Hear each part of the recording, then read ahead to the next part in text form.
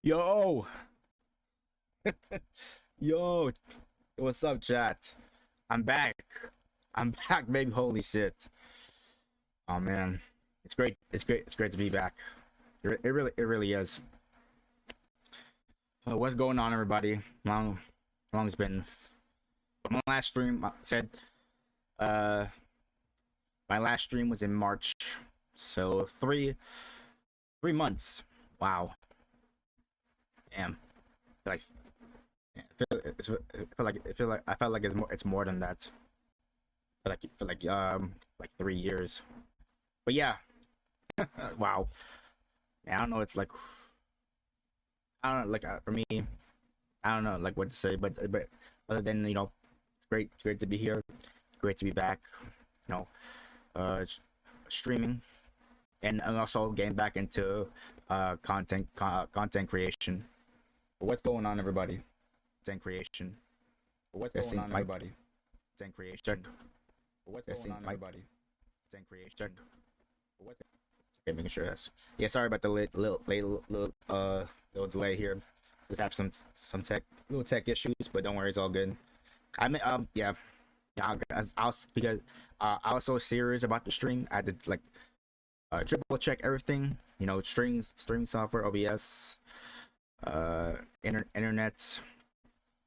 I'll make sure it's up to date. Mic's good, audio's good. Yeah. Let's see. Good, audio's good. Yeah, I just wanted to make sure everything's all good. No hiccups here. But chat. I just want to say first things first. I missed y'all so much. I'm sorry if I had to, I haven't been streaming for a little while or uploading any more content.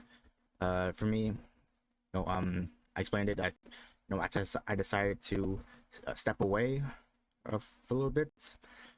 For me, I didn't. It wasn't gonna be this long, but like just like everyone else, including me, we all have things going on, happening in our lives. You know, you know, and you just gotta take care, yourself, your business, and make sure it's all good. Nothing is say falling apart. So for me, I just like I guess I'm not gonna get in. I just don't want to get into too personal here, but you know, just like everyone else, I'm not immune. What the you know, and if you have say things like business or things you need to take care of, just do it right away. But in my case, I wish for me, I wish I wish um I would be finished with it sooner. Not I didn't expect this to be taking so long. But like for me, I just wanted to make sure everything is all good, not just like everything actually is. What I'm saying all good. I don't want to rush into it. You know, some things takes time.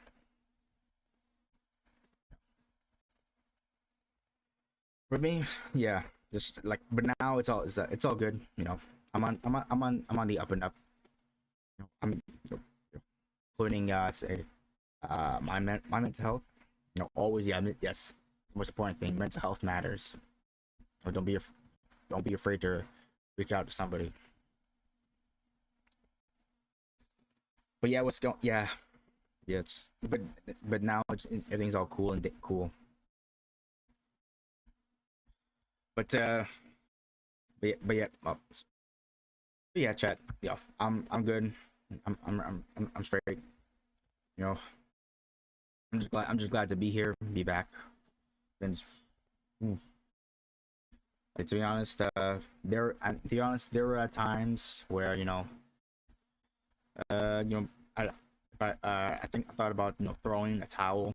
In terms of streaming, making content. It's like like probably maybe a month and a half to 2 months. While I was away, I thought about just throwing in the towel, and just give it up on this. But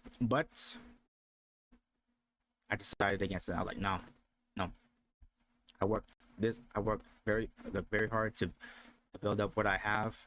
You know, you know I kept kept going, no matter what. I always thought like before, uh, I had that same mindset. Probably the last few times. Yeah, I thought about that. Said no, said no. I work too hard for this. I do love streaming, playing games, making good content. No, I had never forgot, but I had not forgot about that. And that's why I'm here. I'm here. Oh, yo, chat. If you haven't noticed, new change. Yeah, but I think before before I went out, before I stepped away, one thing to change is, you know, your boy cut his hair. Yeah, I have it. And last time you saw me, I had really long hair. I think you could see it like draped down uh here the bottom of my neck. But now, know, I'm back with the the the new look. Yep. More long hair. Now now it's all short. All good. See? Oof. Yeah, and yeah, I thought about cutting my hair for a while. Because I think I've had long hair for like 5 years. 2020, just start. I think tried to grow it out the start of COVID. When like almost the whole world was in lockdown quarantine. You know, and decided couldn't at times you couldn't go out unless you had to. But then things uh got better, lifted up. But I still decided not to cut my hair after all those years. I wanted to see how long I can grow it. I think before I had long hair, but not really long. I just want to see how it looks like if if I did finally grow it out. Yeah, and those past streams along here. That's how I looked like. Yeah, I decided to cut it because it's time for a change for me. And I had to say, like anyone has long hair, women, you can have some hair problems. I think of course in terms of waking up in the morning, you have to fix it. Is all in the bed hair is all in the mess. Uh, that's and also when you're like in hot environments, long hair, you can have, sweat a little bit, which is as in my case was like like many dudes with long hair. And yeah, I just got tired of trying to style it. Making sure now my hair's my face, my face, all that. So yeah, I made this. I decided to cut my hair like I think it's gotta be a more than a month ago. Yeah, now yeah, I'm more like I had this short haircut for like a month, but now you're gonna see fam, you're gonna see it all in its glory. Yep. Had to cut my hair, starting fresh. Yeah, new look, new me, new stream, new day. Oh yeah, and and yep, and don't worry, I'm gonna stream more often. I'm back. Not gonna I did step away for a while, but now I'm back streaming. No, it's just back to business, like regular stream and content like before. You know, nothing changing. You know, besides on my those times while I was away. But so yeah, you know, doesn't change at all. Doesn't change at all. And I'm also excited for in terms of game excitement. For me, it's gotta be, of course, Fortnite and and GTA 6, bro. GTA 6. Yes, and yes, chat. When I was away, I did see GTA 6, the second trailer. Wow, it was so beautiful, bro. That is the second. That is the second trailer. Uh, that they gave us, and like the first one was like 2023, like so almost 2 years. And but the thing is, when I first saw like I think they put a poster or the trailer, but the trailer said said a different dates. So unfortunately, it's not coming out 2025 like a trailer one said. It's coming out in 2026, May 2026. That's when it come out. So next year, we're like, oh my god, bro. Can I be surprised that this happens? You know, or a delay, especially when the biggest games in the world but is about to drop. And bro, it's the top of my list. It's the top of my list. Just be, just stay alive until it drops. I want to be here for the moment it drops. I'm playing on day one. Of course on stream. And now for me, I think most people you know who wants to put out like a lot of videos on there, how it is, you know, story wise, you know, try to pump out those videos as fast as I can. But for me, I want to take my time. I want to take my time uh, with it because GTA 5 GTA like GTA 5 dropped in 2013. That's 12 years ago. Oh my god. That that is so long. That's so long. Like GTA 5 was like dropped when I was like think when I was still in high school when it dropped. Bro, it's so many years. I'm almost in my 30s, bro. That's how long it was. That's how long it's been. So yeah, I'm gonna when GTA 6 drops, I'm gonna definitely take my time with it. You know, explore the whole map. What little things they put we can do. You know, and also yeah, can't wait to play as Lucia and Jason. Uh, Potentially the two main characters. They could add more, but we'll see. But it's really implying that GTA 6 just based on those two characters. Yeah, I have no problem with it at all.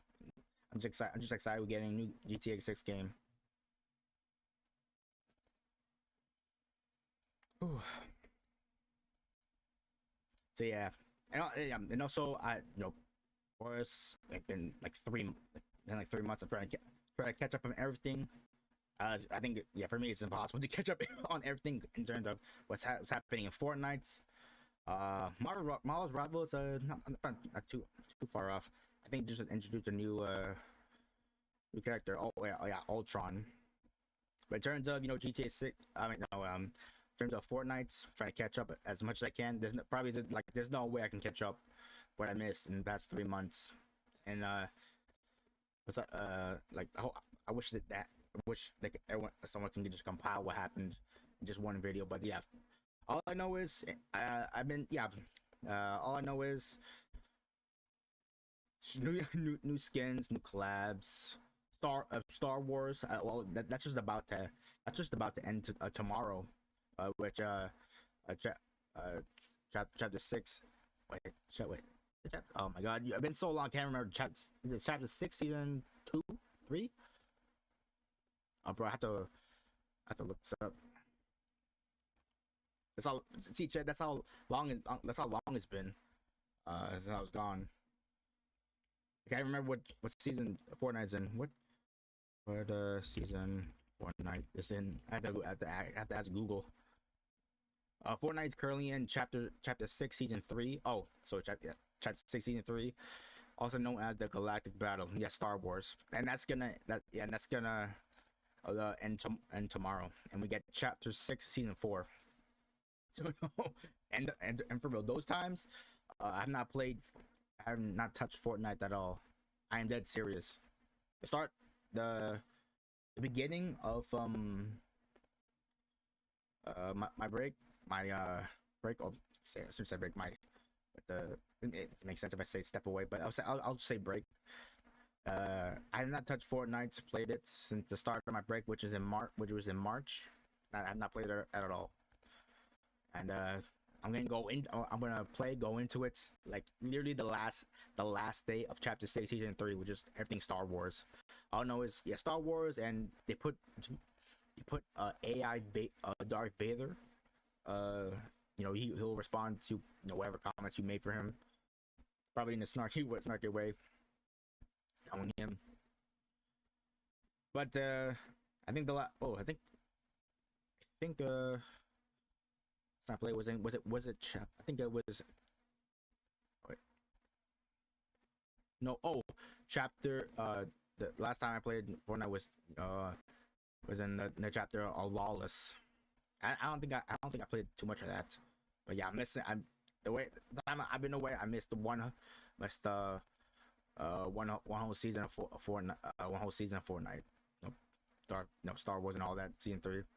I'm pretty sure they added more things, but I can't remember, and it'd be very time consuming. I were to go back to see what I missed. So all I know is we're getting a new season tomorrow. I'm looking forward to that. Going back to playing regular Fortnite, and also other games too. Marvel Rivals or any other games that I have in my Steam library. Yes, yeah. So looking forward to play more games, and also in Summer Game Fest is about to gonna showcase a bunch of new games that's coming. Hopefully, let's see, are any of them gonna drop in the summer, upcoming summer, in the middle of summer, not just at the end, which sucks because you have these games to hype up the crowd, but you have to wait until the end, the entire summer to get it. So I'm hoping for Summer Game Fest. The games that are about to drop, they're gonna start in beginning, a little bit in the middle of summer. It'd be so good. They'll definitely stack up my summer gaming list. But we'll see. We'll see. And yeah, and Summer Game Fest is it starts at 5 p.m. ET, but about 5 p.m. ET. But I decided to start the stream a little bit early, to catch up on some things, play a little listen to Fortnite, and also watch what some things that what I miss, and start Fortnite, and just see all the new updates here.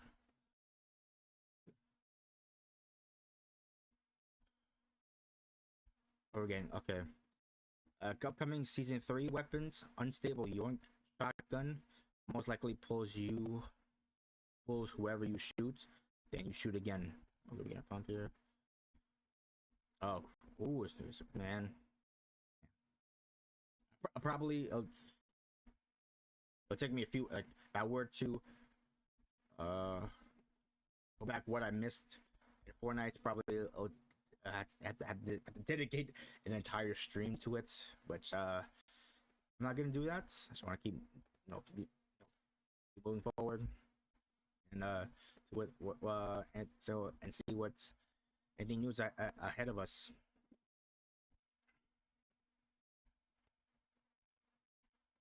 Oh man, I missed. Okay, let me see. I'm sorry, let me check something.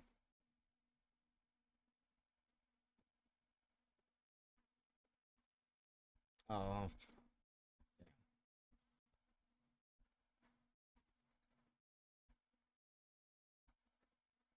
well, Chad, it's a sad day here. Yes, I wanted to buy this. This was dropping today. This dropped today on Friday. I'll try to get my bar, but it is sold out. Yeah, I was definitely gonna buy this. It was the limit to one per customer, $8, $8. So it also is good to take care of yourselves. But it is sold out, bro. This dropped today at 12. I ran to the website. I get like I was trying to get in my cart. It wouldn't go through. Eventually, I did get it, but there was a long queue time. I think it was like 200 minutes, but now, yes, in this case, I can't get it now. And they're only selling 5,000 of these. It's very, very limited. No doubt, no doubt, got a bunch of scalpers trying to get everything. Damn. F's in the chat. I want to get my bar of 70 bath water. Yes. I did want to buy this. Oh. But what a shame, bro.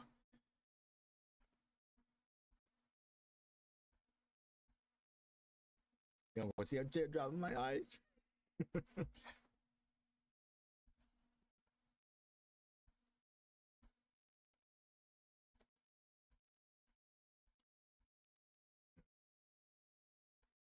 Okay, here we go.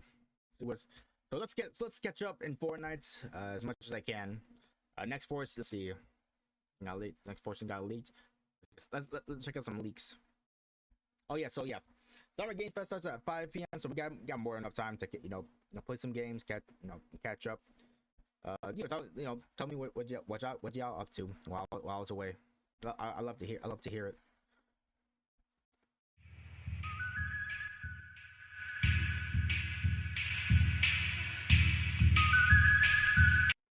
So we got season 3 weapons, items, and leaked. A crypto tree, Superman sprite,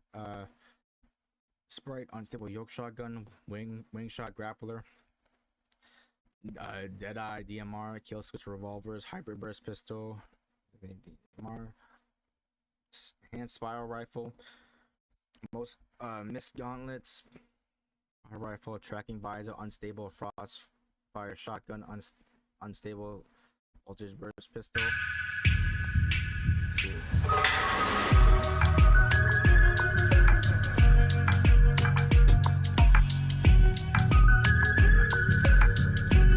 New POIs and landmarks.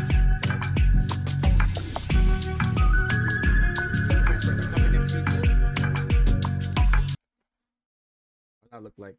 They're gonna have a cape, or gonna this whole sprite is gonna be Superman's head. Okay, so we're getting Superman sprites next season. They're gonna give us his powers too.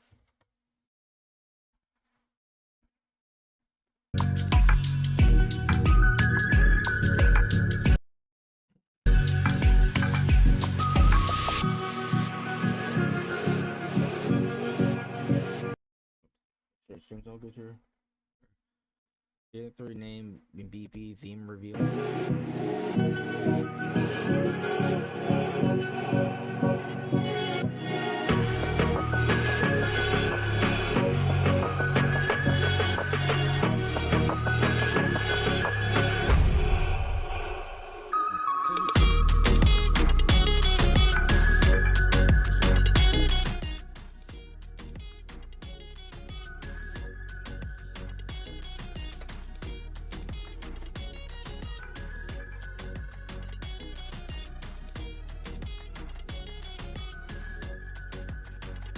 Blood might be somewhere here.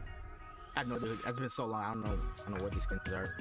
We get some a DC skin to Superman, Robin. I can't remember the rest.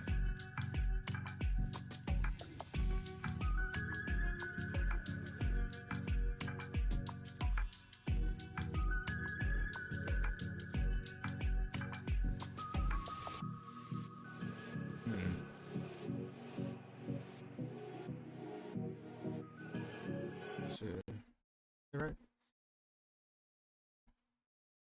June 7th. That's tomorrow. Yeah, tomorrow. Okay.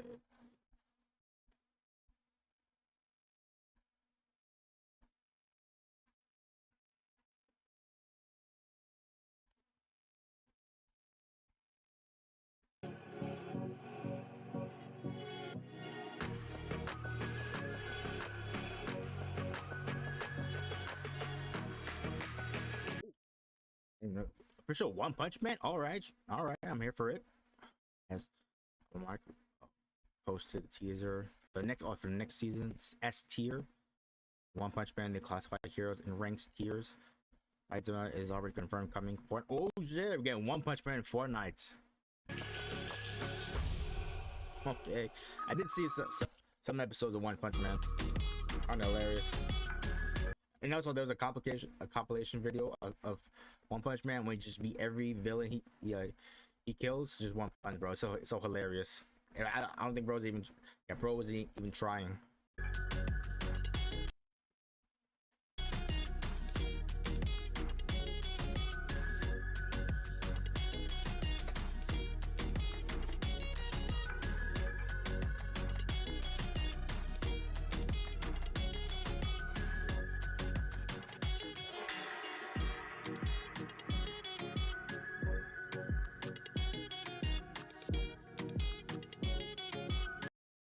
Upside try. Let me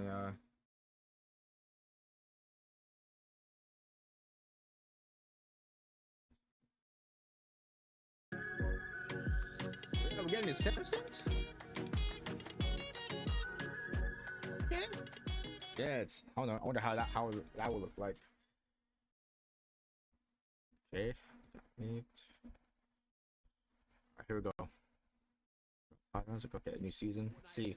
When do Cash Cup start? I can't wait to go back to that. When do Cash Cup starts? I miss my solo cashies. Some major leaks about the new season, including multiple new POIs, a Fortress of Solitude. I'm pretty sure we're gonna get one of these map changes mid FNCS though. Oh yeah, and also miss some big events. I can't remember. Was it FN? I know the Pro AMs. It was like a while ago. FNCS. I know I missed a bunch of tournaments and solo cash cups. Yeah, I missed so much. I can't remember. Just I'm trying to get off the top of my head. Going back to what? Yeah, it's definitely more than week. Last event was more than week. The big Fortnite tournament. It's called Fortnite Pro AM. Can't remember the name. Yeah, Pro AM. When pros with were content creators. I think Aussie and Peterball won it on first place. I can remember. We also have but I can't wait to I can't wait to be back to stream games. Also Fortnite events. Like I said, Chad, back to regular business. So I can't wait to the next I can't remember what's next. FNCS. But let me check. I don't think they have it like scheduled way ahead. I think let me see. In terms of no events scheduled, nothing. You have to wait till the new season drops. Let's see. Nice. I think let's see. Let's see all the events. Yeah, Pro AMS. I think what was May 10th. Oh, it's more than. Oh, I was like, I said that was like more a couple weeks ago. It was like a month ago. Yeah, I'm reloading. Oh yeah. Click. Congrats to Clicks and Clicks getting his own icon skin. I think he had it when I was away. Yeah, congrats to him. Lucifu should have a new editor skin. So this is for pro skin for the Pro AM. Lachlan and we got Booga. Some other skins here. Wait a minute. I don't know. Let's just rewind back. What I missed. I think before I took my break, I was not playing at all. I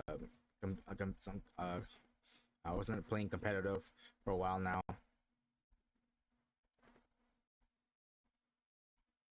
I know I miss FNCS was like February. Yeah, so I can't wait for the next FNCS. I'll be doing a watch party like before. I can't wait for it. Also some big Fortnite events, like in terms of like third parties, not third parties. Like I did watch before. I think it was an all female tournament, so I can't wait for that. I can't wait for that. I'll be doing a watch party for that as well. Oh, I can't go back. Oh, sorry. Let's see, this is what I missed. Wow. Oh, novel. Give it all novel with it. I heard people were playing more reloads. People wasn't playing regular battle royale. I think is where I think when I realized is where it's at. And also I think yeah and also they're getting rid of a Fortnite ranked. I think it's OG ranked. They're getting rid of it because not a lot of not a lot of people are playing it.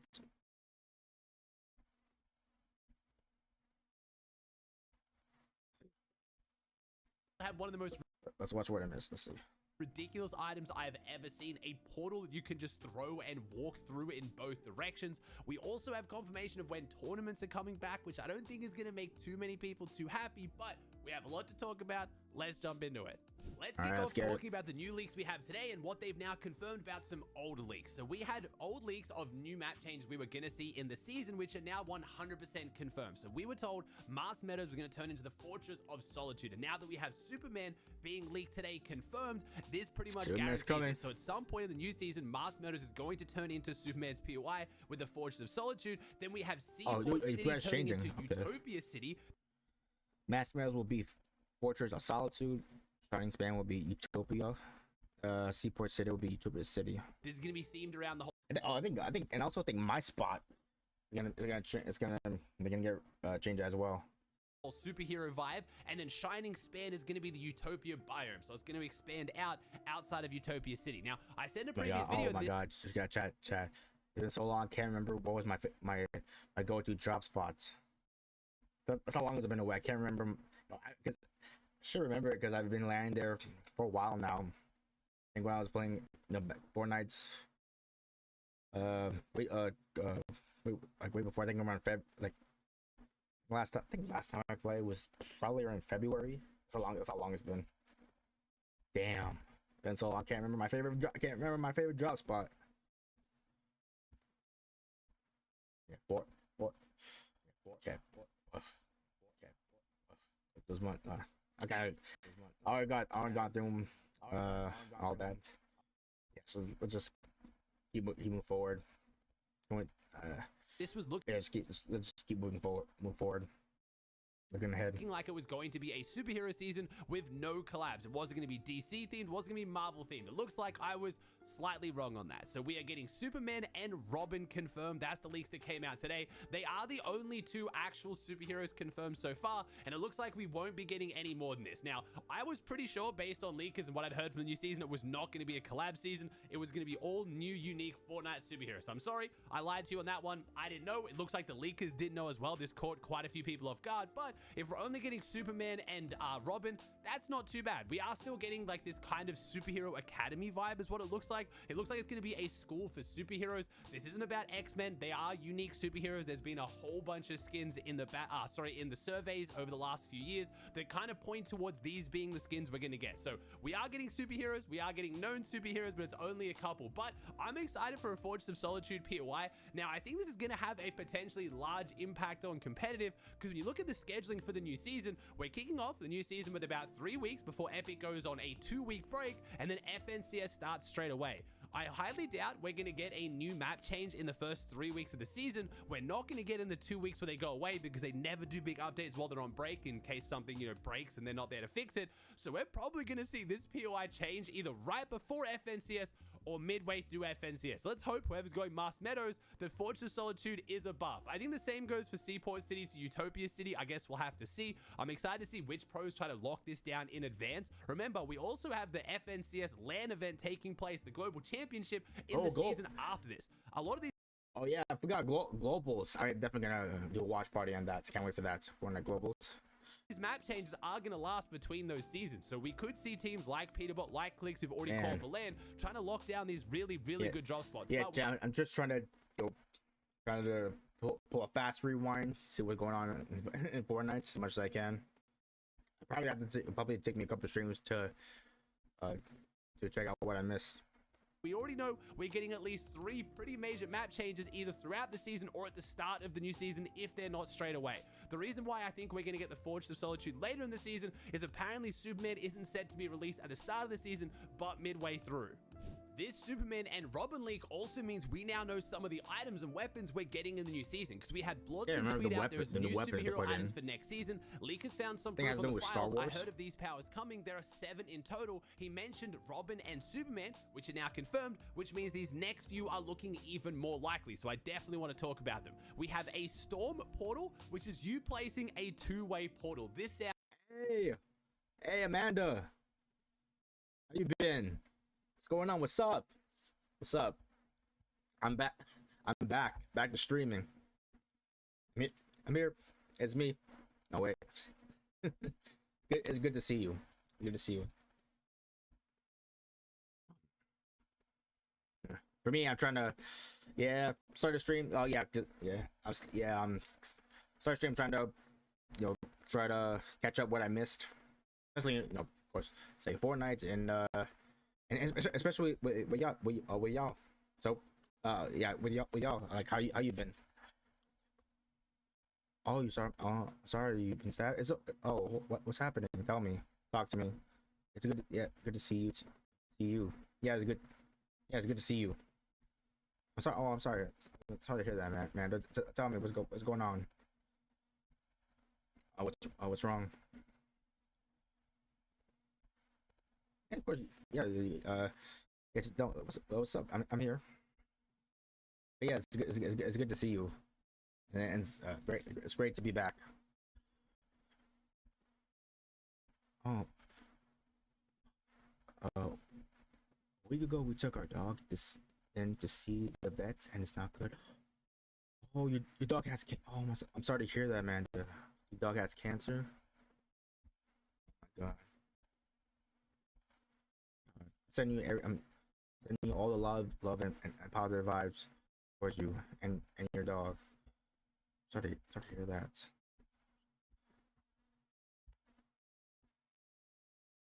Sorry, Amanda, I'm very sorry to hear that. Hope everything, everything. If you need to tell me anything, like what's going on, tell me how you feeling. Yeah, you're more than welcome to do that. I'm here. If any, yeah, if any y'all have something, tell me. Yeah, it's good. It's good to share. Yeah, I'm sorry, man. I'm sorry to hear that.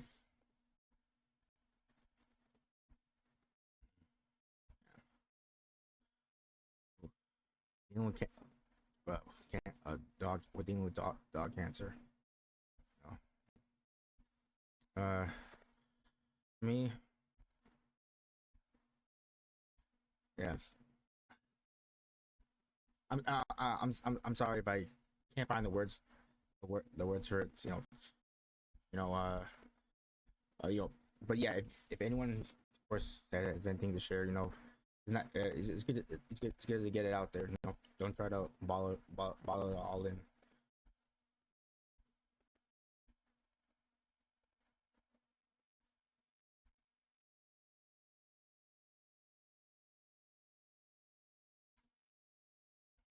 So I'm sending, yeah. So sending thoughts and prayers to you, Amanda.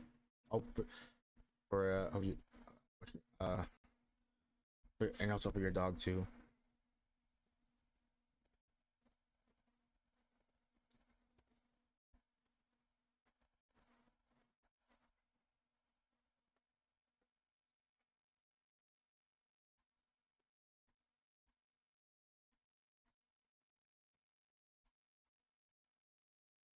But yeah, no, like yeah. Also, yeah, knowing also, Amanda, I'm here, just here.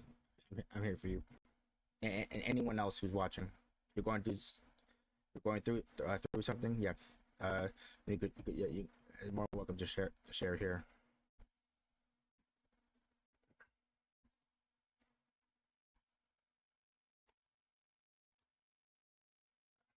Sounds insane. If you thought the void mask was cool where you threw it out and then you could jump to it, I thought that was such... Yeah, you're welcome. Any day.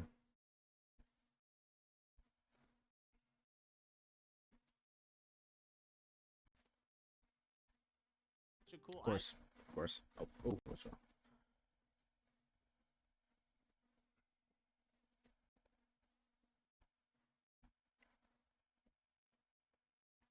So man, anything else? Uh, anything else going on for you? Did I get? Yep, I got a haircut. Yep, your boy got a. Finally got a haircut. Yeah, no more long hair me. No more long hair me. It's all short and buzzy. Me, new cut, new stream.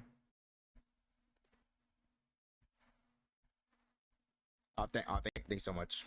Yeah, I've been wanting to cut it for a little while now, but just for me, before I wanted to see how long I can grow it. Right, and also, if you saw my, yeah, if anyone saw my past streams, you know, my hair was like really long, so long it probably goes past my hair right around here. If I had it fully out, that's how long it was. Even the my barber, uh when I said I came in for the haircut, it was like she was like, and she was like, what?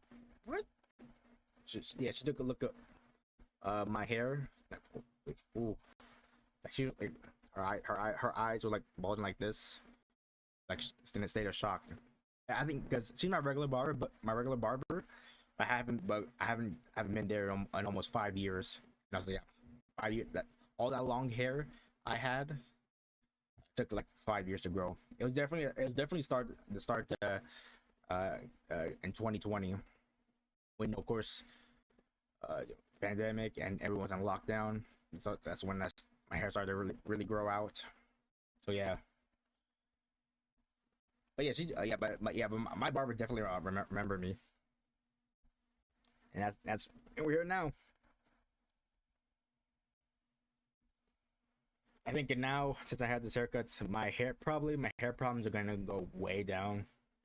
You know, simply as, you know, having fixing my hair, bed hair, styling it, and just making sure it just looks good. But now, since I have short hair, no, my problems are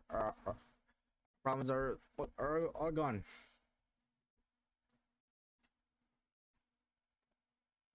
Oof. And such a cool concept for Fortnite, we have a two-way portal. Now, this would be like the game Portal, or, you know, like we have in Marvel Rivals with Doctor Strange. You can set up a portal and then just walk through it to be in a new area. I guess kind of like Splitgate. I don't know if you're going to be able to come back through the portal. I'm trying to think of how many ridiculous capabilities this has for competitive Fortnite. Yeah, so chat, anything else going on with your lives? Fortnite and Fortnite in general. Obviously, the main one being phasing through walls. You can just get inside a box. But as far as mobility goes, this is something that you can shoot at range. It's going to be insane. You shoot, man. You know, like let's say the bottom of high. Yeah, for real. Wait, can we get a lightsaber pickaxe? I think it's long overdue. I'm surprised that hasn't happened yet with the whole new Star Wars collab. High ground, let's say they're topping out on high ground. You shoot the bottom of that, and then you shoot your wall, and you can just walk through, and you're on high ground. Like, this is going to be absolutely absurd. I have no idea how they're going to balance it. I'm super excited for it. Personally, I am a little bit scared though. Games like Splitgate that have, you know, had this as a major function do get a bit overwhelming and really confusing. And personally, I feel super motion sick trying to play games that have portals. That's definitely just a me issue, but I'm excited to see how Fortnite balances it. This would definitely be a unique item and a piece of mobility we've never seen before in the history of Fortnite. So very, very excited to see how this goes, but a little bit worried. It looks like we're getting multiple items around this Storm theme. So we had Top 5 Gaming's first one brought this to my attention. They have the Storm claws in the game files as well. Now, Tommy thinks this is going to be some kind of a melee item, kind of like we have with the Black Panther gauntlets, but instead they're going to create Storm, or they're going to flip the Storm, kind of like a Storm flip item. So I guess if you use them when you're in Storm, it becomes the safe zone, and if you use the safe zone, it becomes the Storm. This Anything else going on? Anything else new going on with your life? You tell me. I'm all ears. would be insane. I'm not the biggest fan of storm flip kind of items because they're extremely confusing, especially in stacked end games, trying to figure out where the storm is versus where it's not and getting in and out of it. It's a bit of a nightmare. Kind of a cool, fun item. They could even make it where it only works if you're in storm, for example. Like maybe it doesn't turn, you know, the safe zone into storm. It only turns storm into a safe zone. So you can kind of play storm a bit more. I'm sure Queasy would absolutely love this item if that's the case. It could be fun to play around with. I'm not really sure why there are so many storm-based items because we also have storm juice in the files as well, which I can only imagine is going to be some kind of a consumable that again maybe makes you immune to storm.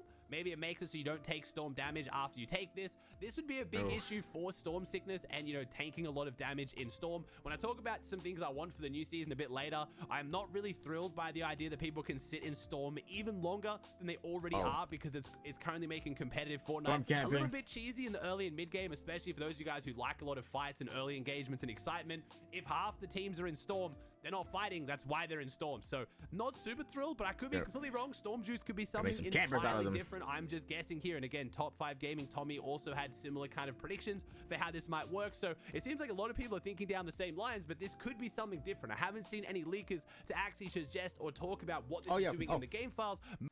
So any I've been playing Fortnite, especially with the Star Wars and all that. Yeah, it's been a while. It's been a while for me since I played it. I missed an entire season. Yeah. See, and tomorrow the new chapter 6 season 4 starts tomorrow. I'm going. So this stream is the last day of chapter 6 season 3. Tomorrow will be season 4. Oh, what? Going on with me. Oh, for me, then have a new look. For me, I just taking care of things, in my personal life, in terms of just working all that and all that. I just had to step away, take care of business. For me, I only wish that I would have, if I would finish it a little bit faster, but that wasn't the case. Yeah, for me, yeah. But for me, I don't want to get too, of course, I get too personal, but I'm okay, in terms of health wise, physically, and also mentally. Yep. And also, speaking of those two things, it's also great to to reach out to others if you have if you're going through some stuff. It's always good to talk to somebody. Your health and mental health matters.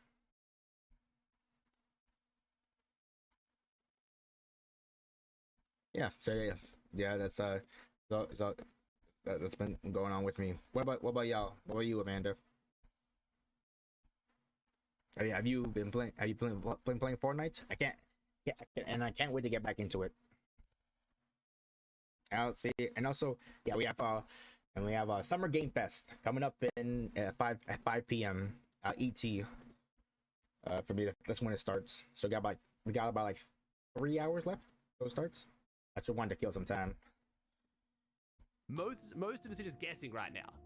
One item that we do know how it functions that is said to be returning in the new season is the 0-point shards. Now, this goes back for some of the more OG players, Chapter 2, Season 5. If you remember the desert biome around the map, you could consume the crystals in the middle of the map, and it would let you dash around and teleport. They were really strong items, had some really cool potential for doing phase-ins by hitting the wall, and right as you go to hit the wall, you jump through it. Some really, really fun counterplay in there as well, and these look like they're returning to the game, with this being part of the storyline. Not only that, it looks like we're getting a new sprite, the 0-point sprite. So I've been chilling and playing Forts.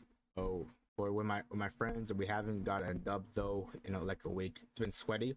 I think that's the good. Other than being Fortnite being super sweaty. I think I see a lot of people play a lot of reloads. I heard that's where it's at.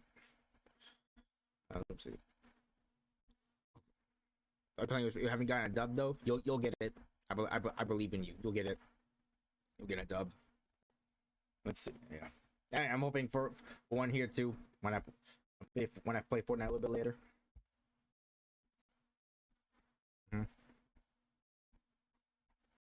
you're welcome. Wait, man, do you play Fortnite on controller or PC? What I'm guessing is we have the 0 point shards around the map, but it looks like they might be carryable now, which I think would be really cool mobility. Maybe you can stack up to like 6 of them, you pop them, and you get the 0 point dash ability for like 30, 45, Gotcha. or 60 Controller seconds. player. Would be really good in trios as well, because one person could carry, let's say, You're a controller player. Yeah, for me, I used to be a controller player. I used to play on my PlayStation, but I made the switch to PC. But yeah. But for me, your boy was a controller player. Um, long time ago. Long time ago. I'm still trying to get used to playing on PC. I think I made I made the switch from controller to PC like I think I think was it 2018. Almost and it's 2025 now. 7 years. Yeah, that's where I made the switch. But for me, I'm still trying to get used to it after 7 years. I'm still trying to get better at PC. Each uh, you know each day counts. Yeah. I still have some struggles in terms of how to build and edit a little bit fast. That's why I always do those practice maps when I start Fortnite. 'Cause I want to get a routine of it so I can get the hang of it. Oh, you always been an Xbox nerd? Got you. Also, shout out to all the control players. Yeah, your boy was once a time ago. say 6 of them, and then drop 1 to each of their teammate, pop it themselves. Not super overpowered. It's not going to let you just take height and bully the whole lobby and it's some crazy advantage, but it's enough to get you through a max pull zone. If you get an opposite pull zone through the open, at least you can teleport, dash a little bit, and get there, which I'm really a big fan of items like this in the meta, which aren't super overpowered. They're not like shockwaves or a shockwave hammer or anything absolutely crazy, but they are good to have so you don't have to just run through the open. So having them potentially be a carryable item you can stack in your inventory. About y'all, any other games you play for y'all? Any new games? And it gives your whole team the 0 point effect would be awesome. I really want more of these trio based. Yeah, for me, I will always enjoy Fortnite. It was enough to give you a bit of a boost. And same goes for Wild Rivals. But for me, I want to also get into playing any other games, including single player. I have not forgot about my roots. To this day I still enjoy single player games. They could iron that one out for the 0 point sprite, because I do really want more sprites in the game in general. Having extra mobility. Oh, Chad, yo. So speaking of single player games, we're also getting The Witcher 4. It's coming out soon. Well, not soon. They just put out a little demo of what it's gonna look like for The Witcher 4. Yeah, I'm glad Ciri's the main character. I think yeah, for me, for Witcher 4, it was inevitable because Ciri would take the lead. That she will be the main character, because the past Witcher games, 1, 2, and 3, it was Geralt's story. But after Witcher 3, his story is wrapped up, it's all finished. Now it's time for Ciri to tell her story. I bought Red Dead Redemption 2 the other day, but I still haven't played. Been kind of Red RDR2, Red Dead Redemption 2. Also a fantastic single player game. I played it myself. I played it more than once. Just the experience and the whole look of it is just breathtaking.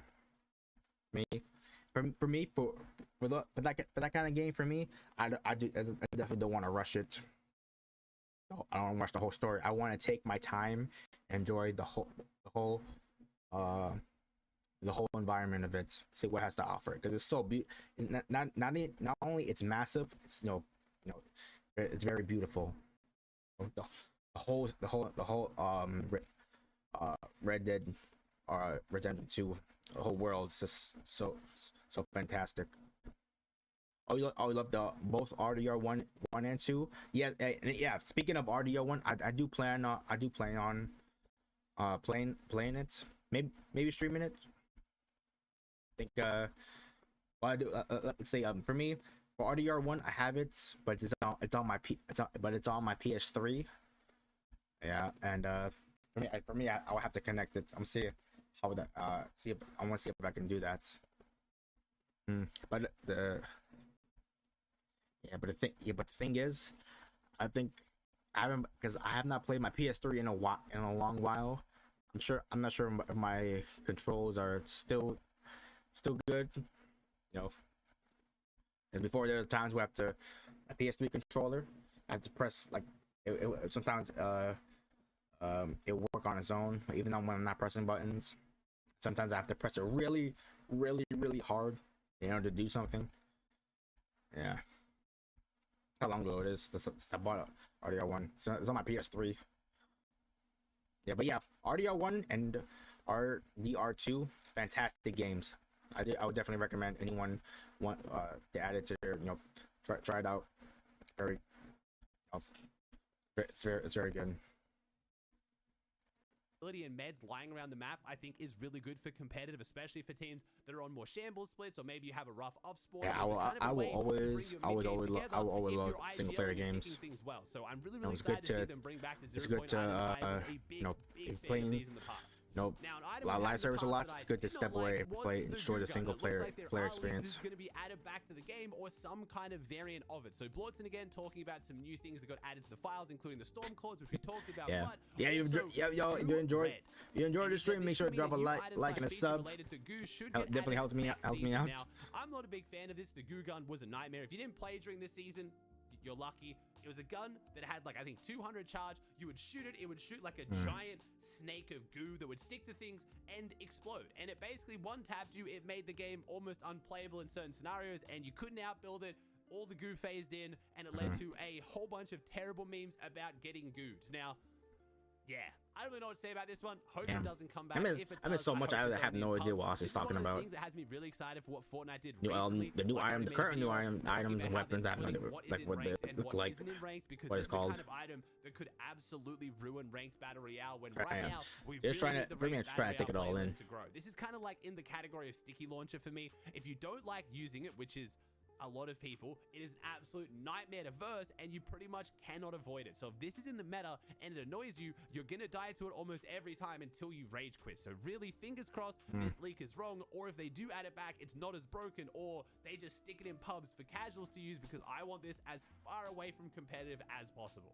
With the Robin leaks, it looks like we do have even more evidence. We're going to be getting the Batman mythics back in the game again. We had the Batarang and then the Batman grappler. Now the Batarang, I don't really care too much about. It wasn't that strong. Just throwing an explosive item was a little bit Look, man, Batman grappler, I am a huge fan of. This is when we had the Gotham update. I think it was in chapter 1 was when we had the Gotham City, and that's where you got the Batman grapple item. The reason why I like this yeah, chat, let me know if you could hear the stream and my mic. If you can, I'll adjust it. I'll fix it. Yeah, I've been having audio troubles, but I want to get rid of those. Not super overpowered for taking height or reducing. Yeah, so let me know if the stream audio and the mic is good. Of the building fights, but it does actually have really good mobility. So you use the grapple, you pull, and then you glide a little bit. This is kind of like when we had the grapple blade in chapter 5 season 1. It's one of those items that I think is extremely healthy for the game because it gives you mobility to get around the map. It lets you disengage or engage a fight, but it doesn't get you just a get out of jail free card where you instantly jump on top of someone's head, or you can instantly just run away. If you use this wrong, you're gonna get absolutely beamed. If you use it to try and jump on someone, they're gonna get first shot priority. So I think it's a really balanced piece of mobility, and it is a solo mobility item. I'm hoping we're going to get solo cash cards this next season, which I'll talk about in a little bit. But I do like, even in trio metas, having good solo mobility items that at least one person can carry, but then still have those kind of trio mobility items like the 0 points, which we already talked about. I think those are really balanced, but it's not something, again, like shockwaves, where it's super cheesy. You can just destroy someone's entire game and there's no way to counterplay it. So huge fan of the Batman mythics coming back potentially. Again, I'm guessing. Okay, anything with Batman, I'm here for it. Or changed a little bit, but if they Batman make it is my favorite I would not be mad hero at all. So overall, as far as the leaks look so far, the new season's looking pretty solid. Obviously, there's a lot that can change. We don't really know what's going on with the main weapon loophole. I'm pretty sure it's going to be mostly weapons we had before the Star Wars season. So we're going to have the Sentinel Pump Shotgun, we're going to have the Hollow Twister AR, things like that, with maybe a few items mixed in. I think we're going to get an entirely new loophole if it's a new chapter. One thing that I'm not super thrilled to have to let people know, and I'm sorry that I missed this, I made a video recently talking about when I think tournament's going to come back and what the schedule could look like for the new season, and I feel like a bunch of people, myself included, totally forgot that Epic actually told us when we're getting our first major tournaments of the new season, and it's the 18th of June, which is, you know, almost 2 weeks into the new season. So in the FNCS blog post where they announced the June 18th, we're getting an event, big event. So it's on Wednesday. 2 weeks ago, Wednesday. See? Schedule, things like that, with maybe a few items mixed in. I don't think we're going to get an entirely new loophole as if it's a new chapter. One thing that I'm not super thrilled to have to let people know, and I'm sorry that I missed this, I made a video recently talking about when I think tournament's going to come back and what the schedule could look like for the new season, and I feel like a bunch of people, myself included, totally forgot that Epic actually told us when we're getting our first major tournaments of the new season, and it's the 18th of June, which is, you know, almost 2 weeks into the new season. So in the FNCS blog post where they announced the Pro-Am, what was going on last season, they said that the divisional cups will return on June 18th. So we now know that's when we're getting our first major tournaments. That doesn't mean it's going to be our first tournaments in general. I'm really hoping with the season launching on, you know, the 7th, we are going to have potentially an eval cup a few days later on the Tuesday. Maybe they work in some solo cash cups, but it looks like our first major tournaments is going to be a fair bit into the new season. The reason why it's such a big problem is Epic then goes on break only 12 days after this, which means we're probably only going to have 2 divisional cups before Epic goes on their summer break. Then they come back from their summer break and there's only 2 days until FNCS. So if Fortnite keeps their current divisional cup format, if you want to play FNCS and you're currently Div 3, it means you need to play really well in the only 2 tournaments you can play to get Div 1. You're going to have to go from Div 3 to Div 2 in the first one and Div 2 to Div 1 in the next one. That doesn't leave a lot of time. So maybe Fortnite does add some kind of a, you know, FNCS trial feature again, where they can let people play, you know, maybe get their division up and then jump in the divisional cups. Maybe they'll remove the requirement for Division 1 in FNCS. It's been pretty unanimously disliked. Most of the pros don't really care. They're going to be able to make out of opens anyway. Can't wait to get back into competitive. I miss it. Saying they're missing out on the major tournament each season. They know they're not going to make it out of round 1, but they still like to compete and have some fun anyway. So maybe Fortnite has listened to those concerns and they're going to be taking the divisional cup format out of FNCS. I don't know, but I do have to be the bearer of bad news. We aren't getting at least a divisional cup until a little bit into the new season.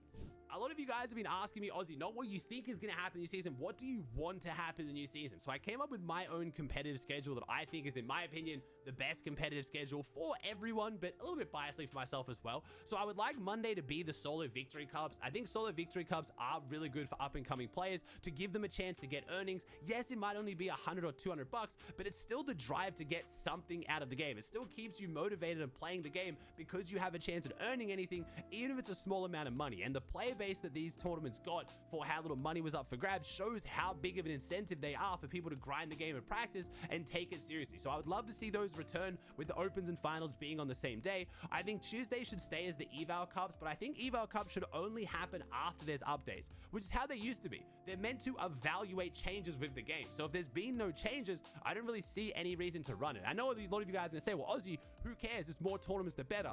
I am someone who's always thought that there is too much of a good thing, especially in the Fortnite competitive scene. You see pros getting burnt out. You see viewership going down, player base going down. I think consolidating the hype onto less tournaments does generate more hype in general. So as much as I know, yeah, I could just not watch the tournament, people could just not play if they don't want to, I do think only having them after updates would keep them being a lot more exciting, and then you can take the prize money from those and put them on other tournaments to make them feel even more special. Now, I do like the regular solo cash cups we've had right now with, you know, only top 600 making finals. They're super stacked, really exciting. We're actually getting to see who the best solo players are. I think it's really helping the pros in like the kind of tier 2 and tier 3 scene prove themselves to get onto tier 1 teams and start to dominate. So I would love to see solo cash cup opens on Wednesday and solo cash cup finals on Thursday. Yes, I do know that means 3 days a week of solos, but I do think solos is the best game mode for generating the biggest player base and giving people something to grind for, and I think it just makes really good content. Then I think Friday Friday should be a day off. I think we shouldn't have anything on Friday. Again, I think there should be at least one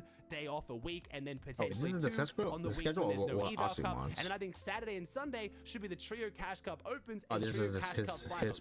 Yes, I don't think the Trio Cash Cup should be 3 days long for Div 1, Fortnite. but I do think it should be 2 days long for Div 2 and 3. So hear me out. I would imagine that Saturday would be the Opens for Div 1 players, and then it would be day 1 of the Opens for Div 2 and Div 3, and then while the Div 1 players are playing finals on Sunday, because they only have 1 day of qualifiers, then Div 2 and Div 3 would have their second day of qualifiers. This means Div 2 and Div 3 players get more games to practice, they get more games against players of their own skill, so it's helping develop the up-and-coming players, but then it means Div 1, where they just qualify in 1 day anyway, don't have a random day that's completely useless, the viewership sucks, no one plays it because it's kind of irrelevant. If you consolidate Div 1 down to only being 2 days, it would make the open day 1 way more exciting, it would keep the finals exciting, and then it would give the pros an extra day off that they currently don't have that's being used on just a random nothing tournament.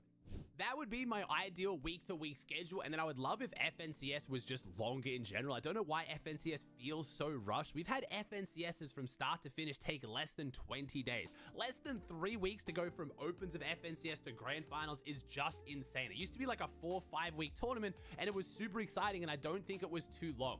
I do think if Fortnite wanted to kind of implement the divisional cups into FNCS more, that would be really cool. I think like maybe 3 divisional cups should actually be towards FNCS. That way they have a prize pool, you build up series points, which promotes teams sticking together, which is obviously what Fortnite wants, builds up the storylines, it makes those divisional cups feel more significant, it makes FNCS feel more significant, and then you get really, really stacked semifinals and heats going into a stacked grand finals. One of the biggest problems at FNCS for a while now has been no prize pool, and this way Fortnite could still have a prize pool and it still lead to FNCS and feel substantial.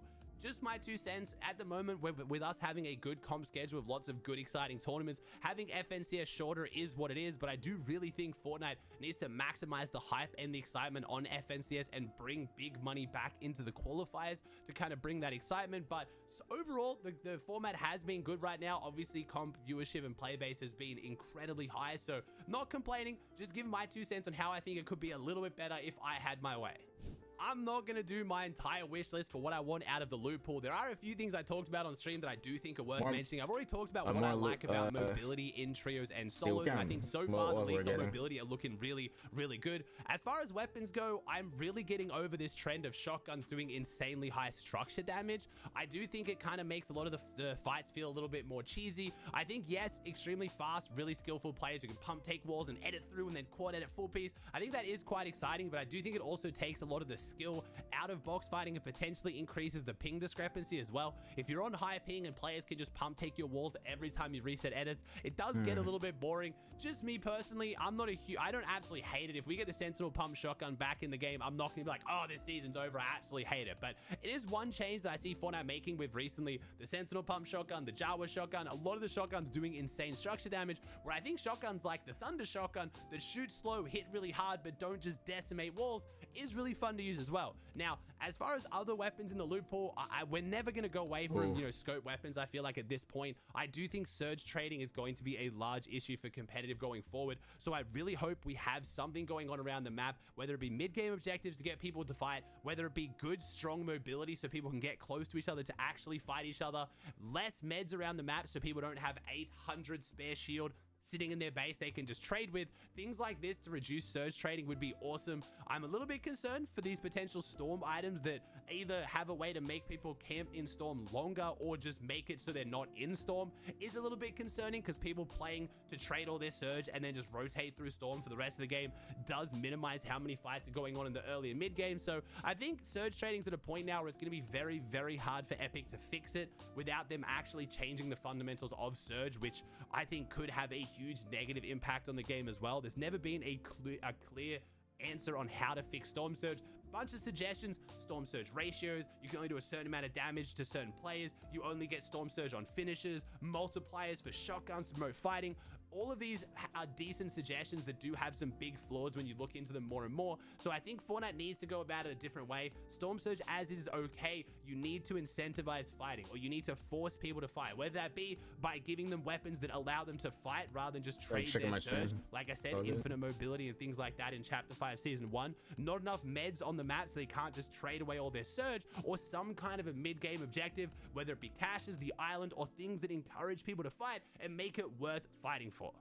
Overall, I'm extremely excited for the new season. The leaks are looking really, really good. I've never been more motivated to make some sick content, so keep an eye on my Twitch channel, on my YouTube videos, my streams. I'm going to be leveling up everything and making some awesome content. Speaking of, I will be live all tomorrow for the new season event. If you guys don't know, on June 7th at 2 p.m. ET, so tomorrow, as of you watching this video, we're going to be going into the live event for the Death Star Sabotage, which we are guessing is going to take us into downtime for the new season. That is a very, very early downtime. I'm hoping it's going to be the normal length, like 5 hours, and then we'll be in playing the new season. Either way, I'll be doing a massive stream for it, giving away battle passes, doing a...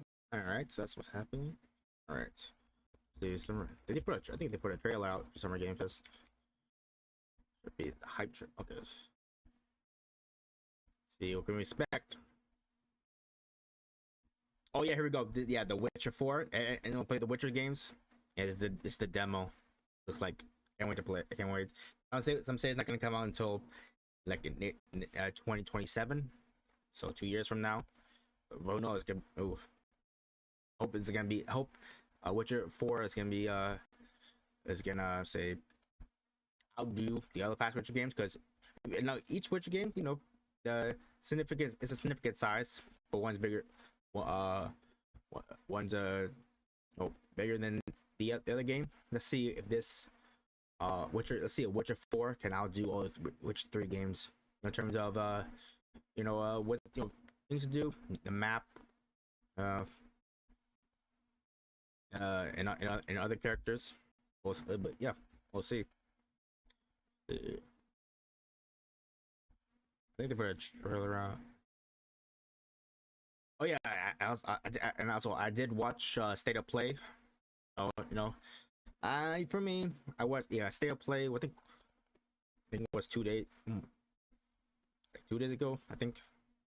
I gave it for a grade. I'll give it a C.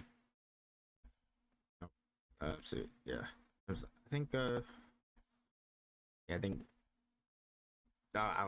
it's a C. I don't know. I can't remember. I know Silent Hill. Let's see.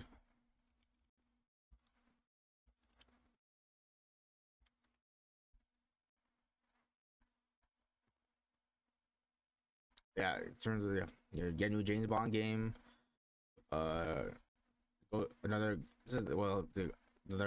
follow-up Ghost of Tsushima game. We have the Ghost of. I hope I'm saying right. Tai. Oh, I don't think I said it right. But another Ghost of Tsushima game with the female main character. Let's see.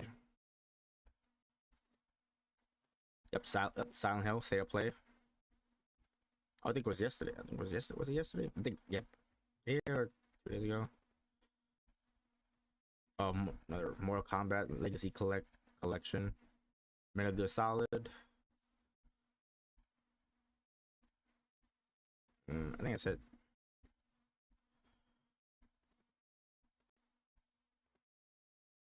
Yeah, that's what it's all about. So yeah, chat. Summer Games Fest starts at 5 p.m. ET. So we still got more than two hours left. Life is one long see what we're gonna expect. series of problems to solve. The more you solve, the better a man you become. I tell him down. We want you to help us bring the world together. On the energy. There's something big out there. I'm what you think about me. Lord have mercy. Oh, the new Doom game came out. Power. The Dark spice Ages? must flow. Please. We'll break the cycle, so she can't steal anyone else's future. So, Finally, Dark we'll have Ages, some the new proper game. entertainment in the countryside. Nobody gon' know my soul, gon' know my alma mater. Nobody gon' know my life, gon' touch my glow, my matter. Nobody gon' know this. Nobody gon' touch my soul, gon' touch my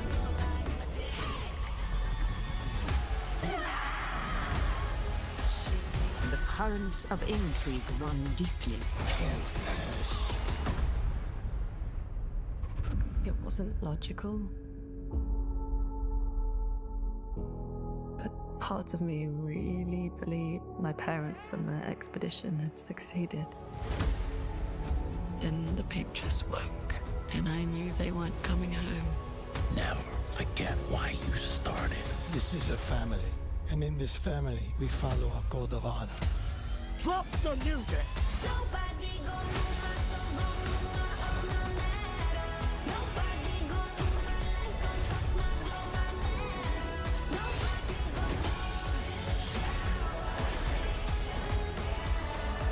Nobody gon' nobody gon' touch my soul, gon' Guns and violence, the whole damn world could be yours. Remember that next time you go around thinking you know everything. Turn it off before he kills us all! I do not feel obliged. You set us down this path. And are you ready for the consequences? nobody gon' move my soul, gon' move my all my matter. Nobody gon' move my life, gon' touch my glow, my matter. Yo. Yeah, so yeah, 5 p.m. When was it? We're getting there. Alright. Think of Marvel's. I still play Marvel's Rivals.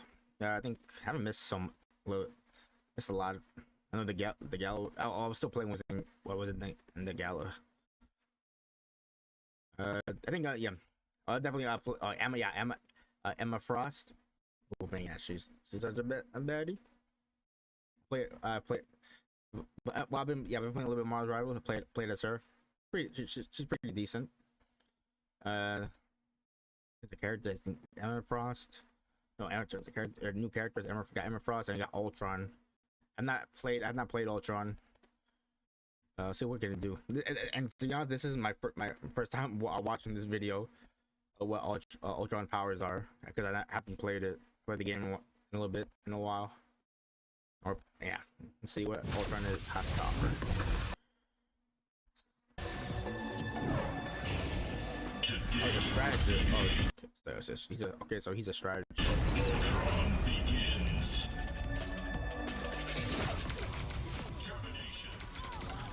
Oh.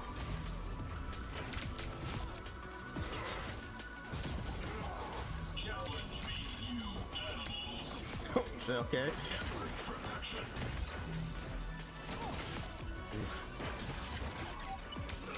You would have failed without me. The virus takes hold.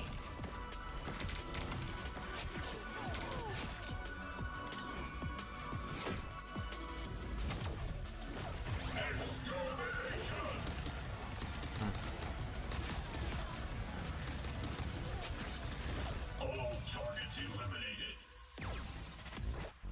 Okay.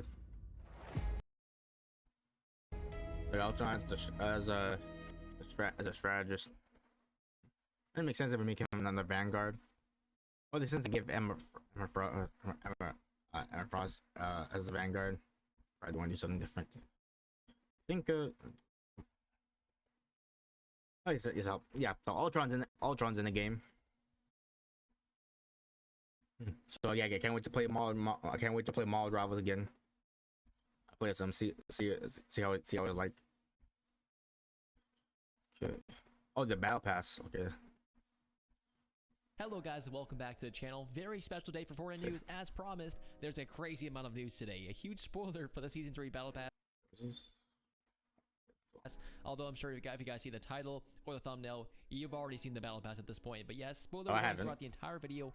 We are going over the Season 3 Battle Pass, all the collaborations, and just all the good stuff about OG Fortnite. How many collabs did I miss? Directly into it. So here, this image right here was now revealed early. So let's break it down. So Super Robin Hood.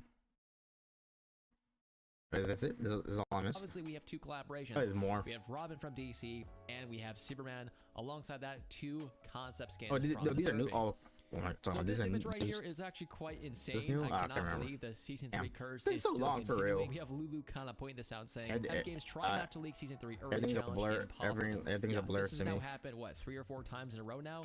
Absolutely nuts to think about. But let's break down every single skin. So first things first, we have this Battle Pass skin from the survey. So here's a full body image from what we could tell. Looks pretty similar, so I'd expect it to look pretty much one-to-one as far as this. And the same can be said for this right here. So this wrap right here actually has the same symbol and colorways of this survey skin, which obviously is also a superhero skin, so it looks pretty good. And again, the same can be said for this glider right here, which actually might be for this survey skin. Just completely matches. Along with this stuff, aside from like the actual Battle Pass skins, we also got a first look at the Lego Pass coming soon. A lot of people pointed out that it just got a huge downgrade, so here's the actual survey skin from this skin right here.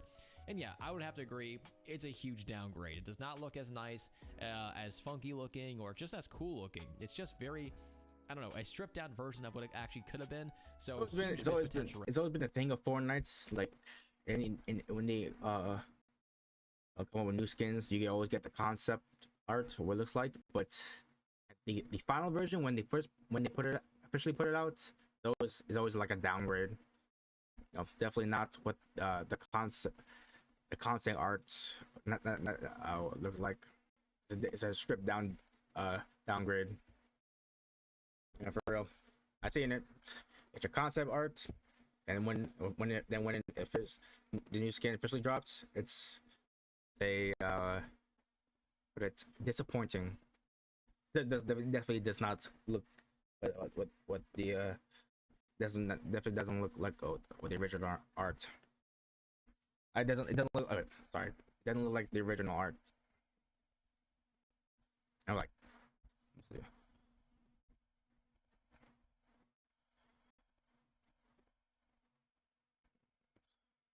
Or like, let's see. It's like, bruh, come on. I think it's a just don't be surprised if the new official skin doesn't look like the concept art. Yeah, sounds like you expect it to happen. Right there. I kind of forgot to mention this a little bit ago, but this cape right here is probably for a Robin. So Lulu said because of the API leaks over the past few minutes, a new back bling was spotted that looks similar to the Robin red cape. Maybe he will be in the Battle Pass or get a Robin edit style. So yeah, this cape right here is probably for Robin, maybe a secondary style. You get the point. It's definitely pretty cool looking though, but yeah, that's kind of the gist of the entire Battle Pass leak. I won't waste any of your time, but aside from that, let's get to the next part of the video. So weirdly enough, a part of this leak was also the upcoming OG Battle Pass, so the 3 new remix skins. I must say, probably the best looking one right off the bat is probably the Visitor skin. The one to the far left is kind of basic, and the one in the middle, again, looks pretty cool, but nothing beats the Visitor, man. I freaking love the Visitor skin, and the remix just looks super clean, very reminiscent of the OG style, and yeah, overall, just looks very good. So I'm definitely curious, what do you guys think about the OG Battle Pass? Along with that, obviously the Season 3 Battle Pass. I can't remember the OG Battle Pass. Crazy news coming out today. We have a ton of details revolving around Superman's mythics, upcoming stuff for Chapter 7 somehow, Simpsons, and so much more, so stay tuned. Rumor, Superman's mythic info. The Superman collaboration will include a mythic that will let you transform into Superman, give you the following powers: flight, super strength, and heat vision. Powers. Very good powers. I cannot wait to see the heat vision. That's gonna be very fun to kind of melt down people from across the map. Oh yeah, I almost forgot. Before we get to some more Season 3 information, I found out a ton of information on how to get this monk skin. So everyone's been curious how to get the monk skin. It's very confusing. It's a new V-Buck skin. So here's a full breakdown from my TikTok. How to claim the Ghost Monk's Fortnite skin. So there's been so much confusion revolving around this new V-Buck skin. And actually claim that you have to redeem one of these, but it turns out it's actually not this version, but a brand new version they're currently releasing. So this kind of V-Buck card is now discontinued. The new V-Buck card will look like this in the back video. It's completely purple, and it's now referred to as gift cards. These will start at $15 all the way up to $150, whereas of course beforehand, you guys could get 1,000 V-Bucks for just $9. But these new cards cannot be used as a Fortnite crew pack, Fortnite V-Bucks, Fortnite packs in general, Epic Games Store DLC, and add-ons, and so much more. So to claim the Ghost Monk skin, you'd have to claim one of these gift cards. And it works very similar to these. You guys would just turn around and just type in the gift card number. And of course, you guys would get that skin. However, there's actually a catch. So these gift cards are not actually out yet, but Epic Games fails to let you guys know that. The following regions will get these cards at some point throughout the month. And starting in July 1st, you guys can also buy these digitally online, such as like Amazon or Walmart. I'll be right back. I'm gonna get some water. Thirsty. Oh, hey, real quick. I want to go take my sick dog to the beach, make her happy. See you later. Oh, okay. Gotcha. Have a good day, Amanda. Yeah, I'm sure your dog will love that, taking him to the beach. It's So start almost it's the start of summer. But yeah. I hope you had a great. I hope you have a great day. Okay. Love. To you and your dog.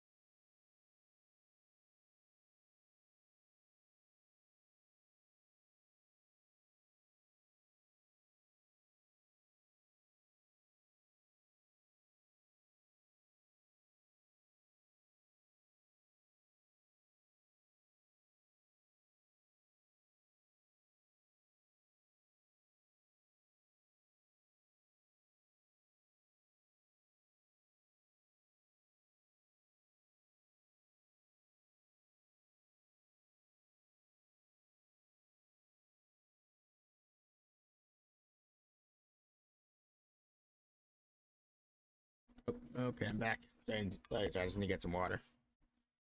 Yeah. Or whatever it may be. So that's how to claim the Ghost Monk skin. You have to wait until the actual V-Buck card's released. Do not buy one of these. You will not get the skin. Alright, so in case you guys do like that kind of content, make sure you guys follow me on Instagram and TikTok, and even Facebook at this point. I post kind of similar content on all those platforms, very short form in case you guys want to see that stuff. But let's get into the Season 3 details. So, upcoming skin set has now been revealed. A new set of skins, likely a collaboration, codenamed Sable, was revealed. The set should have 1 or 2 wraps, with one of the wraps being blue and the other one being green. I don't really know anything about this Sable game, but apparently it actually might be this Sable collaboration. Again, no idea what this even is. Aside from this point, here's some more Season 3 event rumors. The following info comes from the same source as all previous Season 3 event information and rumors. According to the source, the original plan was for the Empire to use a 0-point shard to try to collect a... Sorry, I gotta check. I gotta check my mic. Yo, mic check. Mic check. Yeah, then sometimes every time, guys, my mic is very sensitive. If the cable like loosens a little bit, it'll give me like a squeaky voice. It's all good. Yep, I have happened to me happened to me before, where my entire stream is either me like static or me sound like a robot or Alvin and Chipmunk. It's embarrassing. Multiversal Council of Sith Lords. Additionally, the Empire had come to the Battle Royale Island for another shard. The Loopers planned to launch a full-scale attack on the Death Star so they could take the 0-point shard back. Makes perfect sense. The source also believes the event could start with a playable trenched run scene where we fly into battle against the Empire. Unfortunately, the source believes certain details regarding the Empire's 0-point shard were reconned or essentially just scrapped for the event. So we'll see. That's very cool. It should include the 7 at some point, kind of. Very cool details. Aside from this point, new Season 3 feature has now been revealed, so new files related to Win while falling from the Battle Pass were also added in the files. Maybe this has something to do with their recently leaked glider releasing mechanic. Alternatively speaking, maybe it has something to do with the storm abilities recently leaked for next season. So yeah, we could be seeing multiple new features. Also talking about Season 3 features, the following items are now set to be unvaulted for Season 3, the mounted turret and the TNT, but they will be revamped. Midas will play a massive role in Season 3, so as seen in the leaked documents a few weeks ago, Midas should be the character to fund the Superhero Academy inside the new city. This is also now backed up by the source of the previous Season 3 live event rumors, so expect Midas to play a major role in general next season. And here is where the list gets pretty crazy. So according to Sheena, these chapter 6 through 7 leaks are now way more trustworthy with today's reveals. So chapter 6 season 3 will now feature the Superhero Academy, Superman and Robin's inside the Battle Pass skins, that's now confirmed. Superman mythic ability now confirmed. Midas is set to be a part of next season, also pretty much confirmed. And the Fortress of Solitude and Utopia City points of interest. As far as chapter 6 season 4, alien invasion theme and the end of chapter live event. As far as chapter 6 mini season 2, the Simpsons season likely featuring a Springfield map. And as far as chapter 7, concert events will return. Fortnite OG will move into chapter 2. Wait, let me read this. These chapter 6, 7 leaks are now more trustworthy. Superman, Midas, the PR changes. Alien invasion and the live chapter live events. Yeah, also I want looking forward to some more live events. I know I missed a bunch. Simpsons are coming. I'll try to play it. See how it looks like. I get to play as. I'm looking forward to playing as Bart or Homer. I want to see what the official skin looks like. Season 1, Gala and City Life theme. Season 2, Norse theme. And one of these will return, the 7, the Imagined Order, or the Last Reality. Big news today. Definitely curious to see what you guys think about all this stuff. What a crazy day. Thanks for watching.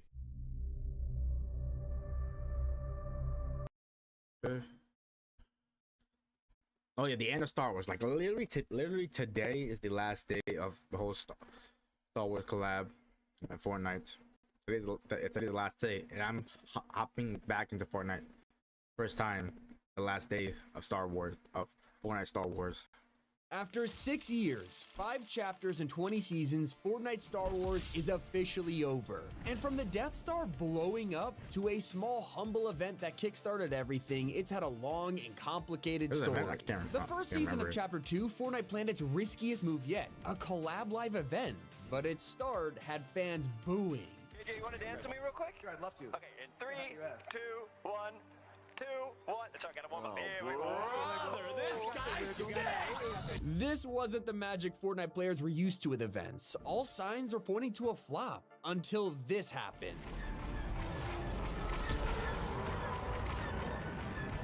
At last, the work of generations is complete. The great error is corrected. The day of victory is at hand. The day of revenge. The day of the Sith. Everything changed. Fortnite itself was now canon in the Star Wars universe, and the box on the stage opened to the craziest reveal. Oh, well. We got blasters and sabers were finally here. Can we get lightsaber pickaxes? It's really long overdue. No. Like Star Wars, they're putting every single niche in the game, besides having lightsaber pickaxes. They gatekeeping that, without a doubt. Here, and it felt like we need lightsaber pickaxes. Like I said again, it's long overdue. Just give us that. Worlds colliding. Imperial stormtroopers, Sith troopers, even Rey, Finn, and Kylo Ren were now in our lockers. All of this would build up to the insane collab we know today, but first it had to evolve. Chapter 2 Season 5 would be our next time face to face. It was themed around bounty hunters, and who better to star in the battle pass than the Mandalorian. Tier 1 outshined the rest thanks to Din Djarin.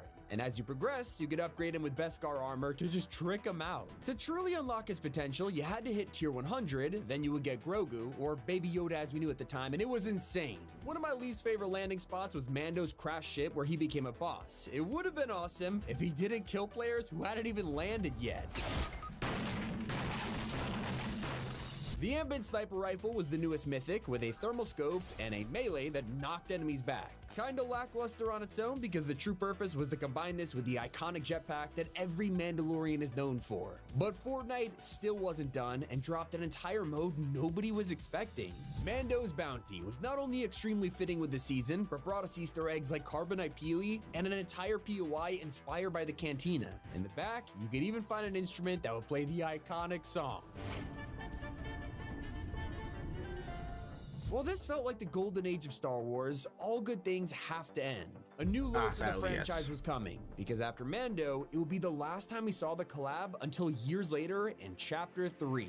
In Season 1, Fortnite brought another Mando bounty hunter to the island, Boba Fett. Instantly, one of the most recognizable characters in the series was here to promote the show, except this was also its downfall. Thanks to Boba's new outfit on screen, his Fortnite skin looked nothing like the original, missing his cape, classic beige clothing, and of course that iconic green jetpack. The skins that came with him were also from the show, giving us Fennec Shand and Cursentan, which are not very exciting additions. But May the 4th was a few months away, and Epic started planning their annual event. It was basically the Obi-Wan event. Just like the last two crossovers, this was inspired by a single show. Now, we did get the classic character, which brought his own special lightsaber, except it didn't have any crazy abilities. On the bright side, it was May the 4th, which led Epic to unvault sabers and even the E11 blaster rifle. But that was basically it. Would collabs only released to promote Disney Plus releases, were we never getting a fully fledged Star Wars event again? Well, a bigger partnership was brewing behind the scenes, and that would drop in Season 3. It was time to bring out the character everyone had been waiting for. The Battle Pass had Darth Vader. And Darth Vader. Yeah, after paying homage to one of the greatest Vader scenes in history, they dropped him straight into the game. Not only could you get his outfit, you could find a shuttle around the map and fight him. He could force choke you, leap across the POI, and of course, throw his saber. And once you took the weapon for yourself, you'd also get his throw ability, which just made it feel really unique.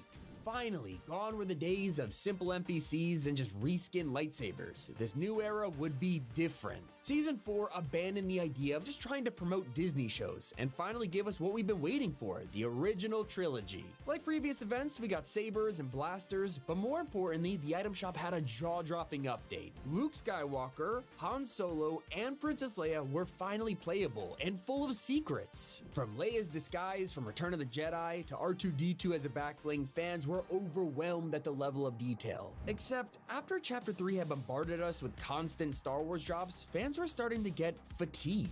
In fact, the collab had split the player base in half. One side absolutely loved it and wanted more, while others were disappointed. I mean, getting all of these outfits, it's cool, but at the end of the day, it was only Vader who shook things up with new weapons. Everyone else was just your average shop skin that had no real hype. I mean, this is Luke Skywalker, and he just appeared in a shop like every other outfit. We wanted more. We wanted Star Wars to feel like it had its own place in the Fortnite universe. And so with the feedback from the previous years, Chapter 4 Season 2 had something special in store. Not only were major characters from the prequels here, but Epic finally turned this into a marketable event. It was May the 4th, and instead of just throwing skins in the shop, people like Darth Maul got their very own mini pass with free clone troopers. In the shop, we could grab Anakin and Padme, and they looked incredible. With the prequel era now in Fortnite, all that was left was to let this change up the game. And that's exactly what Epic did, bringing back lightsabers in a totally new way. Now you couldn't find sabers from chests. In fact, you had to track down a Jedi or a Sith to train you in the ways of the Force. After training, you get the classic weapon, but also force powers. Depending on who you became an apprentice for, you could wield powers like force pull, push, throw, and double jump. It's like Epic was now understanding that fans didn't just want sabers, they wanted to feel like a Jedi.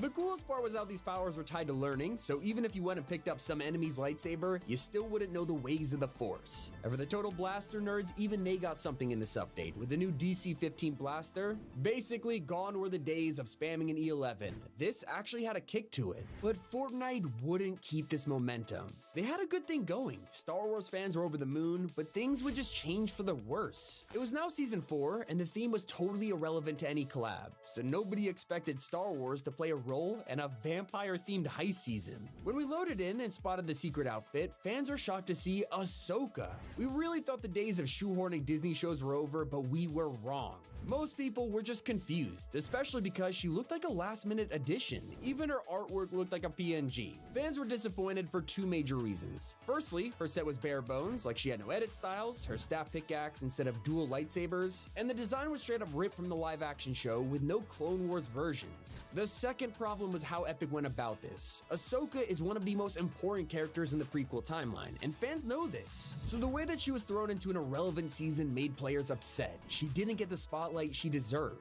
Now on the bright side, they had some things to love about this, like a new portal to let her train you in the ways of the Force. You get a white lightsaber this time, but the power wasn't unique. It was just force push, and it all felt rushed. It was now Chapter 5, and we were starting to get the sense that Fortnite and Star Wars had a complicated relationship. It seemed like anything that released throughout the year was a quick advertisement, and all of the major updates were reserved for May the 4th. And that suspicion was confirmed quickly when the next May event came around and blew us away. Of course, they had recreated the success of the prequel update by giving us another mini pass, but this time it was for a brand new game mode. Thanks to Chapter 5 bringing LEGO, the collab potential had expanded by like 1,000%. I mean, what's more classic than Star Wars and LEGO? Epic knew that, and that's why the mode got its own dedicated Star Wars season. Chewbacca was the headliner, which coincidentally was also the first ever battle pass for LEGO Fortnite. It was full of themed builds like Mos Eisley Cantina and a Tatooine Durr Burger. But that wasn't all. In BR, Chewie got his own NPC that you could rescue and recruit. He'd even get you a Wookiee bowcaster, and fans loved it. He was just one of multiple drops from the original trilogy. Lando finally got a skin in the Cloud City backbling, except his set only had like 3 items, and all of the attention quickly vanished once fans realized who else was here. Luke Skywalker was back.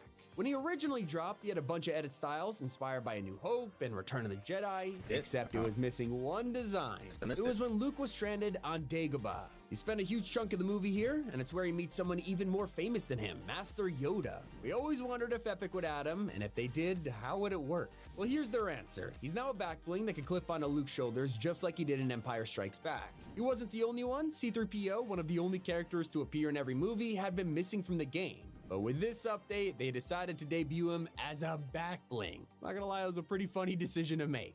One season later, Epic was on stage announcing a huge partnership with Disney, which of course came with only more collabs. This time it was the return of Mando, something that had previously been locked into a battle pass. And while you couldn't get Din Djarin, Fortnite threw some of the biggest names into the shop, letting us run around as Moff Gideon and IG-11. And to truly make some noise, they also revealed a new version of Grogu, who everyone could actually buy this time. So while Epic has still fallen back into the trap of saving the big Star Wars updates for May, they have learned lessons over the years, and we're now starting to evolve these random mid-season drops. For example, as we moved into Chapter 6, it was time for another quick Star Wars collab. And while most of us groaned at the idea of a samurai season getting invaded by random characters, Fortnite learned from the mistakes of Ahsoka. Now they had brought back Vader, another classic skin who had been locked behind a battle pass, but they did it at the perfect time. Not only was the entire design inspired by Japanese samurai, Epic created their own version to fit the season. In fact, they even did it for the Stormtroopers. These quick collabs didn't feel forced anymore. They actually had a purpose. And little did we know the partnership between Disney and Epic were nearing a new high. All of these years of buildup were simply testing the waters to see how fans reacted, and Epic knew exactly what they wanted.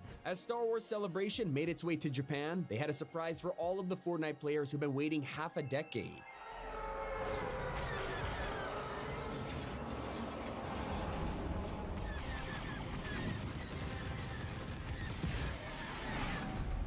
Trailer.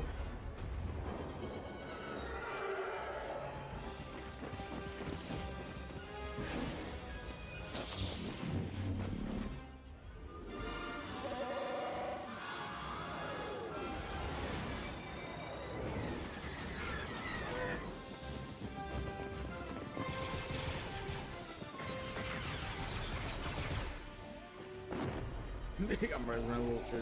Stormtrooper.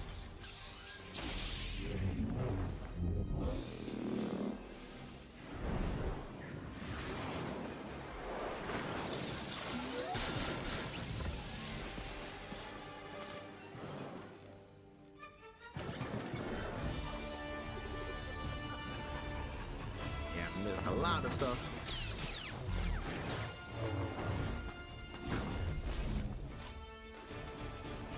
How rude.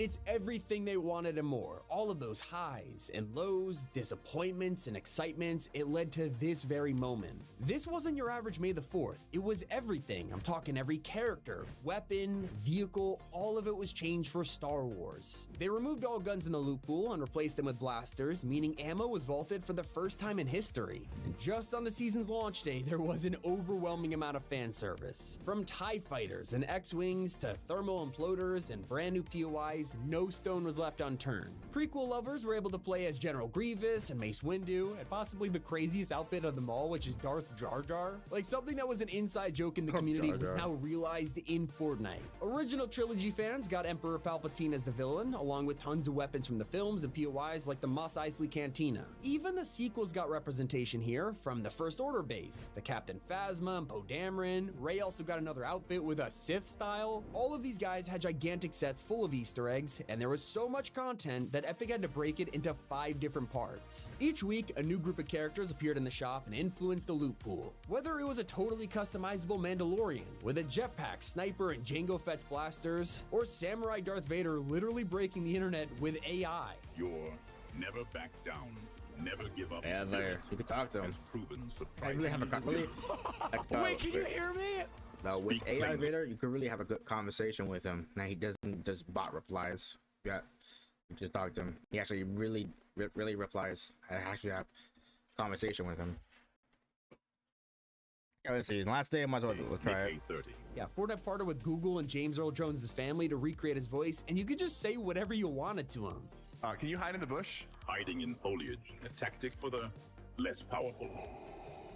Now keep in mind, this all happened on week 2 of the season. Epic was just getting started, and as we were distracted by updates like controlling Star Destroyer cannons, everything changed with one announcement. For the first time since Star Wars debuted all of those years ago, we were finally getting a live event. And this wasn't going to be on the smaller side. It was going to break tradition as the first mid-chapter event since 2022. We would destroy the Death Star. But as we look back throughout the entire history of all of this, we have to wonder, was it a successful partnership? This season, with the amount of content that it's had, also had Fortnite's lowest player count pretty much of all time.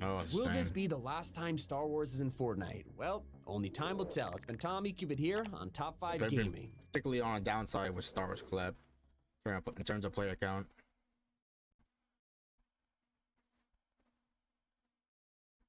No, I think we're caught up enough. Let's see, now we're just waiting for summer game events.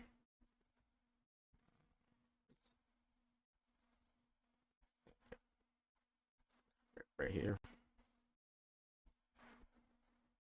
So just about a couple of minutes. About two more hours for me. Starts at 5. So I can't wait for that. Star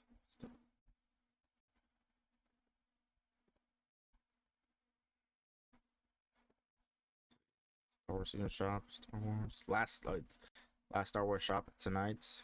24 hours until the season ends and the event. All right, chat. I think we caught up enough on Fortnite. Now it's time to actually dive into the game. The last day of start of the 6th season 3 was the first last day, but it's the first time for me getting back into the game. All right, let's go. All right, let's officially open it. What I miss? Just oof.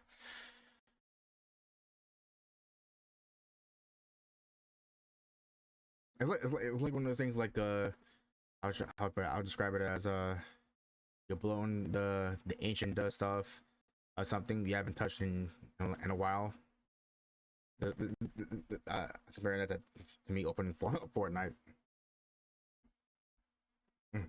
And like may have a little bit some amount of dust, but it's still good. But still good and running.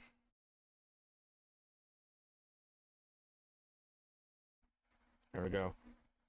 I did have to make sure that I updated it.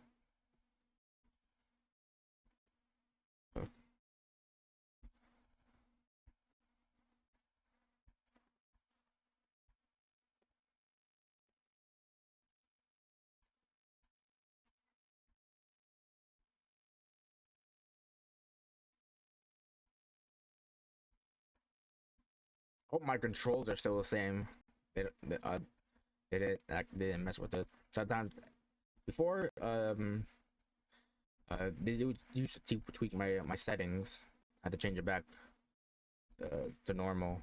Hope they don't touch. No, they better not touch my settings and controls here.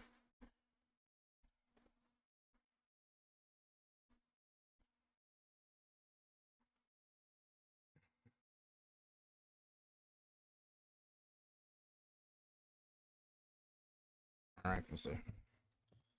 Go. I'm officially back. First day back in Fortnite. Oh yeah, oh sure that was the last day of it.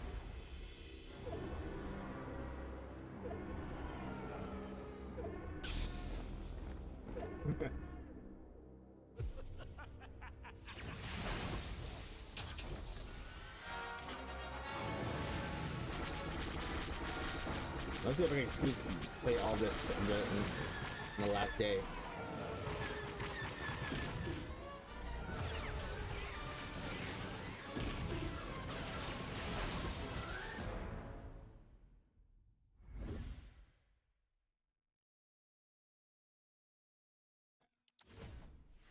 What did I miss?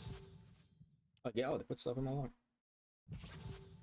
I got the draw emotes, galactic battle,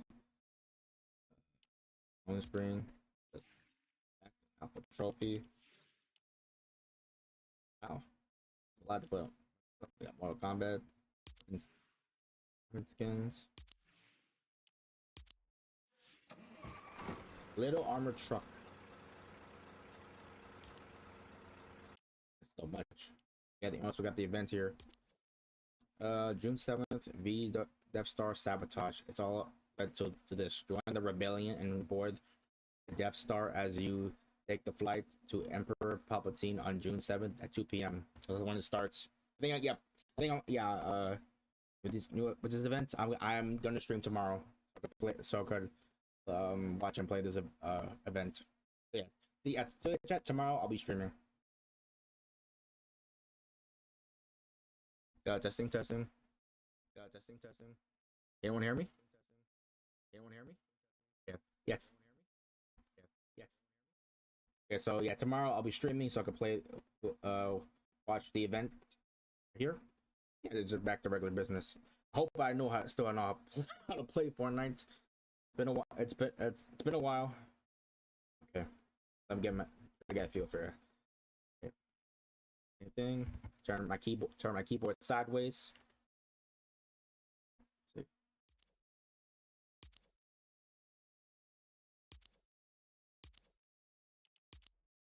Up down the same thing as usual. So warming up.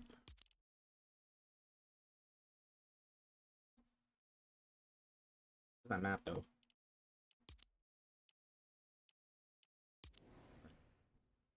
Like the business.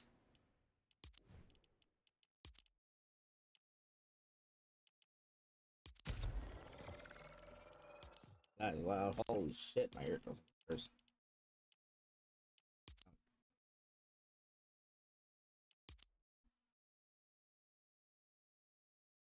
Oh yeah, I can check my settings. I gotta check.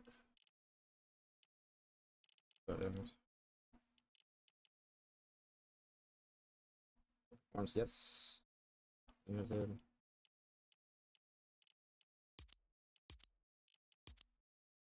Okay, they better not fuck with this. My settings here.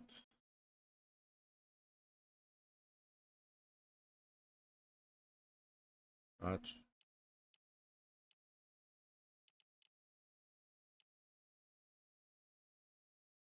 Damn, it's been so long. I'm trying to. Oh, can't reposition my fingers on the keyboard when I used to play Fortnite. Use cap sprints. Shift. Oh, shift. Oh, shift is crouching, sliding. Reload.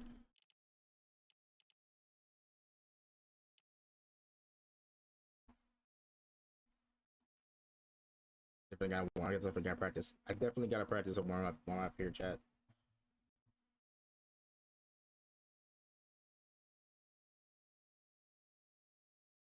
Let me. I don't want to make sure I lose track. Full on 5 when our game best starts.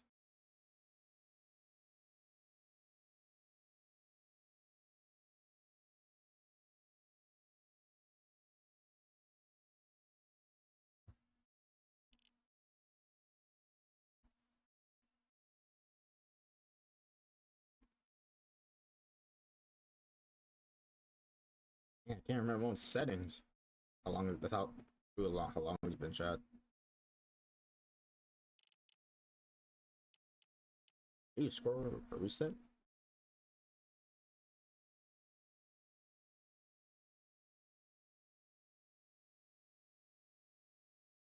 These F12 emails? What? Oh, I think it's everything's such a blur to me right here.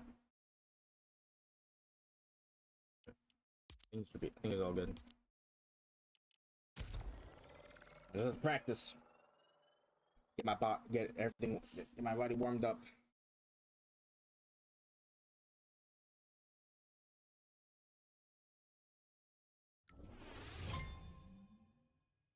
Oh, the change. What's the change? Some oh, definitely missed out a lot here.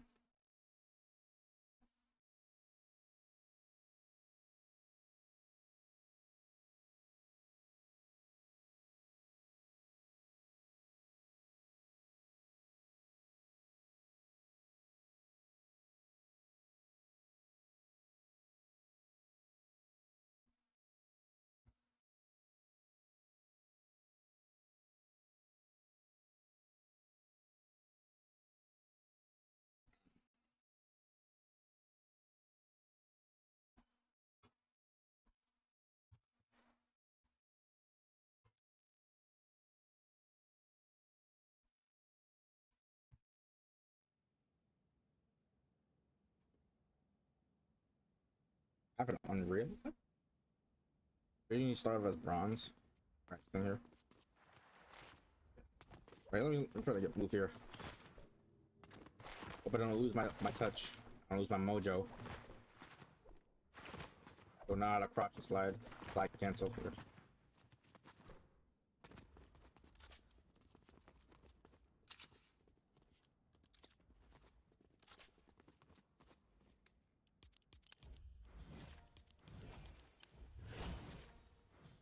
Alright, let's get it. Let's get it.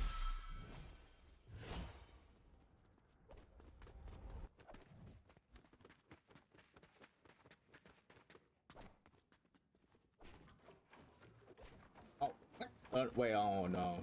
They did fuck with my settings here, chat. I never use simple edit. I don't have it. I didn't have it on before.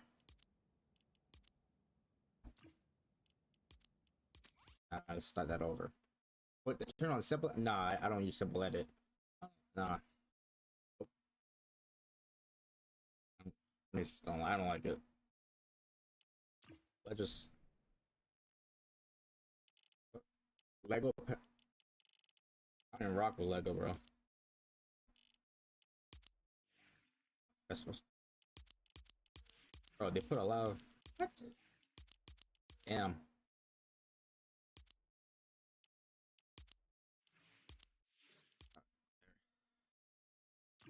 Let's turn that nonsense. Let's turn that nonsense simple edit off.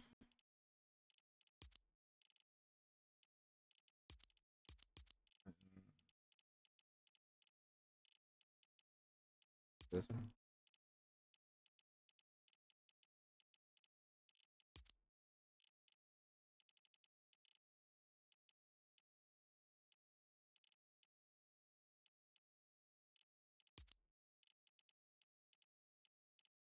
I forgot where to put the settings. All this.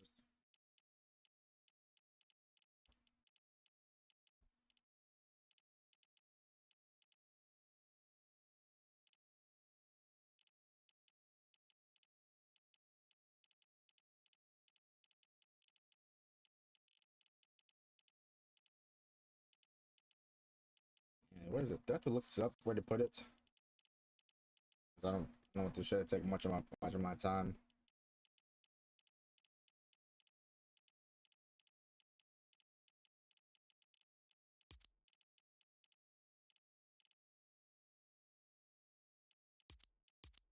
Do they fucking? That's too good, but no. I was hoping for. I was hoping they didn't fuck.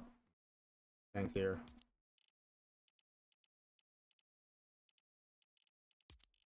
What is it?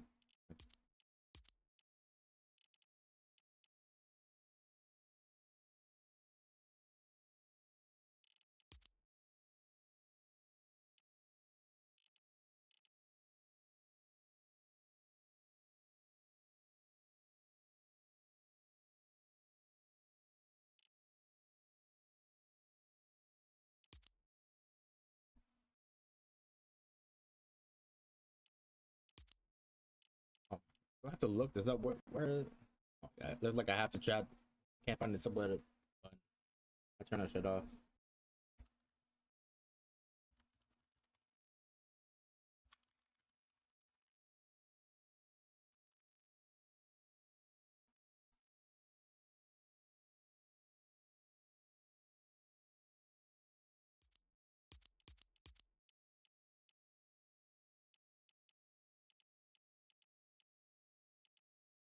Over here. Yeah, I think I passed it. I haven't seen this response. Yeah, turn that shit off.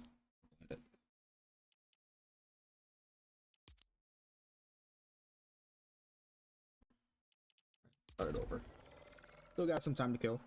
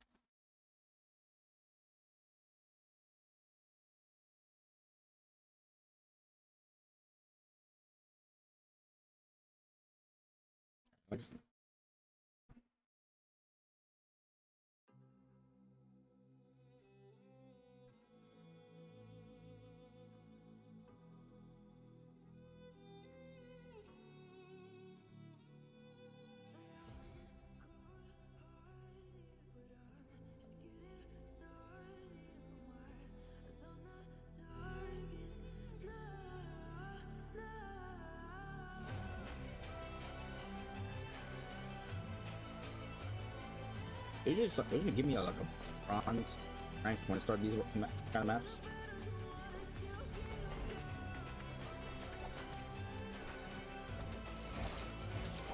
Oh shit. Uh oh. Oh my god. It's been a while. No. I need to go these. I need to go these. Go through these. He's like thick.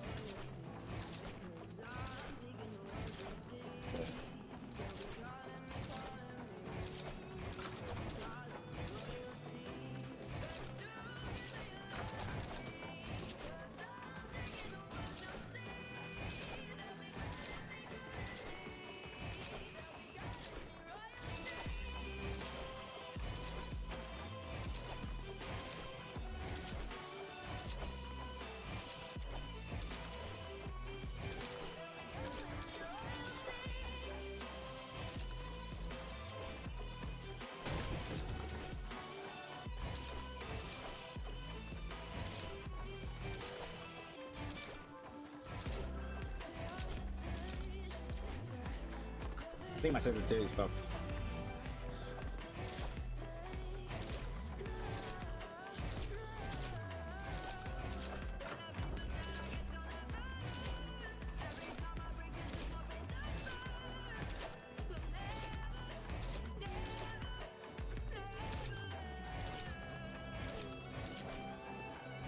I think my sensitivity is fucked pretty fast.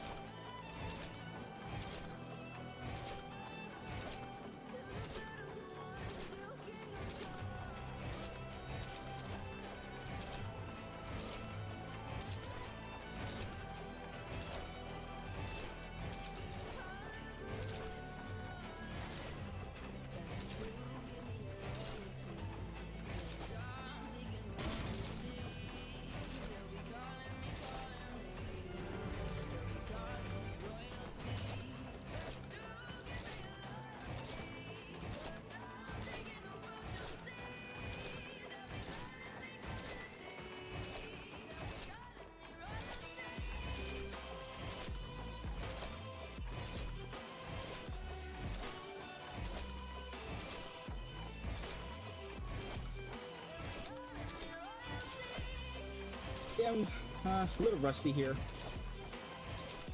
I haven't played in this in like 3 months. A little rusty, but you know, what was it? I mean, go back to, I can fix this. Just a little bit of practice.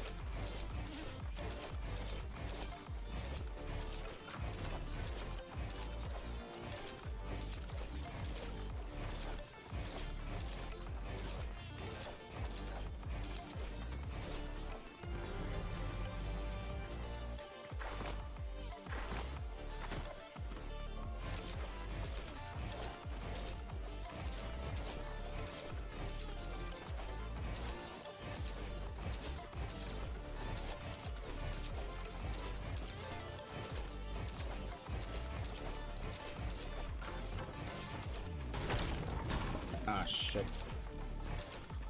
Not lagging.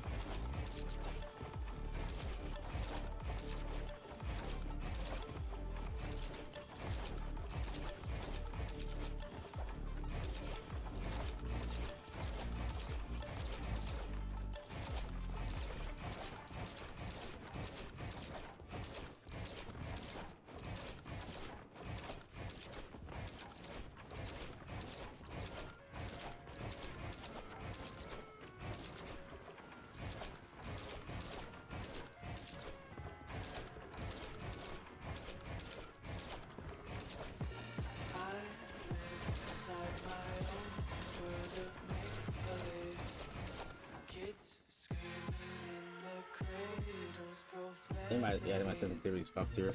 Dude. covered in ink and bleach.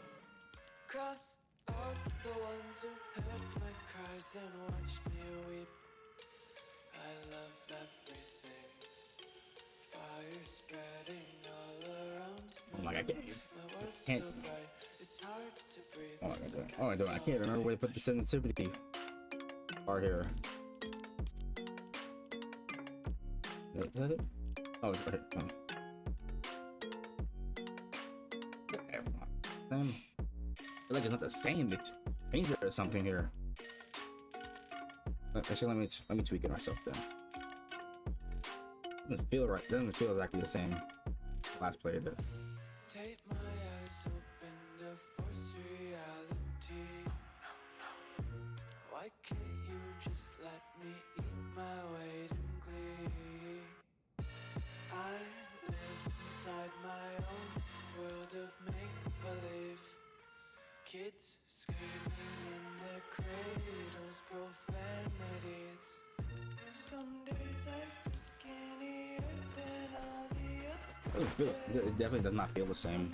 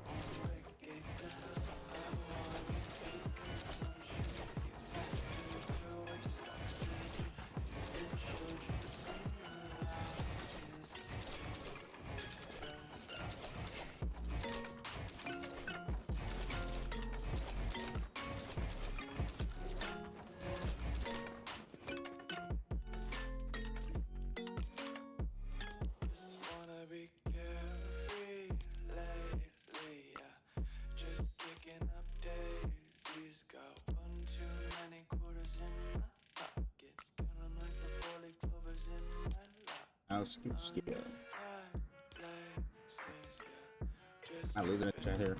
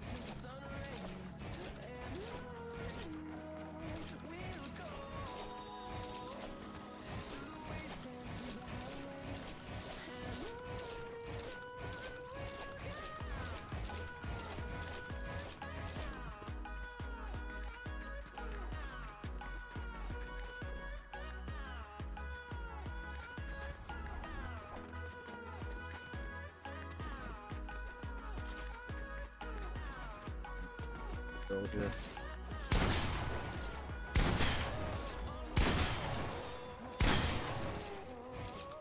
Come on. Pull it out.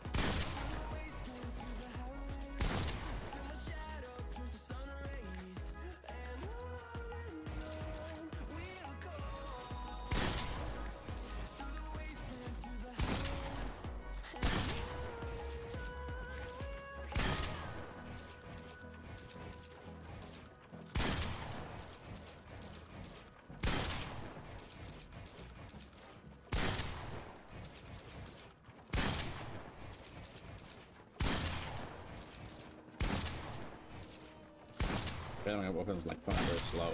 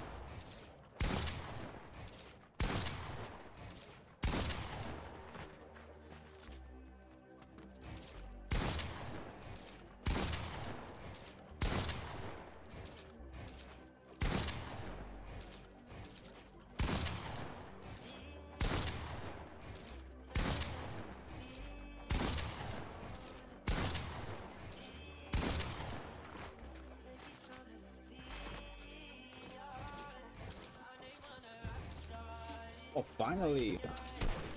Finally, they fixed it. I think fixed this. Before I couldn't edit. See, couldn't edit from like over here. I had to get close up, run up to this corner right here, edit in front of this wall. And I finally fixed it. Little problem here, because I knew probably I was doing it wrong. Let's get used to doing this.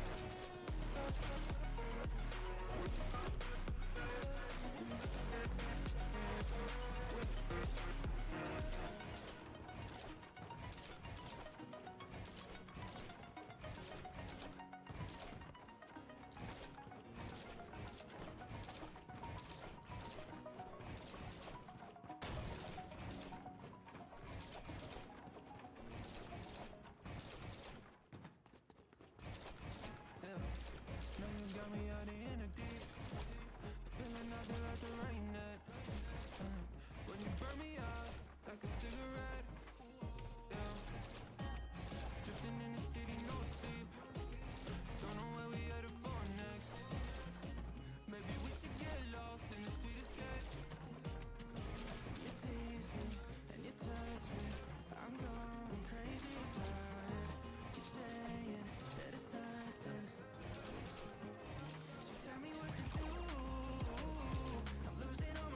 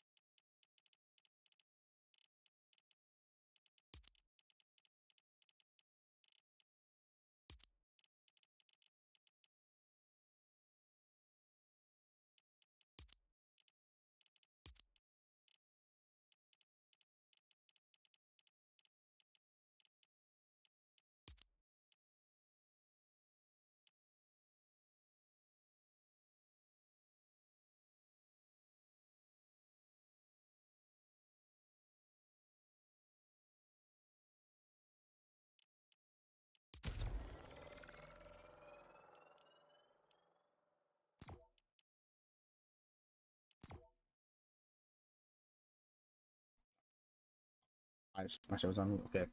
That was the first day for me. First day playing Fortnite for me. My return, but it's the last day of playing Fortnite Star Wars. I changed a new design here in terms of finding a game. Wasn't like that before.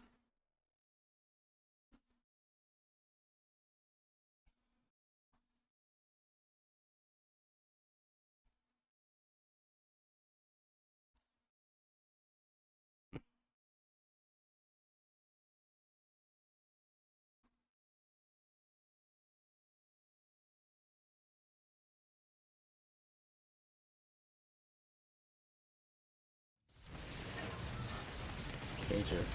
So we got resistance base, first order base. Oh, my little, I hope they didn't change it. Little spot here between flooded frogs and magic mosses.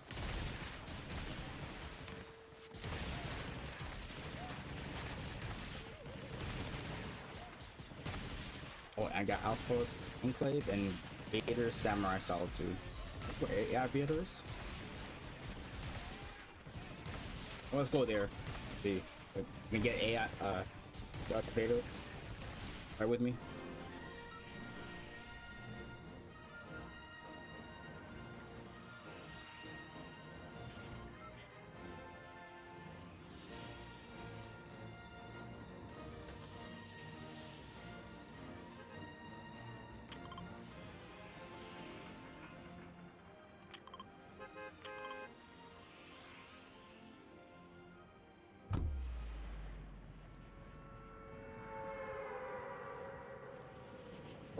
I hope I don't forget how to glide.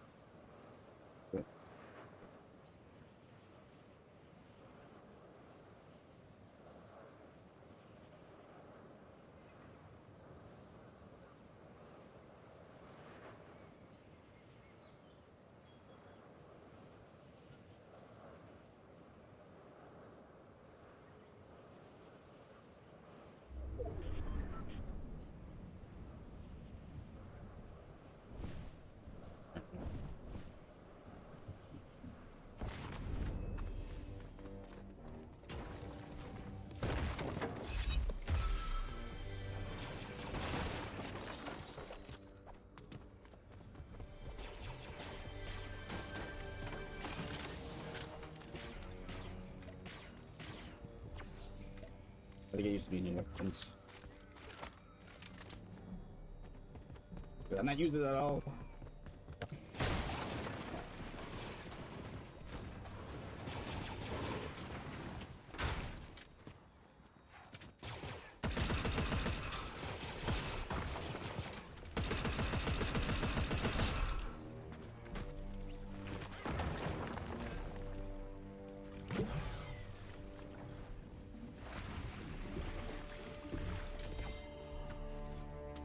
DR, let's see, blaster rifle.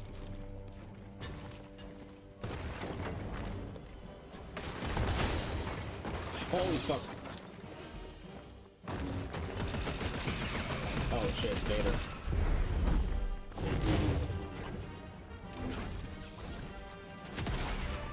Oh, get my mad.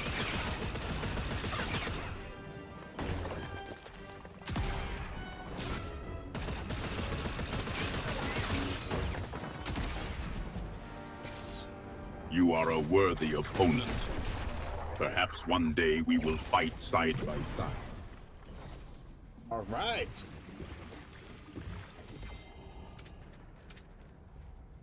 Good one.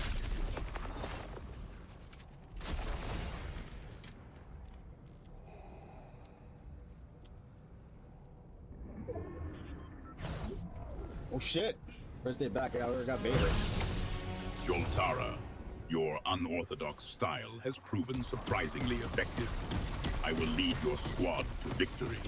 Ensure you keep pace.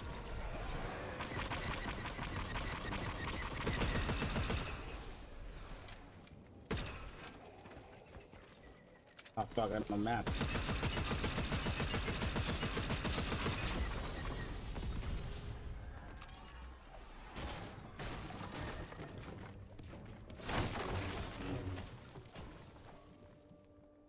Alright, Vader, do you know who I am?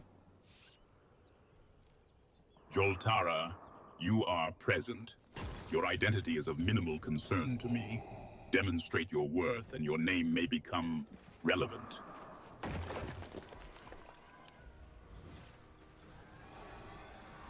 Darth Vader, are we gonna win this? The will to win is paramount, Joltara. Questioning victory is a luxury we cannot afford. Demonstrate your resolve.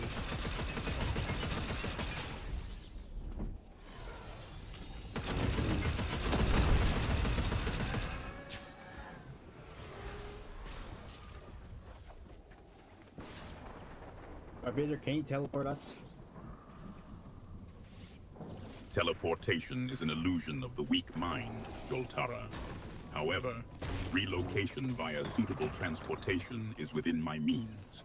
Is there a destination you deem worthy of my attention? Let's just get out of the storm, bro.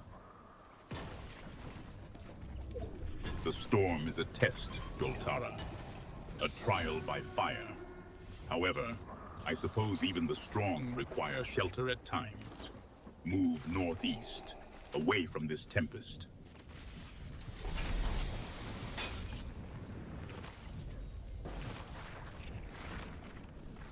I thought someone was in there.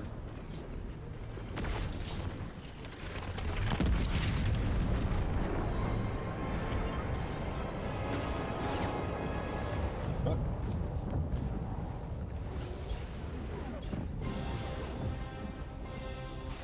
Yo, Darth Vader, help me, bro. Help requires clarity, Joltara. State your predicament plainly.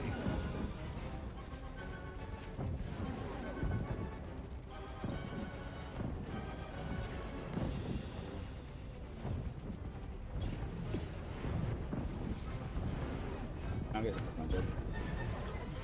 Fuck. What was our mats? Yo, Darth Vader, can you give me some mats? Materials are acquired, not given, Joltara. Observe and learn. The environment provides.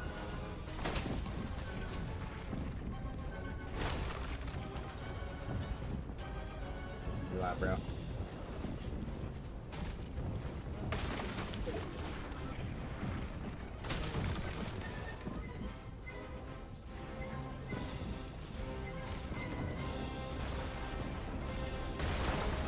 Slurp barrels, an odd concoction of restorative blue liquid. Does it aid you, Joltara? No, it does not.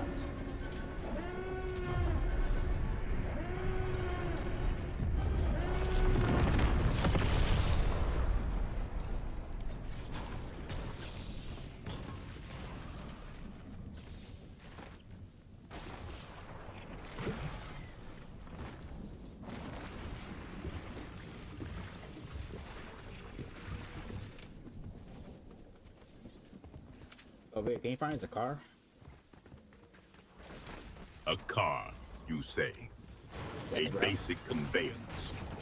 Nevertheless, movement across this terrain is necessary. Locate one yourself, Joltara. I have more pressing concerns. That's rip. Get out of here.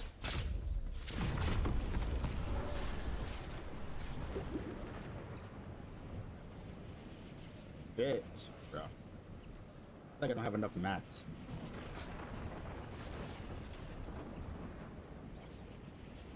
So Vader, move, bro. Come on. I do not respond to such crude directives, apprentice. I will move when it suits my purposes. You may... Darth Vader, you're gonna die in a storm. Come on, bro. Get a move on. The storm is a factor, Joltara. Advance, then. Complaining is not a skill I value.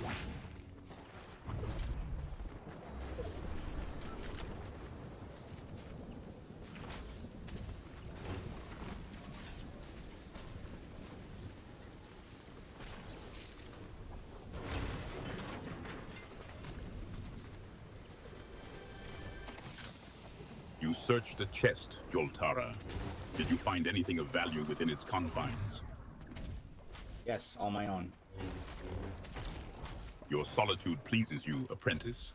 It is a path to power, or a symptom of isolation.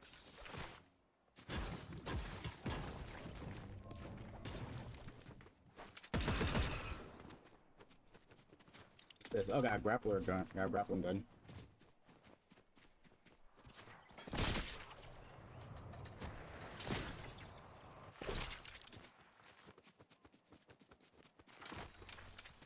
Only got a lightsaber.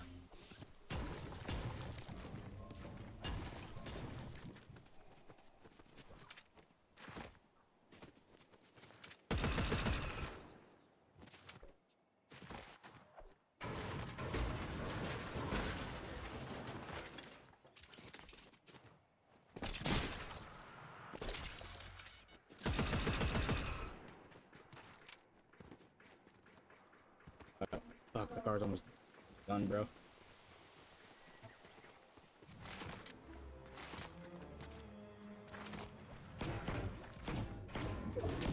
I sense a disturbance in the force, Joltara. The storm encroaches. It is time we moved northeast.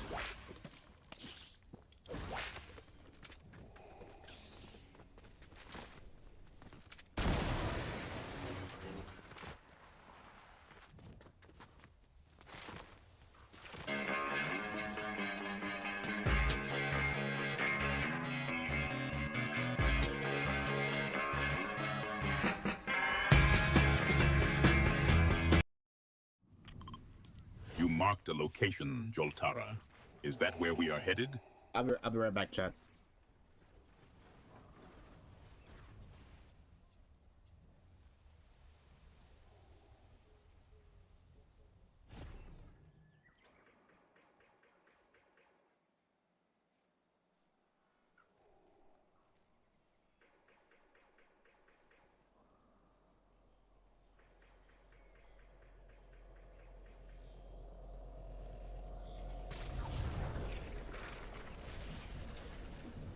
I start that chat. Oh my god. They're already starting from Game Fest? What the fuck? Here's some, I thought it was I thought that was the game music.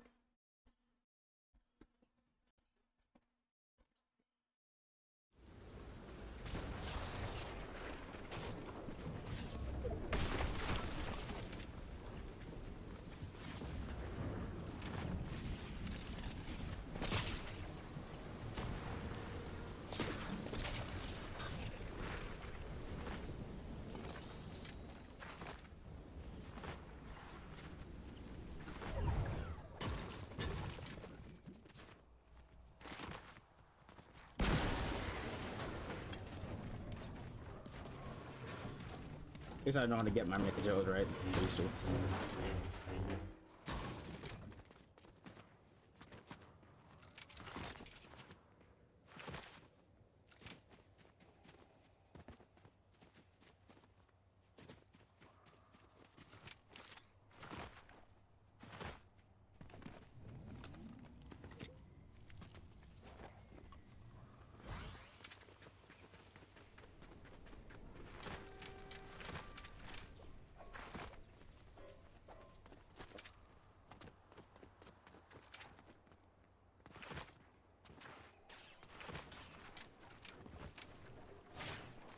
Northeast it is, Joltara. A straightforward path, I trust. Hey, what the hell? Chill, bro.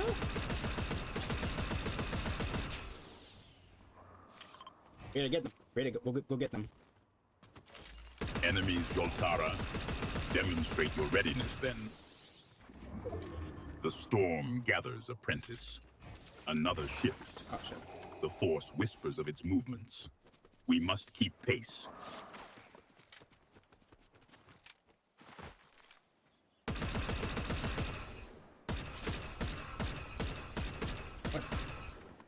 person? Is that a person? What is it, this gun? Oh, no, it's not.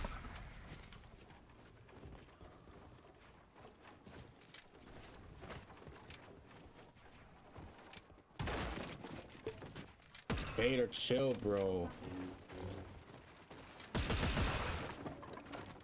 Yo, Vader, can you stop knocking down my builds? Those structures are temporary, Joltara. Much like your continued existence. What tactical advantage did you imagine they provided? To protect me? Protect you, Joltara. The Force protects all who serve the Empire. Follow my lead and you will be adequately shielded.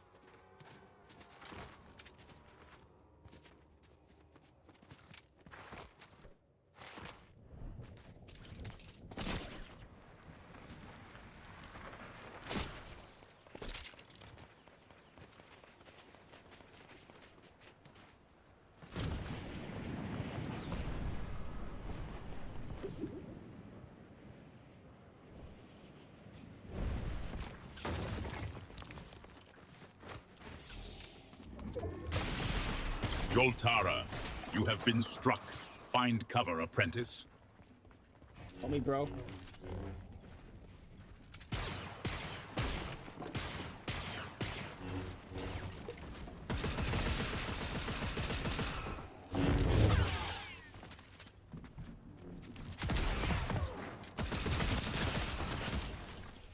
Strike them down. Fuck.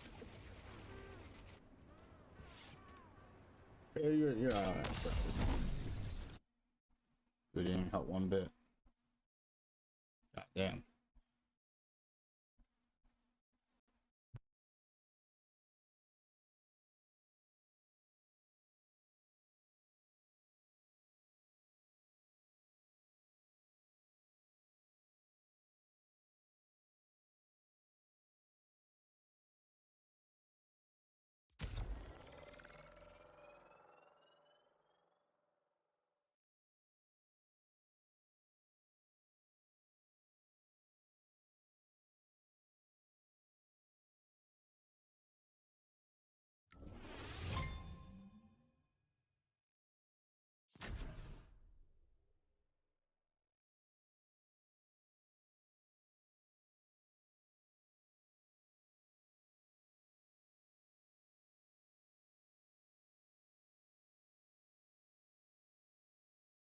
I need my weapons back, chat. Fuck.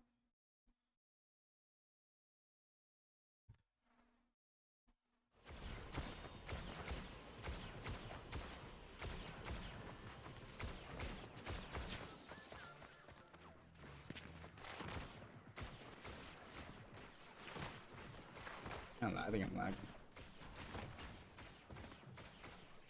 Let's go back to my spot. Yeah. The only thing Vader only offers is being sassy.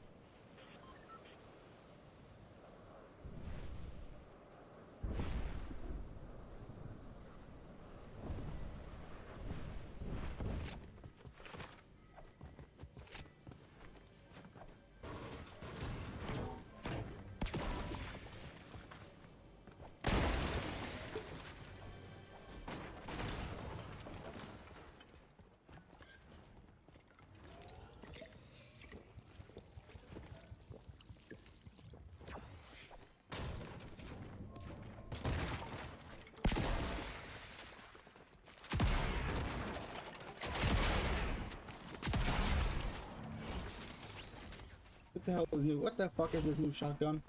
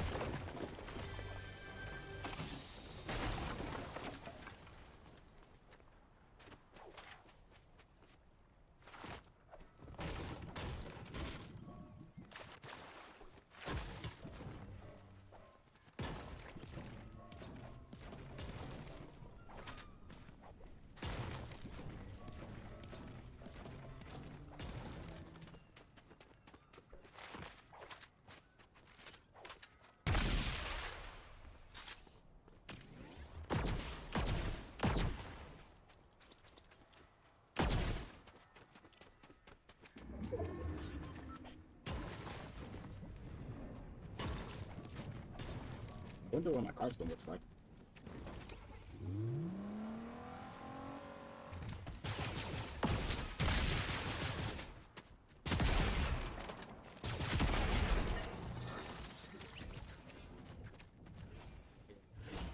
I need my regular contract for real.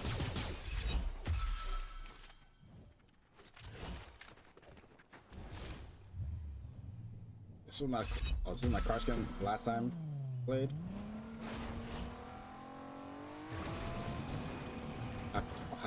Hakumiku, did I say it?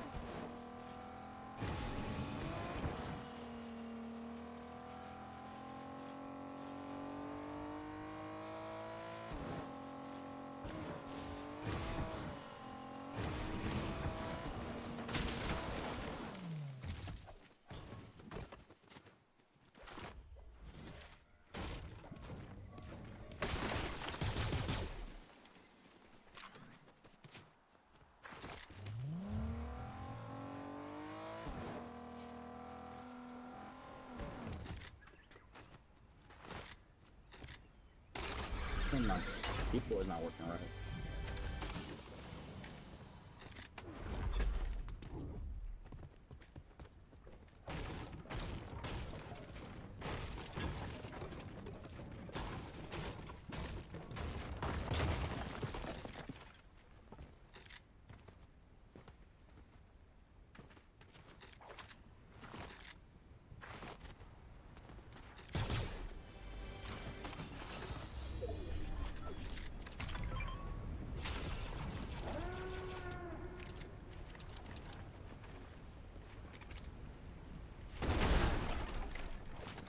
Fuck, what?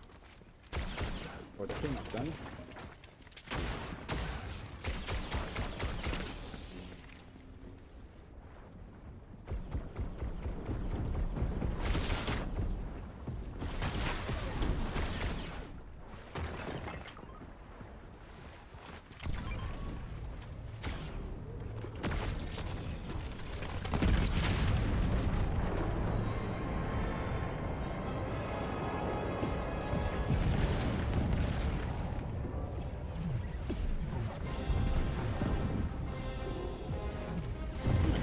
Everything's out of place here.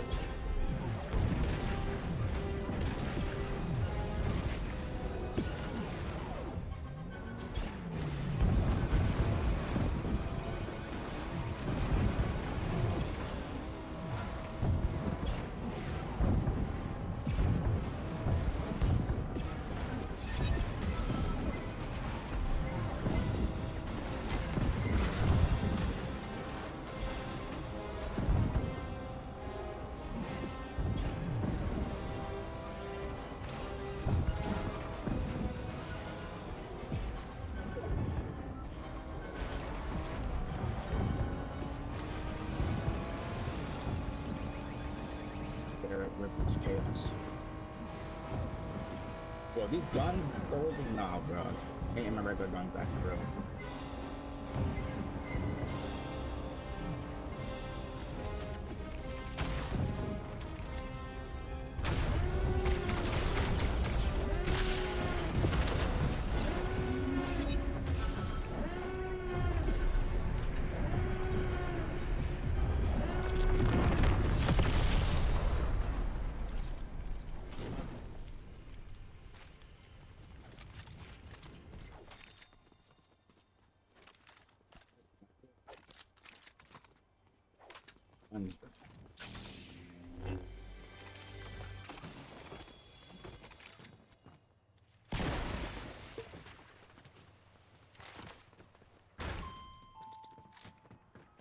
So this is gonna be AR.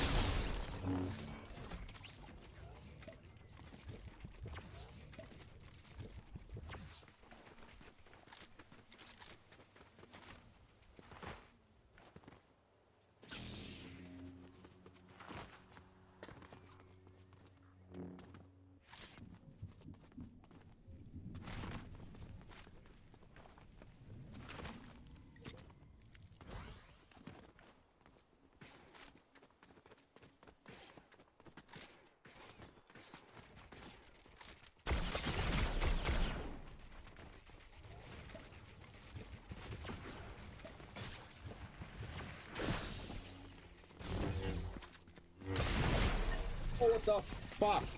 Oh, fuck. Yo, I was trying to build. God fucking damn.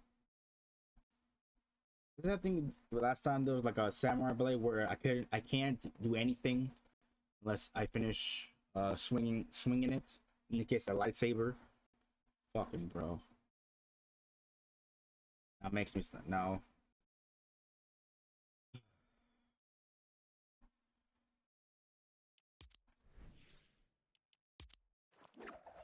I was now. All right, and this is the last day and first day back, and the last day of Star Wars.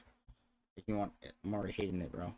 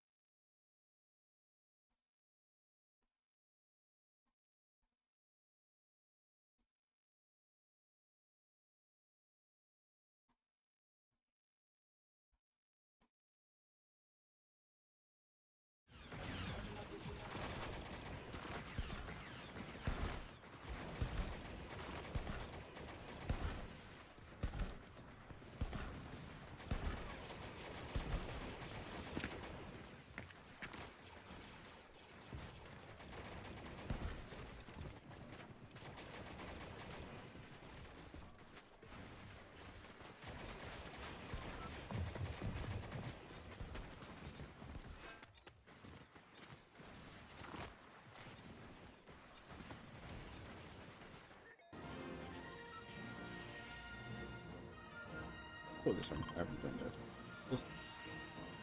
First Oh, yes.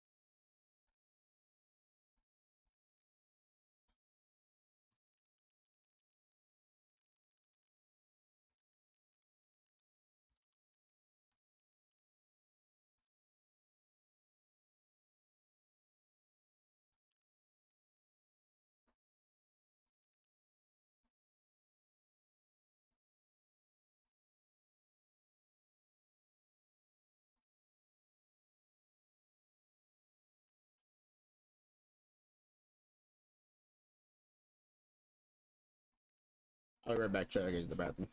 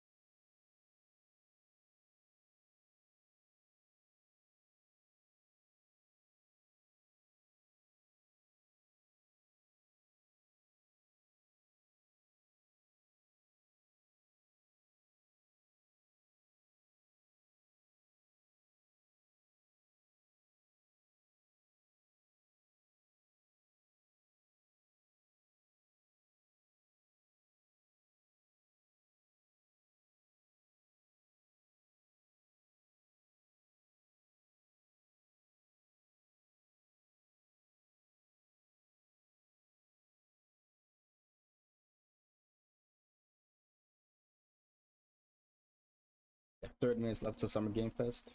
No days, big. No days.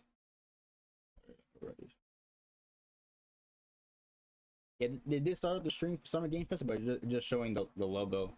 And I haven't, I think it hasn't been shown yet.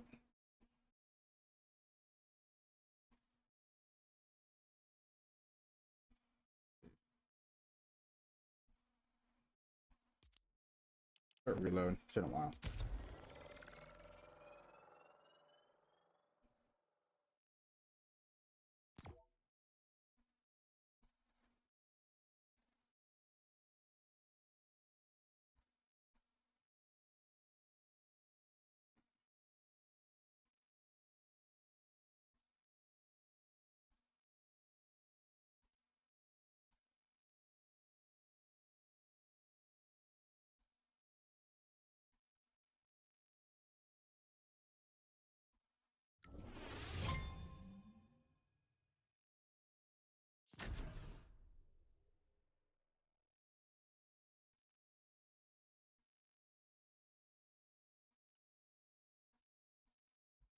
Will be rubber guns, no Star Wars guns. I heard, yeah, it's, a lot of people been playing Reload because it's regular. Nah, they're not good enough for them. Yes, rubber guns, bro.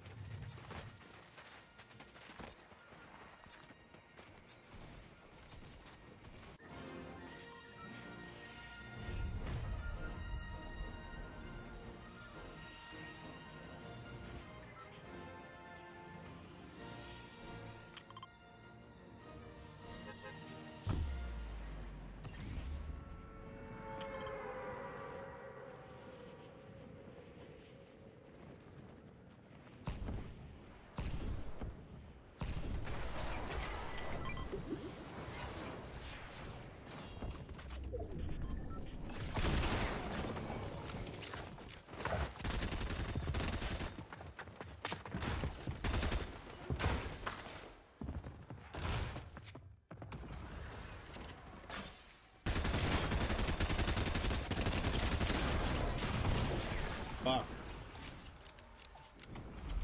I feel like I can never get enough sprint.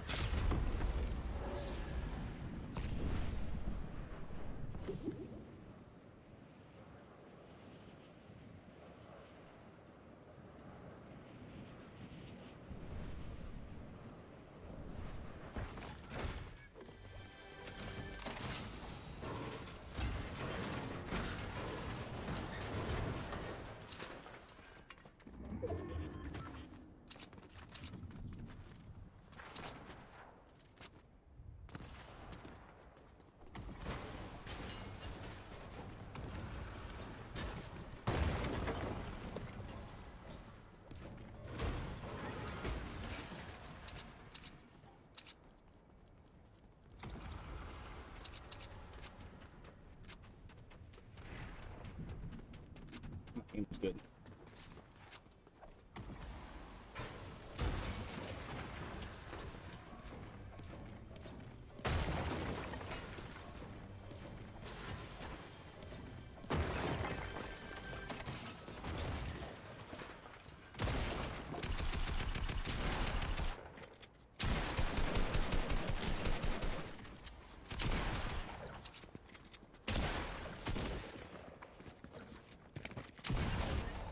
Oh, what?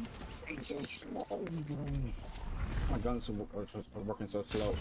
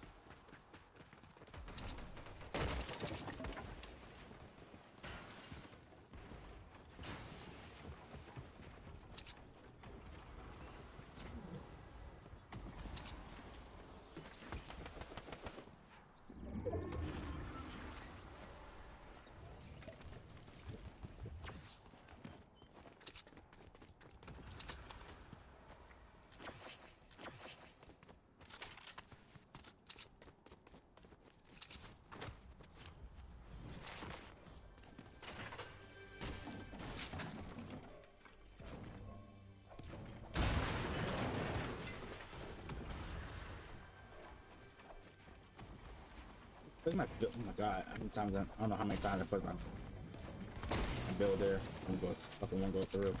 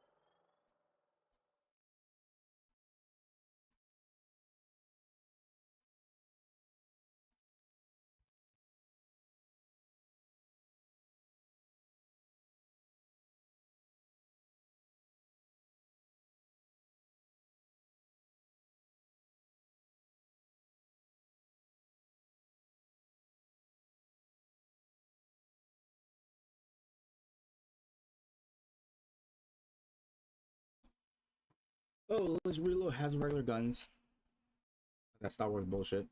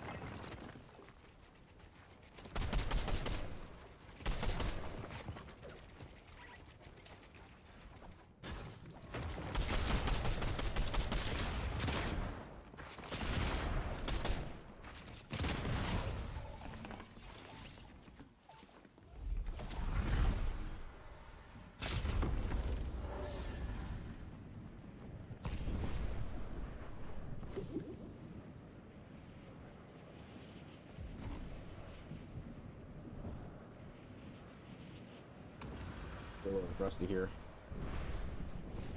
Go back to maybe just start with help.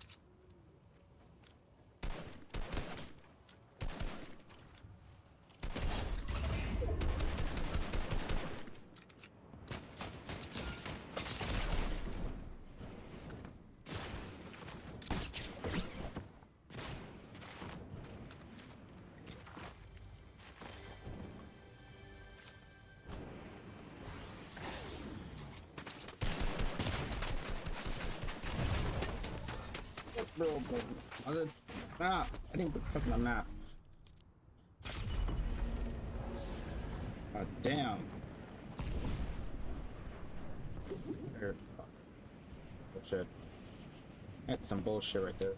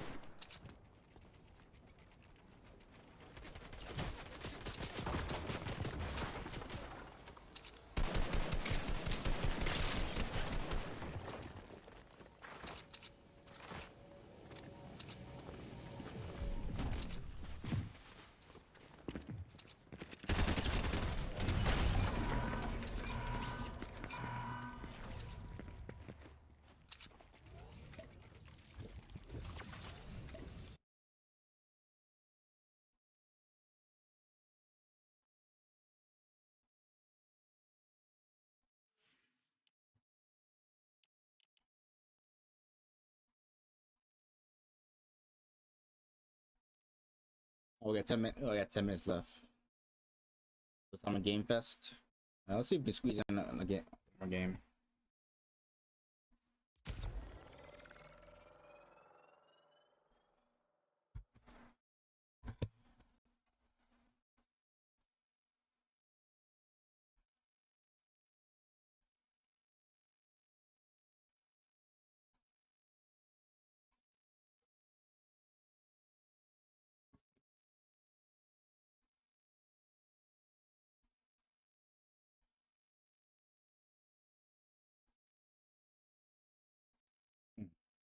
See, summer game fest is almost starting.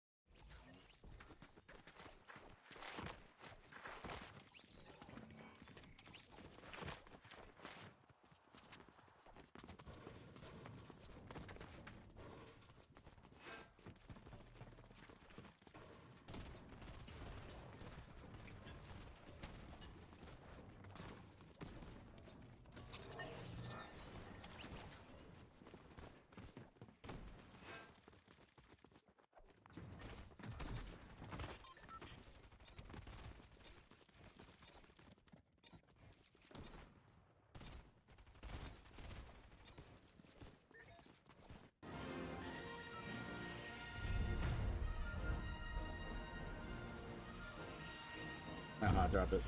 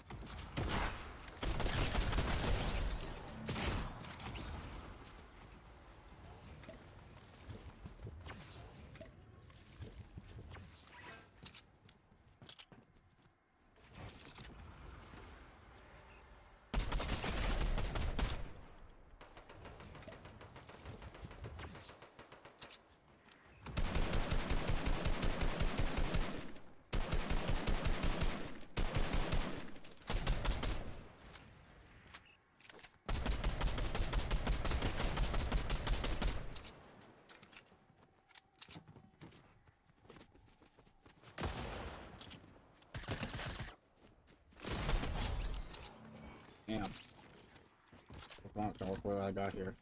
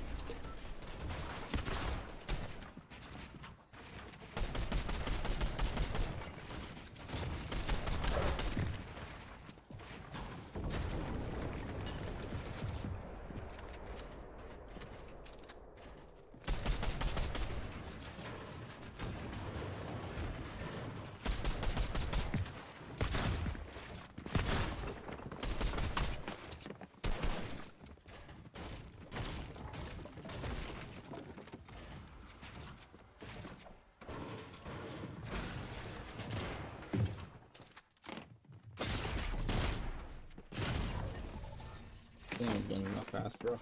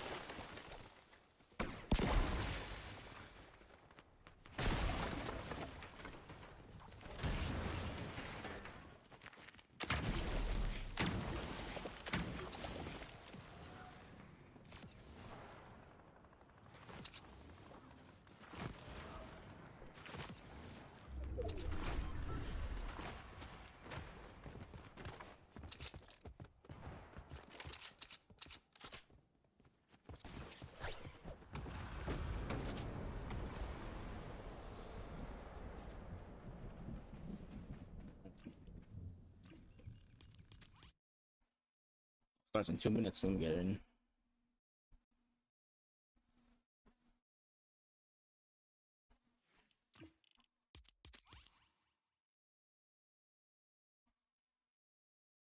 Here we go, chat. Summer Game Fest.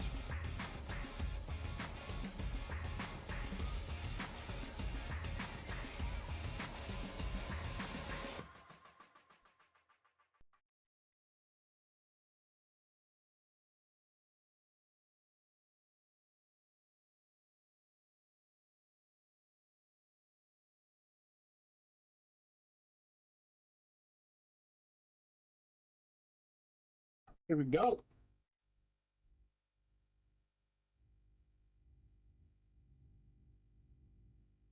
Yeah.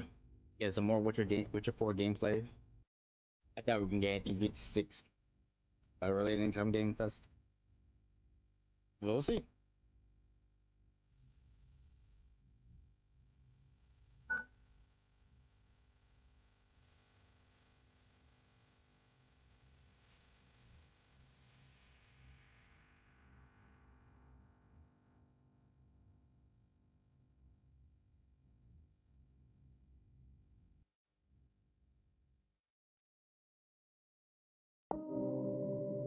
Here we go. It's like Game Fest. Let's see. Come on. Let's see what they cook. What they cooking. See what they cooking, chat. Okay. Please welcome to the stage the creator of the Game Awards, Jeff Keighley. Oh, I got switch up the category here. Shit.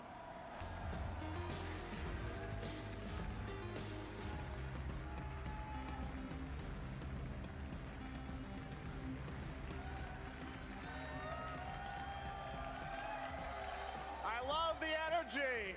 Hello, everybody, and welcome to Summer Game Fest, a showcase to celebrate what's new and next in video games. Now, every year, we have the distinct honor of coming together to spotlight the boundless creativity that defines our industry. Thank you all for joining us and giving us your time. And special thanks to Dante. I was reading my feed this morning and saw that he canceled a date and he hopes I don't disappoint him. Dante, we're going to do our best to make it worth your while. We have a really fun show ahead. Over the next 2 hours, we're going to give you a whirlwind tour of dozens of games from studios big and small. From Lego bricks to puppets, zombies to Marvel heroes, this show has a little bit of everything, including, yes, some brand new game announcements. Gotta have some of those.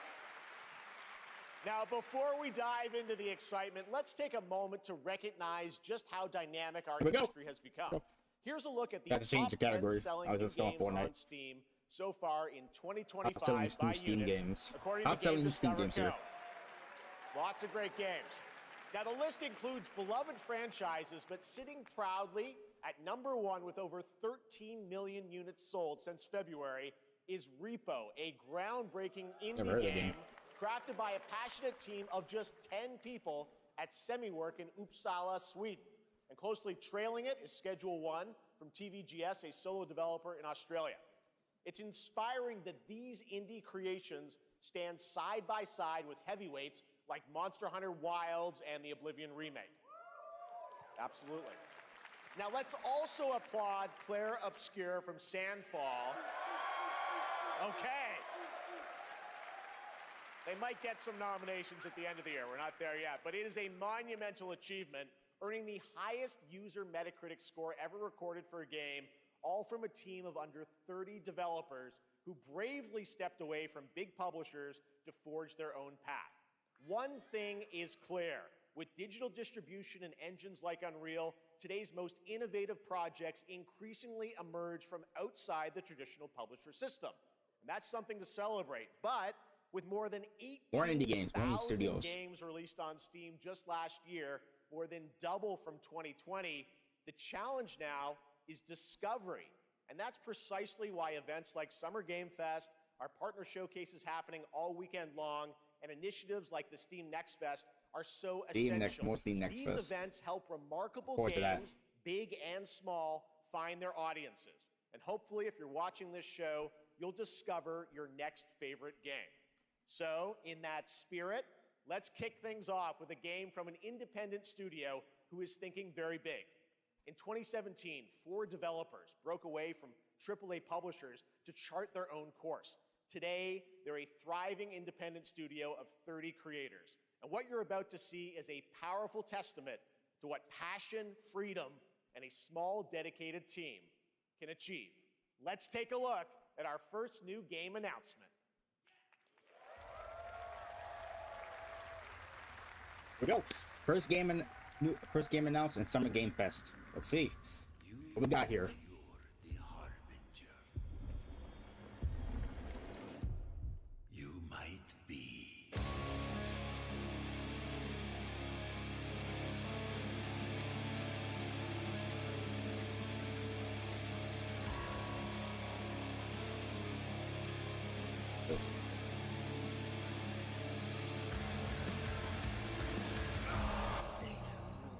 Getting Elden Ring vibes here.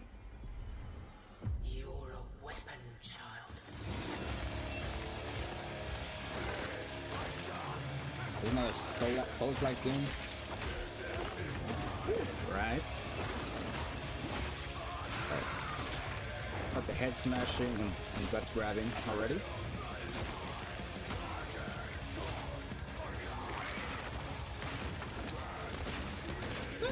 Oh, boy got a gun. Boy got a shotty.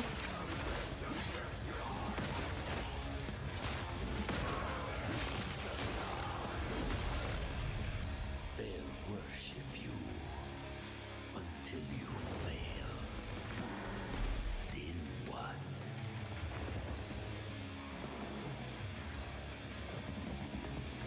You're no god, but neither have they.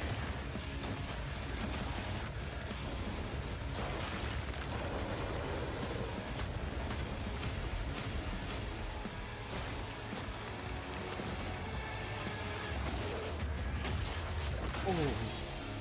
Mortal Steel 2? Oh no, Mortal Shells 2. Was it 1? Or 2? There was a 1 of it? Never heard of this game. Beta signups. Try this. Doesn't that look great? Well, we got lots more to come. But right now, the end, the Nexus War, Galactus Fight, or even live at Risky Reels. Over the years, Fortnite has innovated with mass-scale live in-game events. And tomorrow, Fortnite is set to do it again across console, PC, and phones. The Death Star's super laser is charged and ready to decimate the Battle Royale island. But there's still hope. You and your friends can join the fight. Here's the first exclusive look at what you'll be part of tomorrow in the brand new live event, Death Star First glimpse of the event.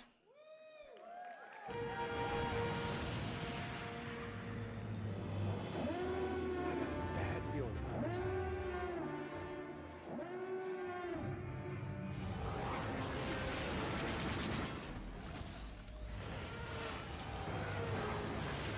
Hit him with everything you've got. Okay, we're gonna try to blow up the Death Star. That's it. Think I saw Jonesy. All right. Right now, it is an honor to welcome to Summer Game Fest a legendary game creator who is set to release his latest project in just a few short weeks. With each of his games, he pushes the gaming medium in bold new directions, and we are honored to have him with us for the first time at Summer Game Fest in person. Please, everyone, join me in welcoming the great Mr. Hideo Kojima. Good up. The one and only, the legend himself. Aki, great to see you. Mr. Kojima, here we are. The world tour begins at Summer Game Fest. It's great to have you here. We are so excited for DS2. So let me ask you, Mr. Kojima, you've worked for many years on this project. What do you hope players take away from DS2 when they play it later this month? DS1 が出た後にコロナになったので、 Well, we hit the pandemic after we released 僕ら皆さ DS1. ん、コロナを体験したと思うので、 Everyone experienced コロ the ナを pandemic. 体験した中での So, 新しいつながりというか、 I wanted to それをも show う一度ゲー something ムをプレイし new ながら、connection 考えていただきたいと after 思い we ます faced the pandemic. So I want everyone you to think about that when you play this game. Okay, well, Crazy. talking about playing the game, it's coming out later this month, but this. right now I know you prepared a special exclusive clip for SGF. Let's take a look at this. はい、See. Yeah, taking realism, pushing realism to the limit.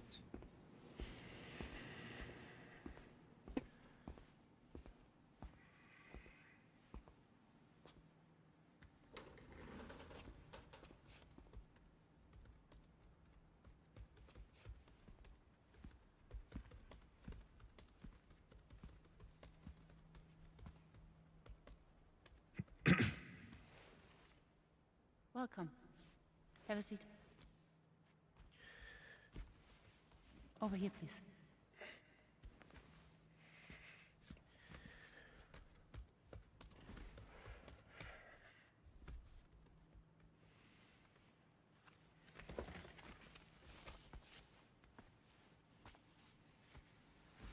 No smoking, please.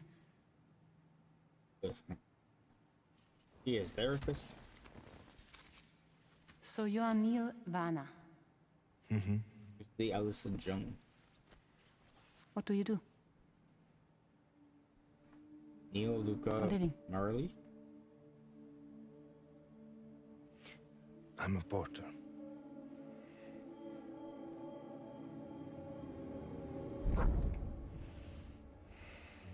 So thank you.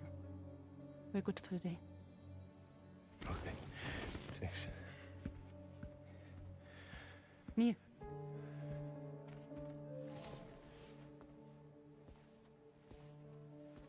What?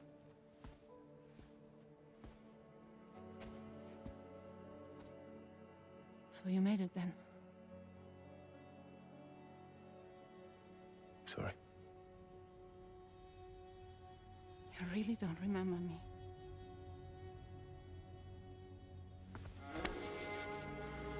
Oh, do we like that? Shit, got matching tats. Ours. The car. You're alive.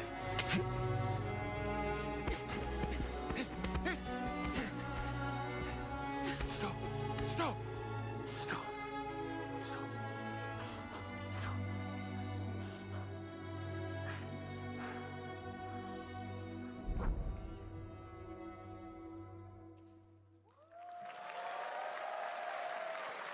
Stop! Well, that was a clip from the game, a cutscene. We saw a first glimpse of Neil and Lucy, and we met them in the trailer back at South by Southwest, but we got a little bit more of them here. Tell us a little bit more about this clip and the characters of Neil and Lucy. DS2 で非常に重要なキ In ャラクター DS2, です。 it's a very important character. ニールとルーシー。 Neil and で、 Lucy. まあちょっと詳しくは言えませんけど。 I can't really say because there'll be spoilers. 手にカニ座の刻印が You 2人ある。 saw the cancer mark on both of their すごい hands. 深いつながりがあって So they have これ this が物語に deep 大き connection く関わってきます。 and で reveals 前回 throughout the ク story. リフっていう人気キャラクターがい And ま last したけ time ど on マッツさんがや DS1, って we have Cliff, で who was 物 played 語 by 的には Max. 彼はもういなくな And っ of たの course, で by story, まあ 2では出 he せな will い。 not be in で今回 DS2. ニールっていうのがマ But ッツ this さ time, んの代わりという Neil その will 同 be じような like 役割を担って playing like the role that 登場 Max します。 did for DS2 で、 this まあ、クリ time. フすごい人気あったので、 And Cliff was a very まあ popular クリフを超え character, るようなキャラク but ター I を作ろ think うとして、まあ、ルカさん we に have お to 願い kind し of て、 like top that 結構いい character. キャラクタ So ーに Luca なったと思います。 Marinetti was a great 非 actor, 常に and I 心 think に残る演技もして it い was ただい great. た。 He did a great performance, so I think you'll like this new character, も Neil, う too. 20日後にゲーム出るんで、 Well, the game's going to be out in 20 days, so I'm not going to give any spoilers. 20 days, wow. That's I know. what I brought today. But there is more to share, and you won't have to wait very long to learn more about the game. Actually, this Sunday, as part of Summer Game Fest,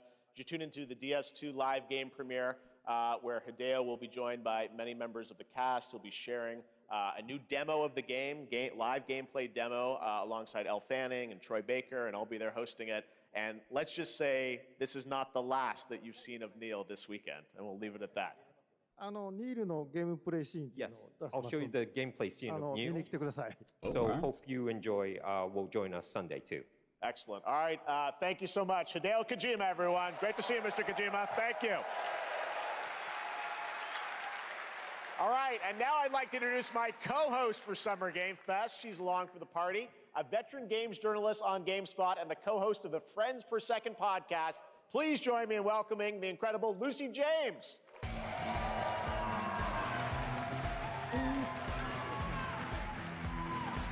20 days, so definitely two coming. Thanks, Jeff, and hello, Summer Game Fest. I am so excited to be here this year. Thank you for having me. Now, we are honored to reveal an exciting new project from Raw Power Games, a new team headquartered in Copenhagen, Denmark. Here, you can engage in intense combat, fight for land, glory, and legacy, and lead massive armies into epic scale battles, as narrated by actor Tom Hardy. Thou shalt not kill. So the priests tell us. So the Lord commands. Raw Power Games presents. But ambitious men do not listen. I sought no war, but war found me.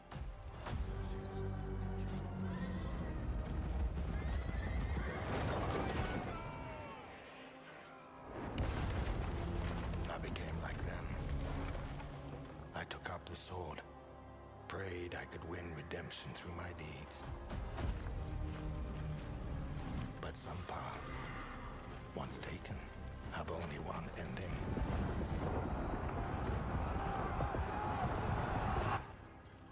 I shall find no peace. On this road, fair to say at the end of the gameplay, there is only like this clean cut. death.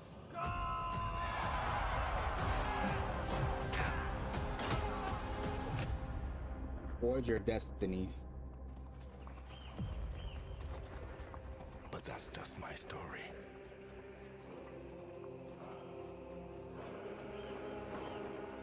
Go write your own.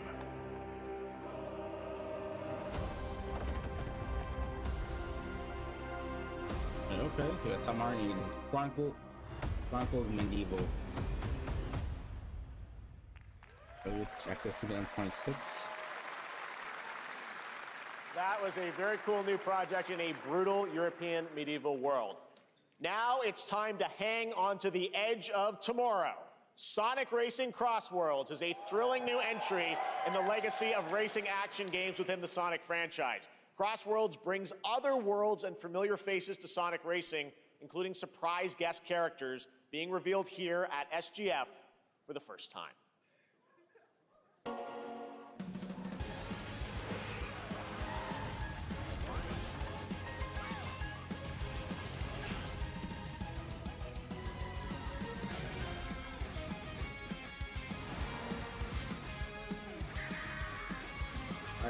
Okay, so shoot dropped. We got Mario Kart here.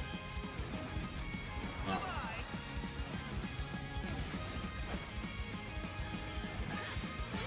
No, Mario Kart. Oh, Sonic? Oh, Let's mix it up.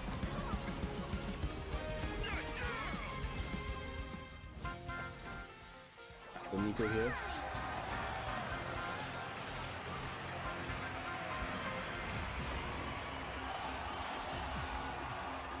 Yeah, who it was.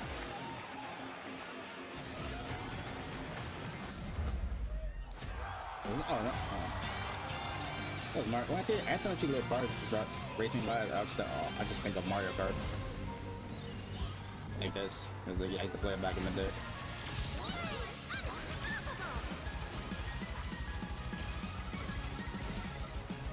Time for me to win this.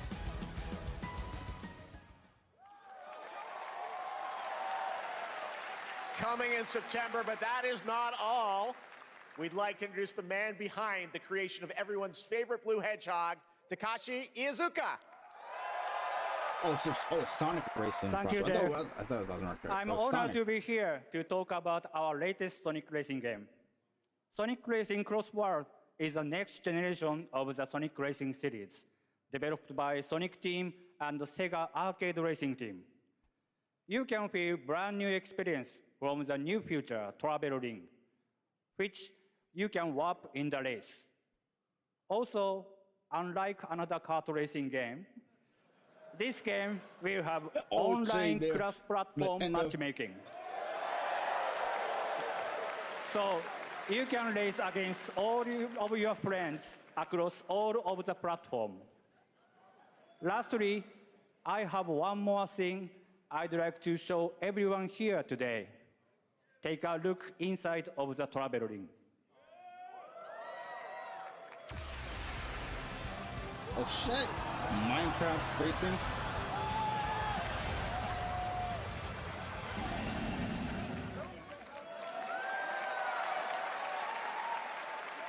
Minecraft and Sonic. I guess you could say, you gotta go craft. Well, I gotta laugh. That's all I want. That's all I want. Next, we're excited to reveal a brand new action RPG from Bandai Namco Studios. Embark on a journey across a dark fantasy world and uncover a vast story that eclipses time.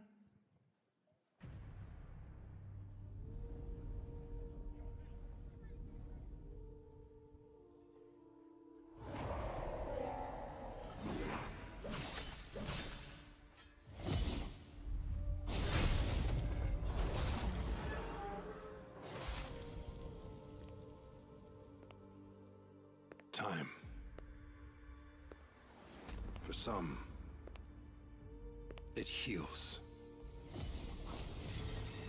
For others, it wounds. And for our world, it promises only oblivion. Our hopes lost long ago.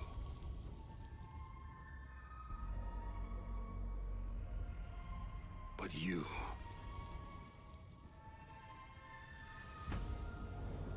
have the power to change all of this.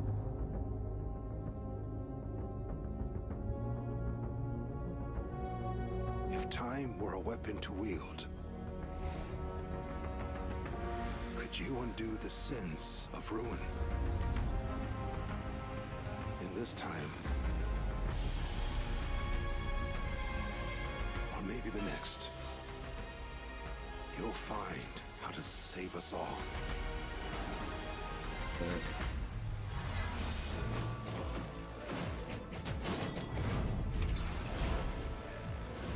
In the gameplay, I am getting the Final Fantasy vibes here.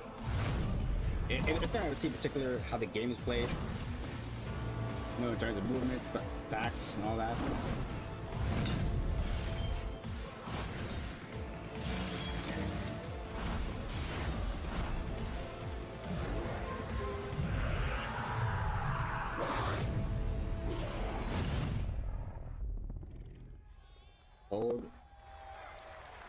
Oblivion 2. Yeah, they get some fancy vibes from this game.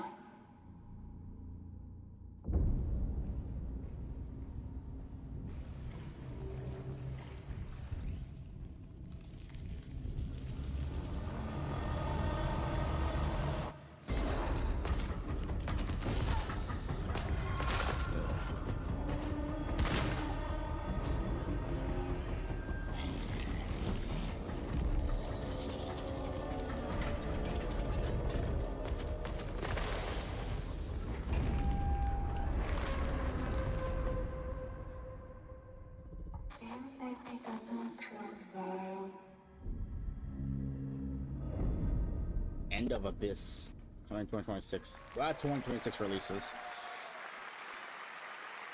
That was a very moody, cool new game. That was End of Abyss, the debut title from Malmo, Sweden-based Section 9 Interactive, an atmospheric action-adventure game coming in 2026 to the Epic Games Store and consoles. Next, we'll step into the black and white world of rubber hose animation with Mouse PI for Hire, developed by first-time developer Fumi Games and published by PlaySide, releasing later this year. Here's a quick new look at the game and the reveal of a familiar voice. There's something rotten Only from at the heart of Mousburg. Mickey Mouse. Crooks beware. Detective Yeah, Clippers in the house. Pretty There are fun. those who have bent the city to their will, Dumb wise guys and fake cheese wheels. and those who do anything to save it. Yeah, look at that stupid fun here. They won't even know what hit them. Oh, boy. I think we're bringing that. A lot of voices. 125? All right. Maybe. Another role for Maybe Troy for me, Baker. maybe. All right, that's not all from PlaySide. Now comes the announcement of another ambitious project from this independent Australian developer. We've been talking to them for a while about this project, which builds on their recent launches of Kill Knight and Age of Darkness. But this takes things to a whole new level. It's a premium, real-time strategy game built for PC based on one of the most iconic fantasy franchises in the world. Any guesses? Let's take a look.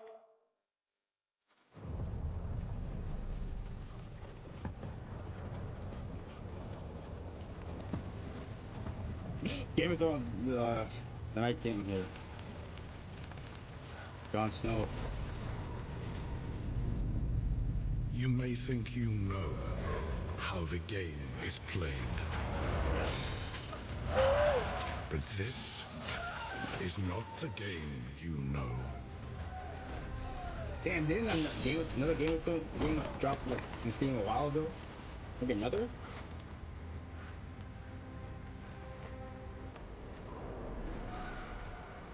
Where's Daenerys? Where's it?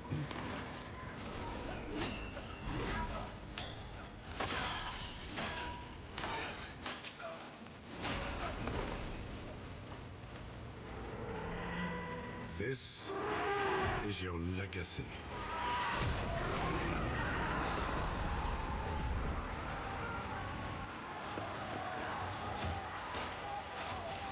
Yo.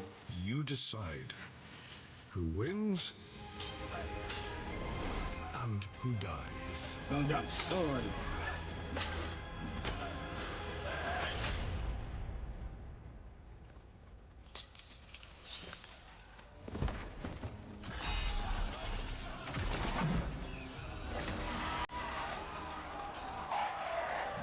What do you mean by you decide who wins and who dies?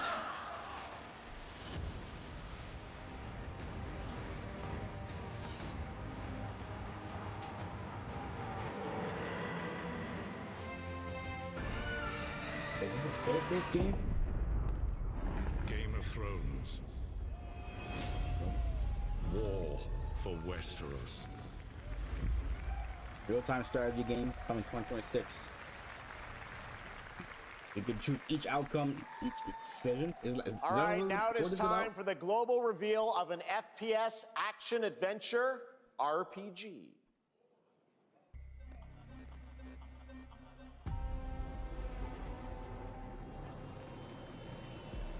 The great Silkovsky once said, one could count 1,000,000 billion suns in the known universe.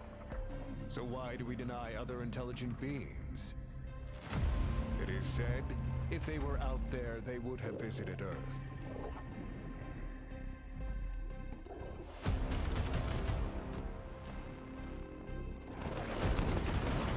My answer is, maybe they will visit us.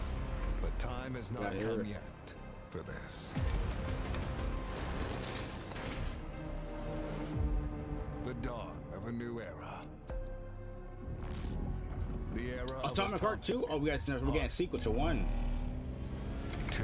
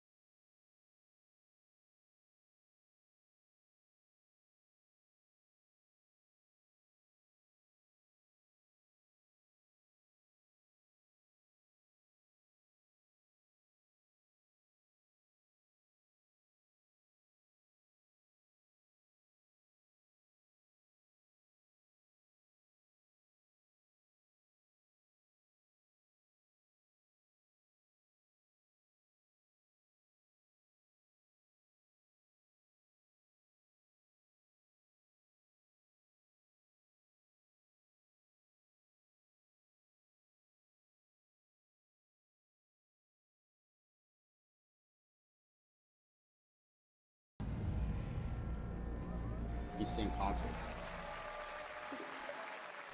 Yeah, sequel, alright. Sequel to. That's right. Atomic Heart 2 is in active development at Munfish on Unreal Engine 5, a spiritual successor to the first game with a retro-futuristic world on a global scale, and this time there's a greater emphasis on RPG elements and player freedom. But that, believe it or not, is not all from Munfish today.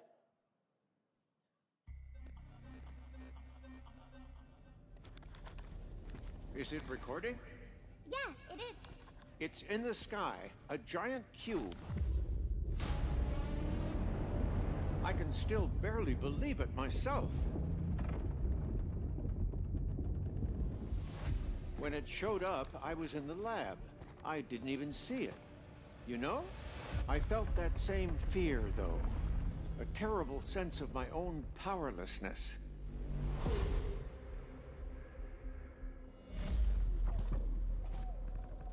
How did the whole of humanity miss it? And did we actually miss it? What if the cube didn't appear, but revealed itself? What if it was always there, and we've only just started to see it?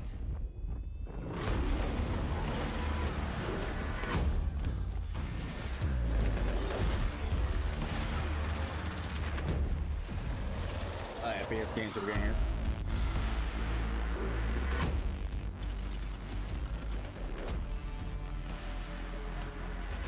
What is this? This is out. Same as this is out Diamond Card too. Hey yo, they know what they're doing. They know what they're doing.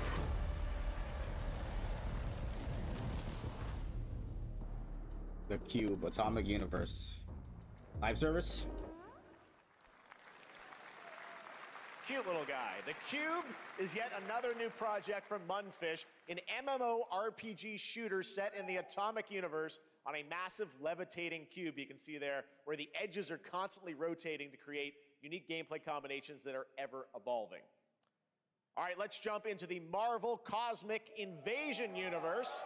The new retro beat 'em up coming to PC and consoles this holiday with multiplayer fun from up to 4 players. You can pick between 15 Marvel characters to play, but so far, only 7 have been revealed. Well, now it's time to meet the next 2.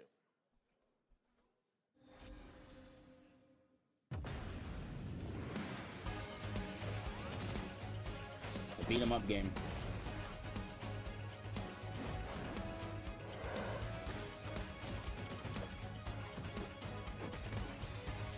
I don't know. Oh no, I'm confusing this game with something else. This wasn't shown as state of play.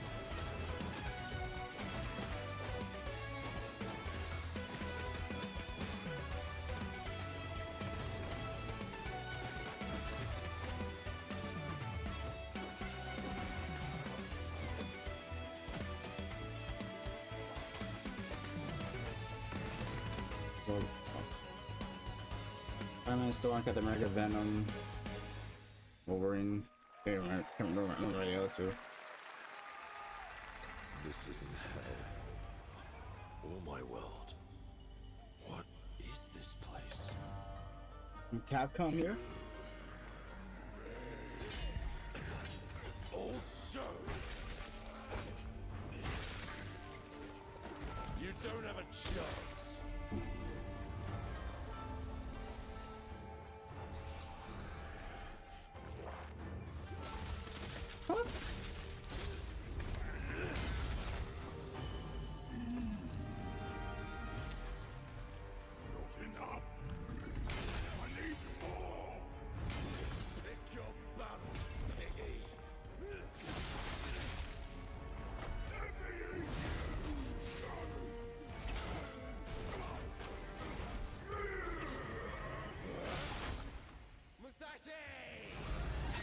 We both want the same thing, Musashi.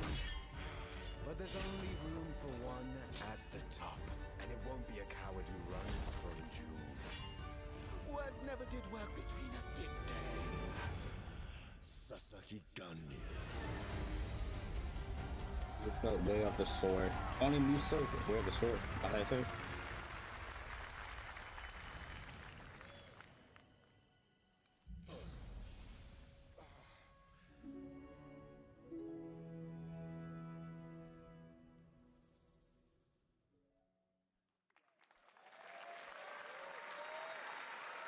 That was a new look at Onimusha Way of the Sword, which we announced back in December at the TGAs. It is coming in 2026 and will be playable this summer at Gamescom. Now let's completely switch gears. You guys all know I love my puppets, and this next project is one I've been tracking for a few years, as a team at Sans String Studios is using Unreal Engine 5 to create an insane digital puppeteering pipeline. It's actually a thing. What you're about to see is running completely in real time and Unreal, and I cannot wait to play it. Here is an unexpected new game announcement that combines comedic storytelling and arcade fighting action. Check this out.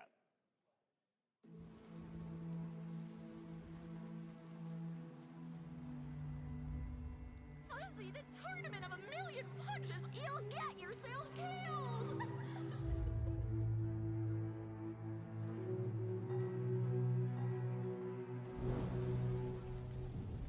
All right, you little sick of fuzzy shit. Show me what you got. What? If you're gonna be champ, we gotta transform. Why are you even here? The Muppets. Don't waste my time.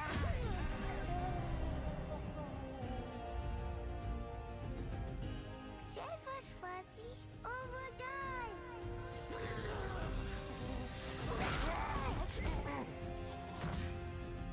Attaboy. Attaboy. Eat bread, grab burnt toast, carb load. This meat ain't gonna beat itself. I've been taking dumps in there all day. Jab. Fuck.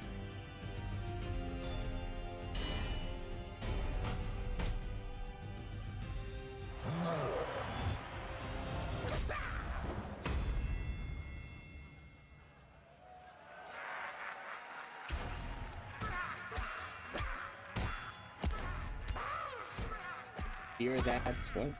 One. I can make a what's that on the bottom? Super fun. Got to wish list that, right? All right, well, next it's time to see the announcement of a brand new game, In Deception We Trust. An ancient white castle deep in the mountains, lost to time and legend. Only the chosen find their way here. Gathered from every corner of the earth, divided yet bound.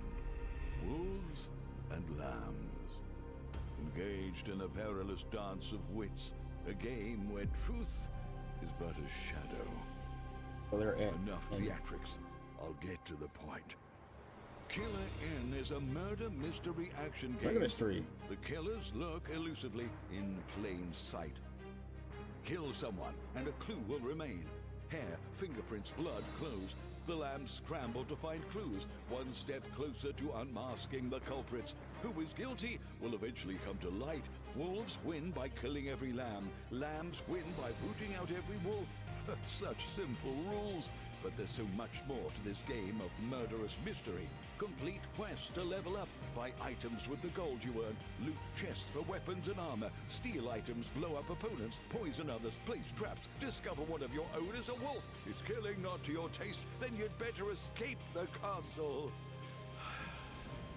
Now the paths to victory are clear. You would do well to remember, deceit and deduction are your strongest weapons in this game of life or death. Trust. Your invitation awaits.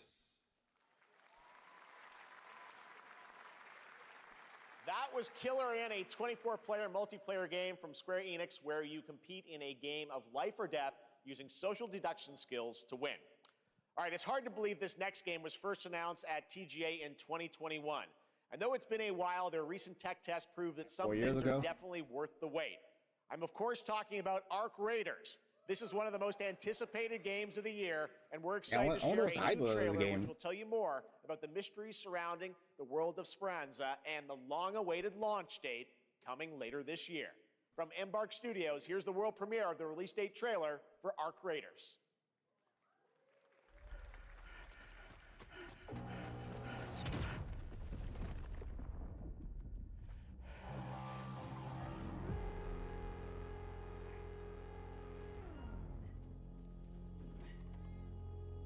I want to know what's the hype about this game. Why is it so interesting? Settle into a slower rhythm. This game was announced like 2021 game Summer Game Fest 4 years ago.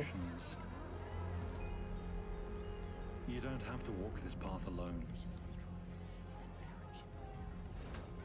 Surround yourself with resourceful friends.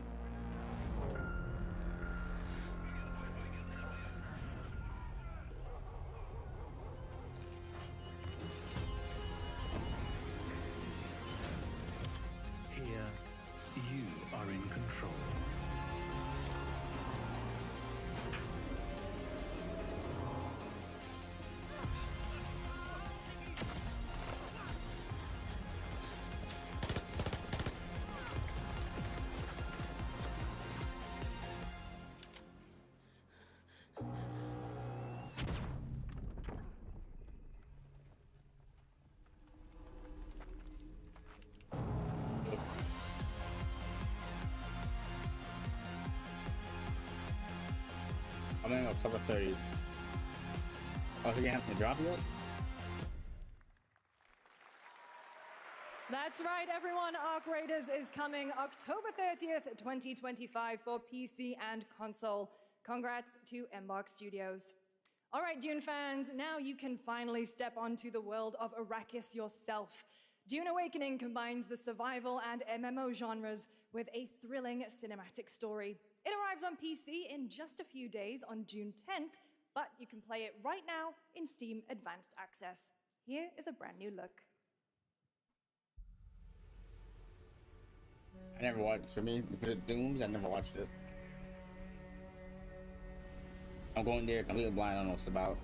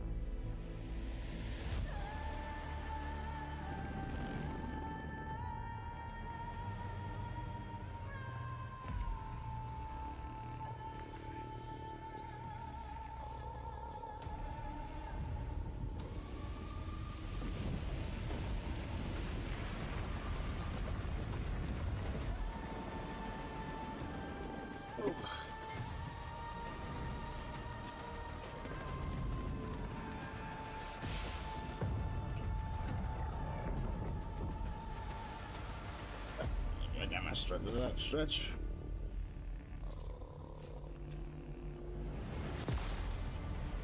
Search it.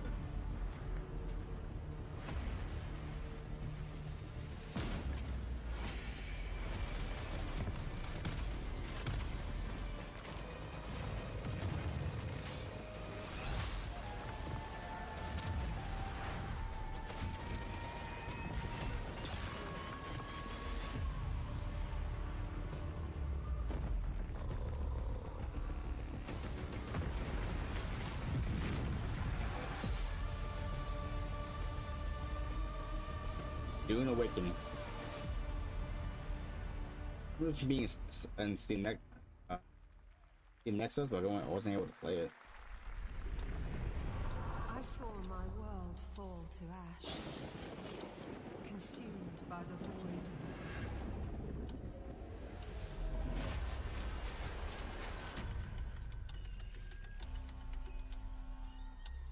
Try as I might to quell their advance, 'twas all for naught.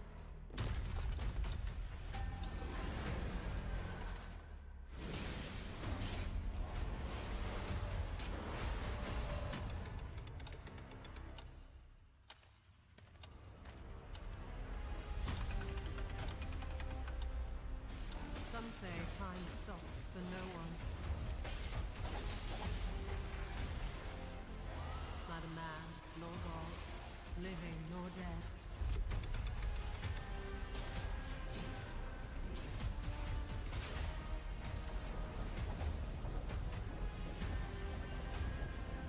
Yet what then of those who deigned to turn back the hands of fate? To save what remains of our broken worlds, you need only take my hand. Return to the past, where your journey awaits. Let's see. Like this. Now we just get to drop more game demos beta testing, like is it a minute, like either right now, or it starts after Summer Game Fest ends. I want to test some games out. I will never forget my cause. What is more compelling to you, sir? Just as he once came to me, filling that dark tower with light. What happened while I was out? So I hear you're looking for someone? The victors show no mercy to the defeated. People here despise weakness, worship strength, and crave Not a glory. Gauntlet game? I never doubted that you'd end up here. I'm merely curious. What ending have you penned for Septimus Oh, Withering Waves. this Oh, time? it's there's another new Gauntlet game. No, it pop up. A rat. All right, Focus Entertainment here. And about us, Space Marine. Nuisance.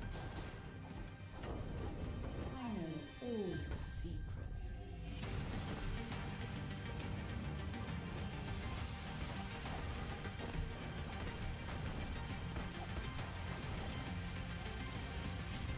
And don't come back. There's an orbit. That's Mio, Memories in Orbit, Neo, oh, a Neo. stunning new Metroidvania platformer that has a demo on Steam you can play right now as part of Next Fest. What you're about to see next is a stop-motion co-op platformer where everything has been crafted by hand. It's called Out of Words, and I'm honored to show it to you today.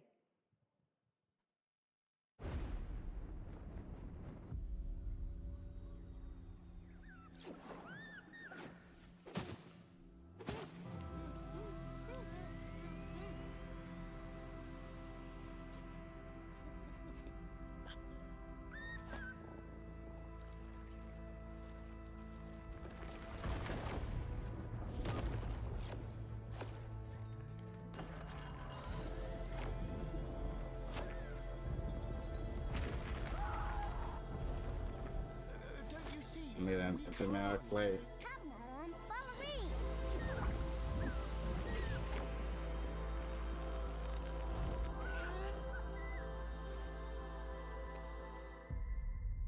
Odd Words.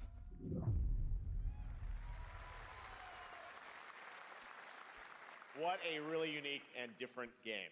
This August signals the release of Mafia: The Old Country, the next entry in the acclaimed Mafia franchise Cool. from the team at Hangar 13. It's a gritty I mob played story Mafia- set in the Mafia brutal 2 and a underworld little of bit of 3. 1900 Sicily. Here is the Summer Game Fest trailer. Make sure run it back. Betrayal burns because it can only come from someone close.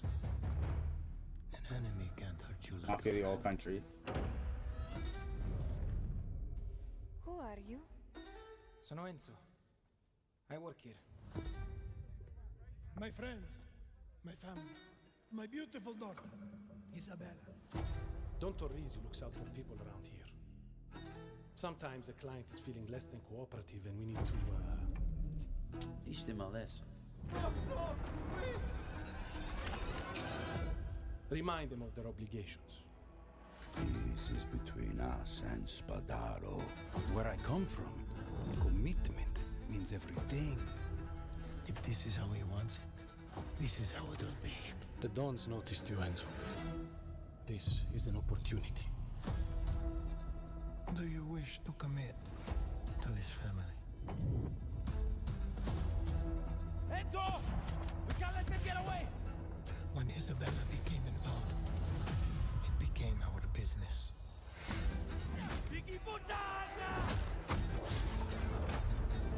It's family. Loyalty is everything. We do not always get to choose what we do. We can choose who we are. And who are you, Enzo? It's coming August. And if you thought that guy was a stud, just wait till you see this next game. LEGO Voyagers captures the creative, hands-on spirit of classic LEGO play and will also support a Friends Pass, just like Split Fiction. Here's the first ever look.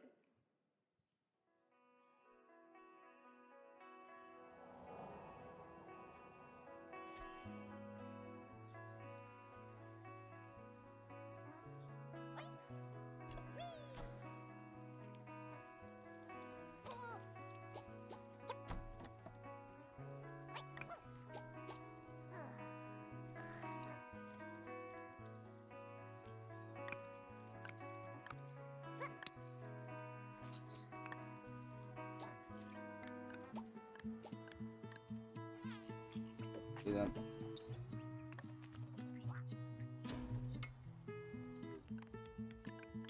I was going to do with Legos. I zoned out a little bit.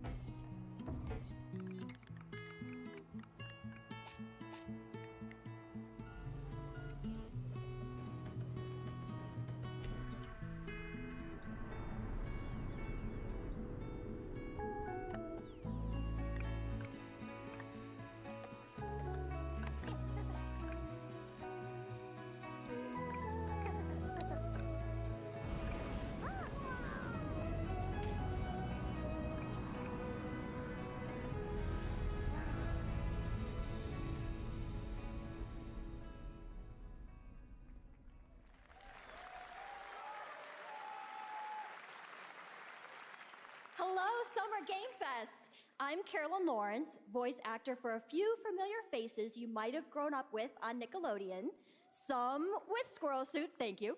Some with science smarts, and some with serious attitude. Nickelodeon has always been about wild worlds and weirder characters.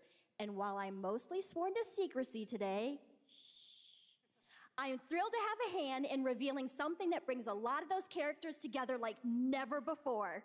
I hope you enjoy the first look at Nicktoons and the Dice of Destiny. Yeehaw! Daddy cheeks. This one, SpongeBob?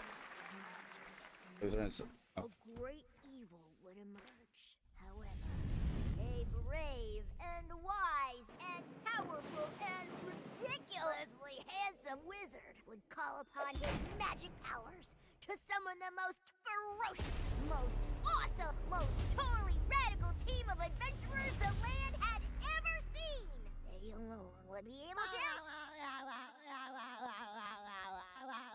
SpongeBob, that's what SpongeBob game. I thought it was on something entirely different. Oh. Yeah, homie game. I think there's a new game. Oh, it choose the. Oh, I didn't even read that.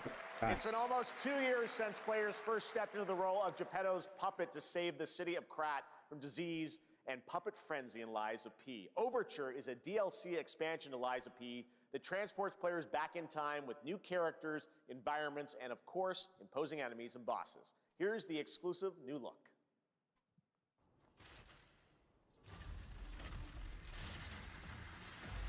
After P? Oh, I think.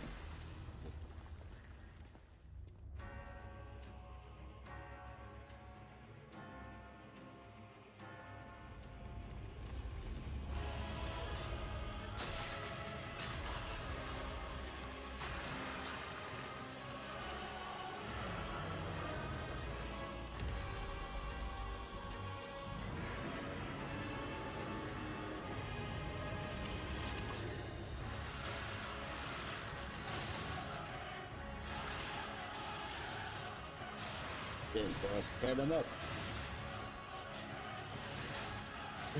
Yeah, I got a little hungry. Probably after when Summer Game Fest ends, I'm probably just gonna end it there. I'm getting a little hungry.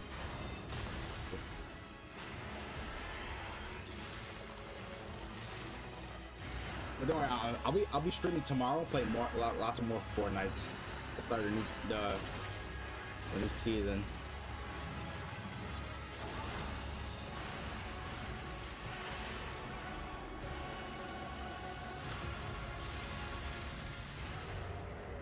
Lies of P Overture.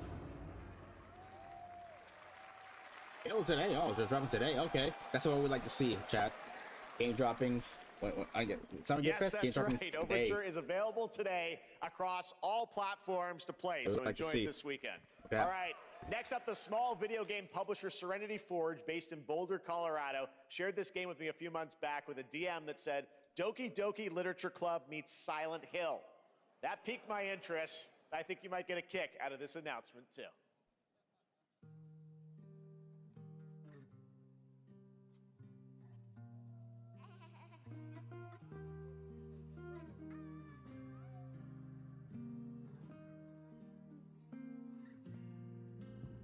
I sit at the front of the dinner table where he used to be. Chairs empty, 5 plates full. Play Plates of food. Plates of tomatoes. Plates of egg. Plates of angels. Oh yo, Plates of her hey, legs. Thomas, thanks for the follow on Rumble, bro. Appreciate it. Welcome in. I'm watching Summer Game Fest. The garden is lush in the rain, and everything's focused. Dinner's ready.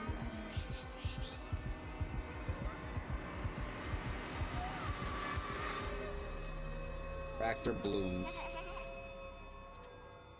There's a hunger that What's going on, bro? feeds What's up? and blooms. What's up, Chad? How you been? Talk to me. And I will bloom.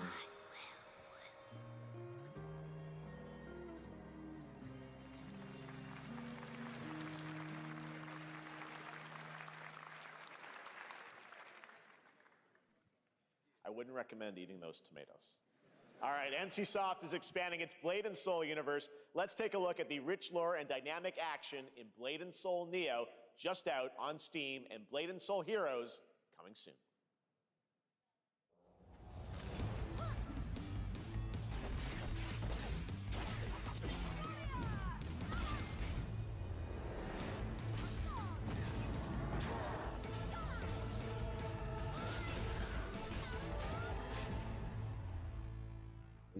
Neo announcement. All right, and then more same day drops. We'd like to see.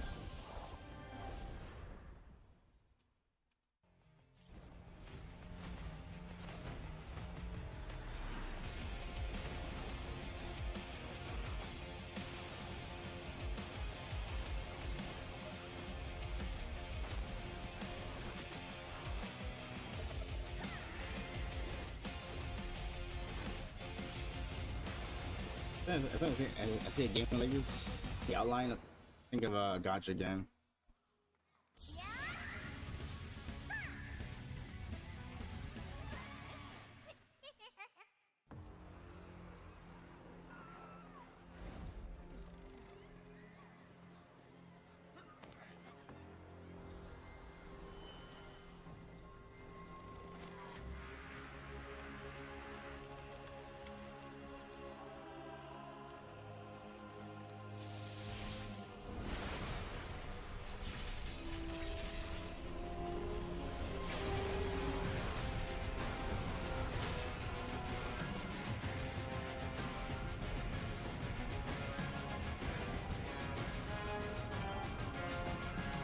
Which man? I know that kid. Oh. Actually, I've ever checked. I think it's raining outside my place.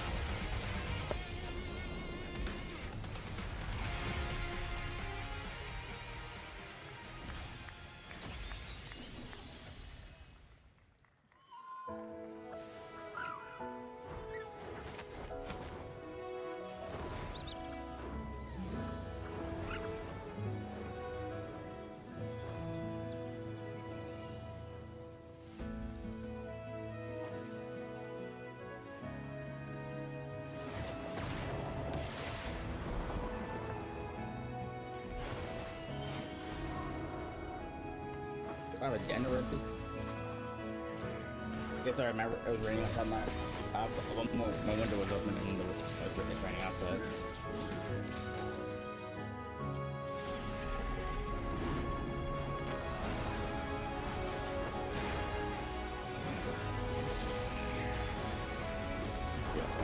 Yeah, One Punch Man game. Look at this.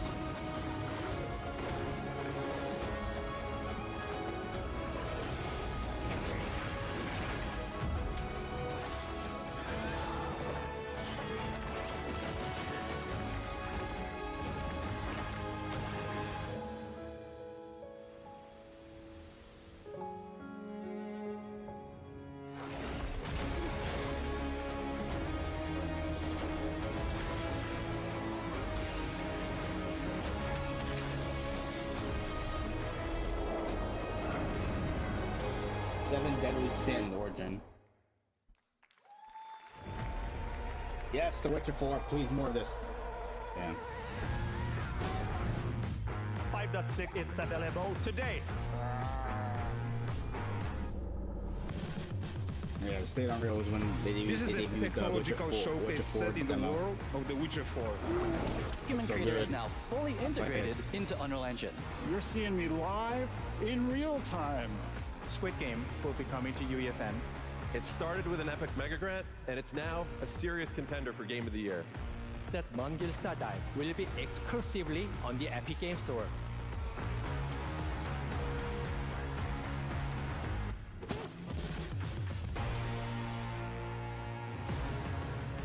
We find a way.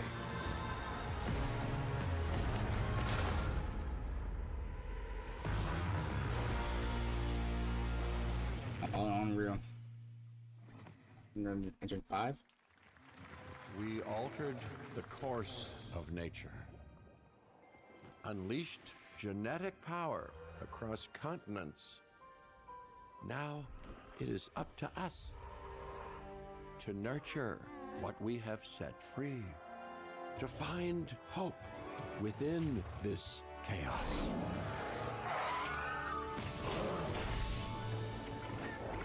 Well, to help life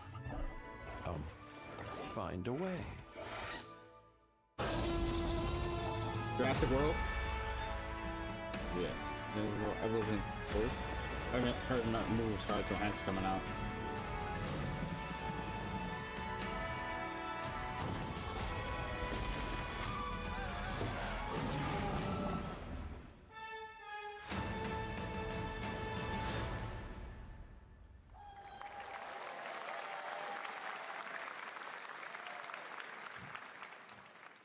Hi, I'm Celia from Yacht Club Games.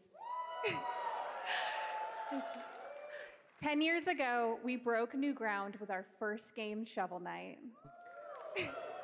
Today, I'm thrilled to share a world premiere look at our next IP, Mina the Hollower. Mina the Hollower. Mina continues our traditions of refining retro gameplay for a new generation. It's a bone-chilling adventure that it blends intense combat, free roaming exploration, and precise platforming.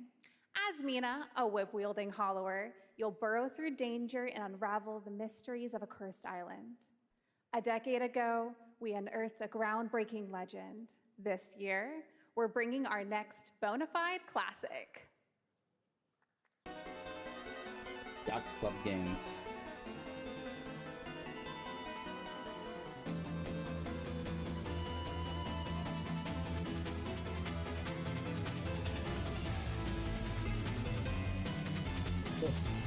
And it's food in me ASAP. I have to take them. You know what, Mexican, Italian, Italian. Okay, pizza. My life choice. These are my life choices, Chad.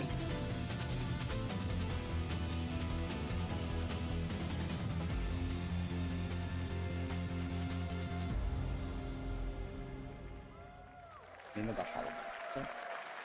Halloween. All right. This is a special one. Our next game comes from a well-known developer that has done... Yeah. Oh, Kyle Bossman, everyone. Final boss. Can be scripted, right? Well, let me see what this says. Oh. Hey, Jeffy. If you're reading this, it means 3 things. Number 1, you're killing it at the fest with your oodles of totally natural charisma. Debatable. B, I'm at your house playing long darts with the fam. And 3, you're gonna do me a solid and skip that Silk Song trailer so you can pimp my revolutionary VR gaming venture that will shock the industry probably. A wet one on the lips, comma, Wade. All right, let's take a look. Oh, that was Deadpool. You notice that? Hell yeah. Handcrafted with cuddles by the Merc with a MetaQuest.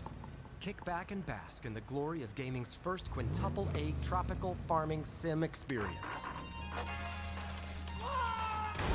Oh, hi, new friend. Oh, yeah! Escape the turd burger of late-stage capitalism and enter a world of VR magic and wonder. VR games You'll care for exotic pets. I'm not ready to get VR with hip-hop Satan. It's oh, not hi, me. don't worry. He's a fascist. He deserves this big time. This guy's a total dimmy. What the hell? Who designed this shit? I wiped my ass on this first. You're welcome. Who got the lobotomy with fries? All your dreams of being inside me come true in VR. Spider-Man gets insomnia. Simple VR. I get this shit. I'm craving Korean barbecue now. Is that weird? Whoa! MetaQuest. Oh, MetaQuest exclusive. With Neil Patrick Harris as Deadpool. All right. Last year at Gamescom, we announced Dying Light the Beast, the culmination of a decade of Techland's experience building survival horror games. Kyle Crane is back as the player character in this title that blends open world and action survival horror. Let's take a look at the latest trailer with some big news, the release date.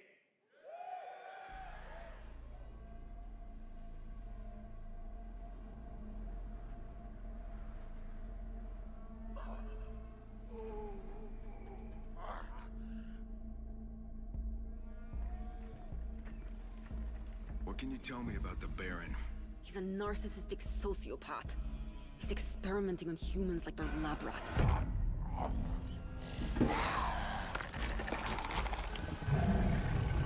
God only knows what the Baron's planning to do with those monsters.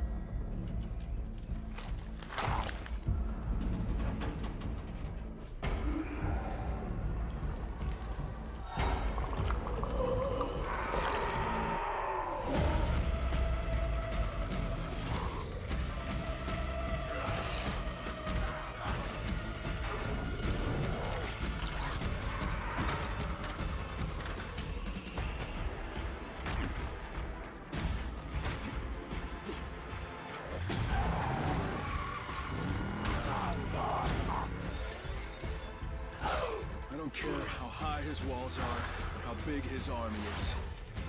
That fucker will pay for what he did to me. All the years he took from me, all the agony he put me through. You want revenge? Damn right I do!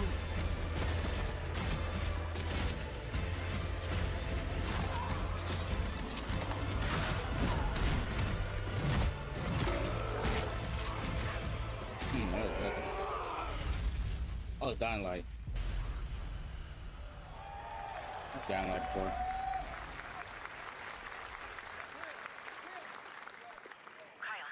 E&F is an old chemical factory south of the city. The Baron's men operate out of there. Then I'll go there and fucking kill him.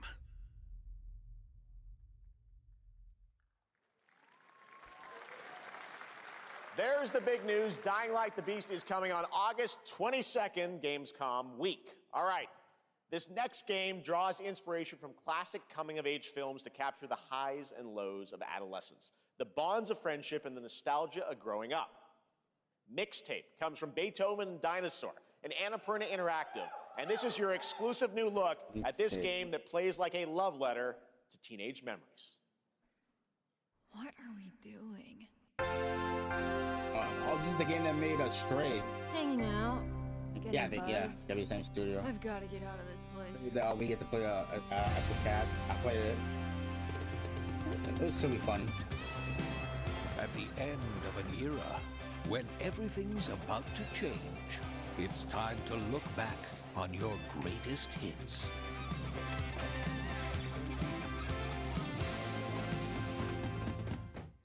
Mom, who is it? One moment. It's the pigs, darling. Shit! This year, experience a retrospective like no other.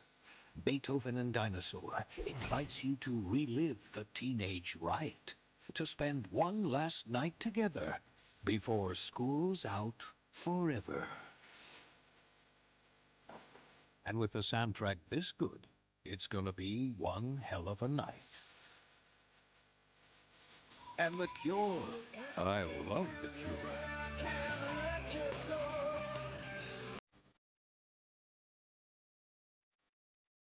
Experience it for yourself. Mixtape. Nothing but the hits.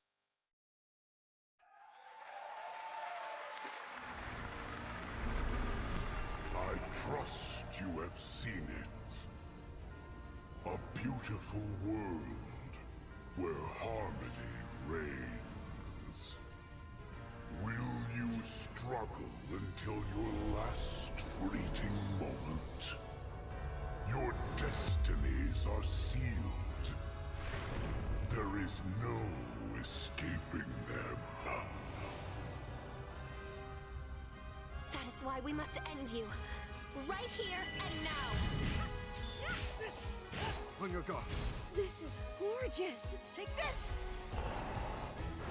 And just getting started. Let's put it into action.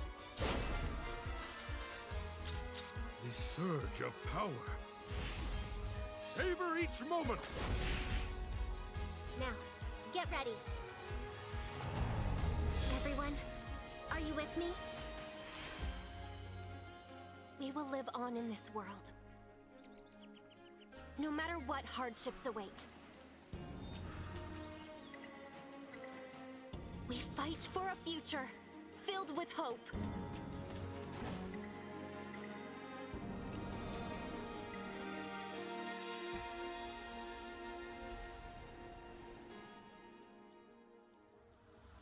Toa and the Guardians of the Sacred Tree.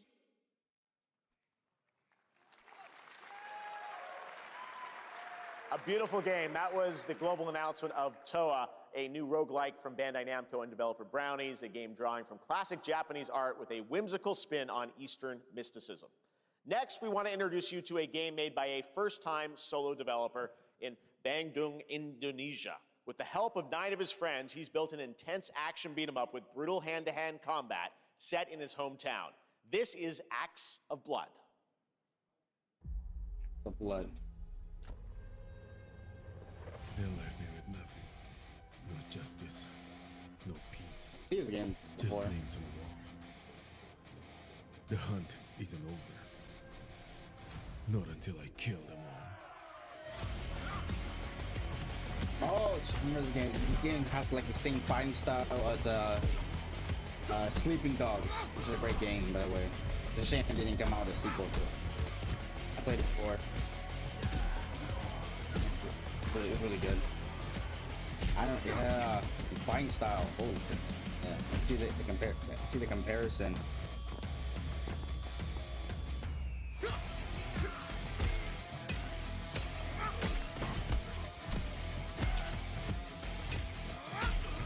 Holy shit. The boy's fucking him up.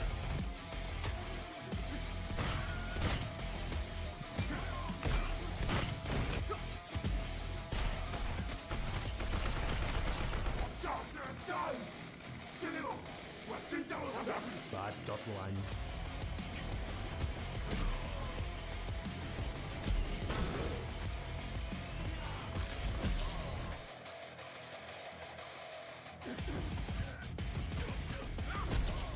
Acts of Blood.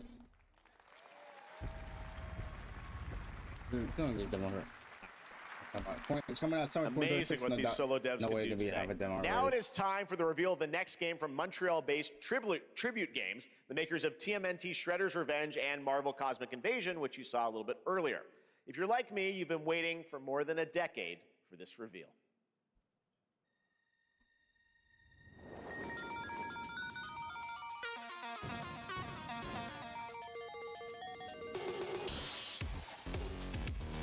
Begins of robots, the demon, kind of madness. Who's on him? Oh.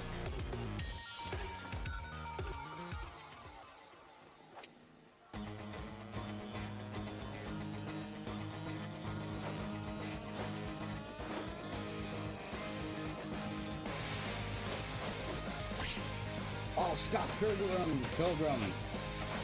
There's a movie about this.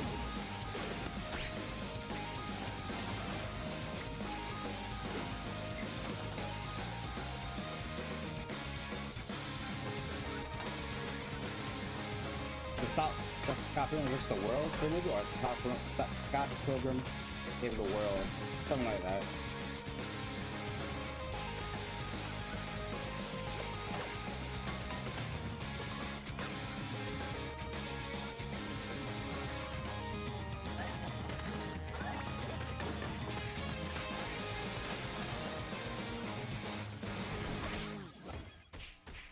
Scott Pilgrim X. Scott Pilgrim is back with his fists flying in a brand new brawling adventure. In EX, you'll battle through space-time and the streets of my hometown of Toronto with Scott, Ramona, and 5 of their former rivals in this online 4-player co-op adventure with a story written by Scott Pilgrim creator Brian Lee O'Malley.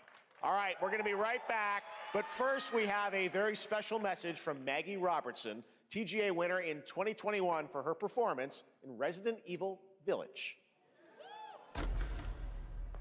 Ah, there you are. Wait long. We've been preparing delightful ways to make you suffer. So enter the village if you dare. We've slashed the price to be lower than ever for you simple little man things. Still thirsty? Worry not, you ungrateful wretch. There's plenty more fun to go around. Now cease this foolishness and make your decision wisely.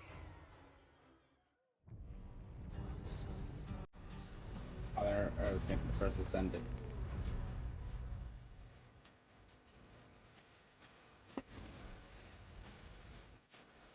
Yo! Yeah, yep. Are all the Hubba Bugs games.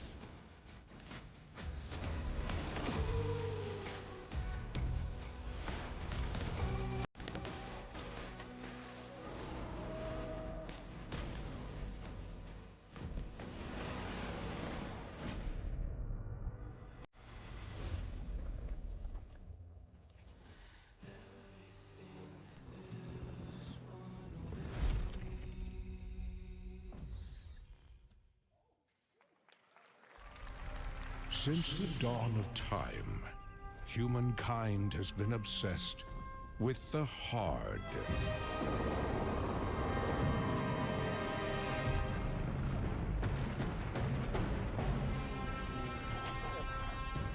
Now, a glorious morning has dawned on something that's simply harder. Scum. Big hit alike. Witness this apogee. No fantasy. Big hit alike. Mix up pure alchemy. Lethality. Big hit alike. Big hit alike. Big hit alike. Your hard just got harder.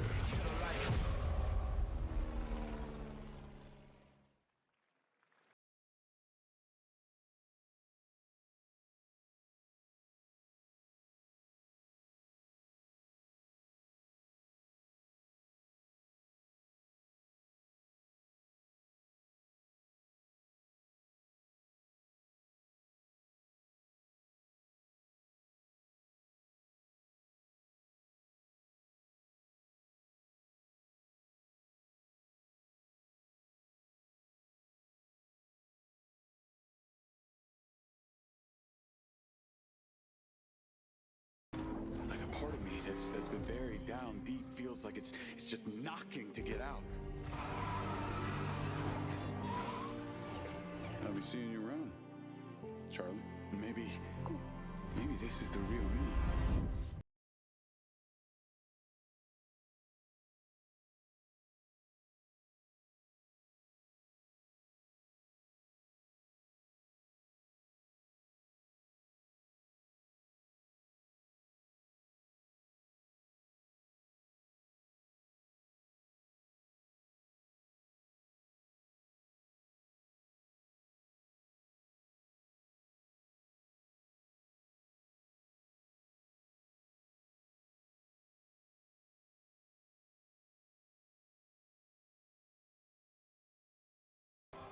Oh yeah, Hitman.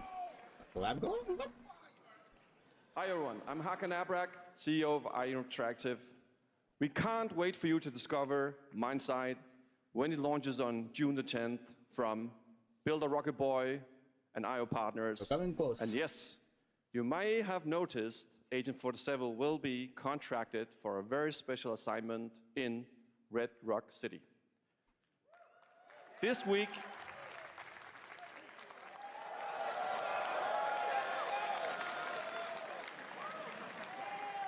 we finally revealed 007 First Light to the world, and your reactions were heartwarming.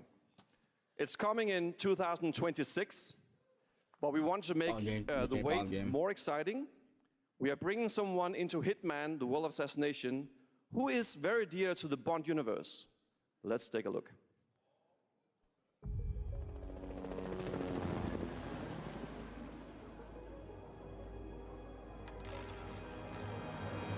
Your target is the elusive shadow banker, known only as Le Chiffre, a financial mastermind with suspected ties to the criminal underworld.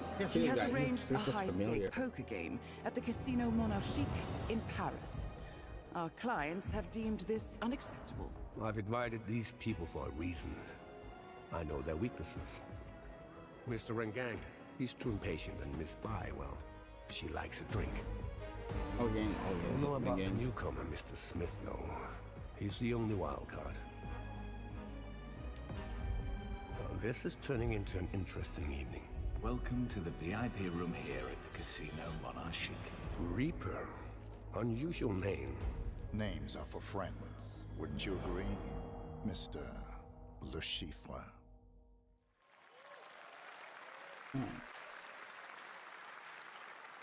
There you have it. Hitman and 007 are coming together in a very unexpected way. We know our players waited a long time for 007 First Light.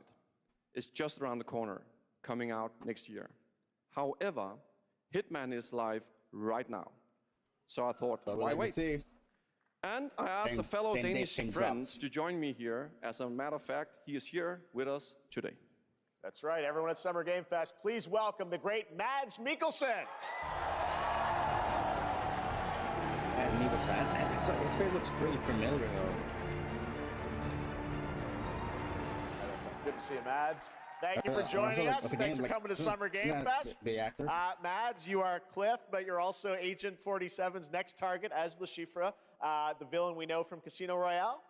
Yep, that's it. And you know, this is, I've always had a deep love for this character. It's a role that means a lot to me because of a lot of reasons. So when Haggard gave me the chance to step into the shoes of Le Chiffre once again, I did not hesitate for 1 second. But this time is a little different. He's more confident. He's dangerous. He's not just a brilliant mind hiding behind a desk. He is visceral, unpredictable, and ruthless. And let's just say this time he doesn't outsource the violence anymore.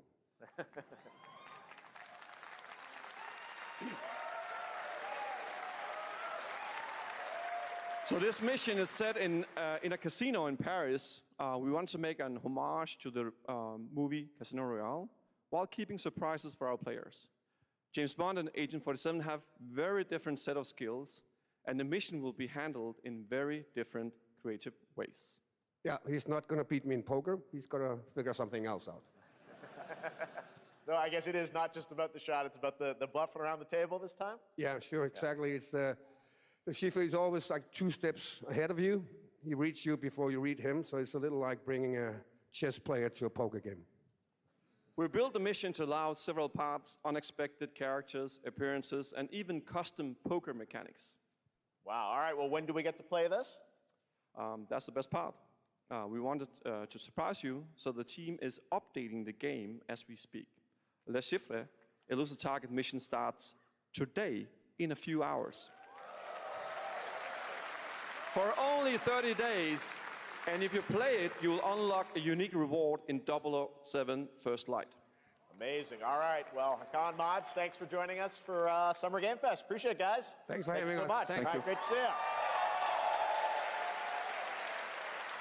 Great stuff. All right, now here's the announcement of a new party game coming later this year that will delight LEGO fans, made with over 1 million LEGO bricks, 300 minifigures, and over 700 trillion minifigure combinations. It's Saturday night somewhere, so make some noise for LEGO Party! Get ready! For a nail-biting competition. We're minifigures, Dad. We don't have nails. It's an action-packed contest to collect the most golden bricks. But will you be helped by friendly krakens? Or hindered by evil monsters. Or lightly toasted by a flying lizard with wings? That's a dragon, Ted. And what about our amazing mini-games, Ted? We've got more of them than you can count. More than 10? It's actually more like 60. Whoa, that's a lot! With surprises around every corner, anything can happen. Anything? Anything. Anything? Yes, anything. Okay, but certainly not a giant crab, a mythical king cobra, or Master Wu smashing a crate. Those were literally just on screen, Ted. Wow! We've got all that and more in LEGO Party!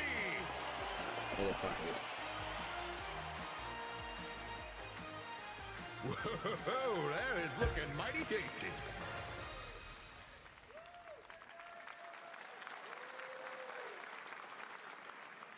All right, next, a new look at a new team shooter from Dreamhaven and Moonshot Games. 20 players across 5 ships venture into the most treacherous region of space, hoping to get their hands on the artifact. The game is called Wildgate, and the open beta starts next week during Steam Next Fest.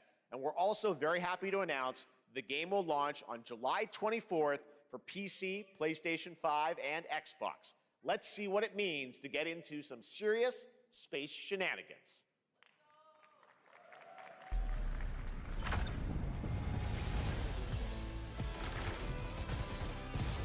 Danger. Reactor overload.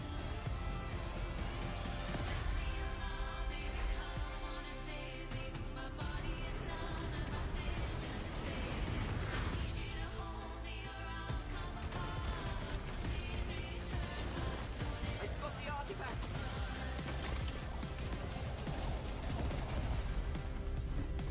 Laser round installed. This feels bad. Now their ship is flying!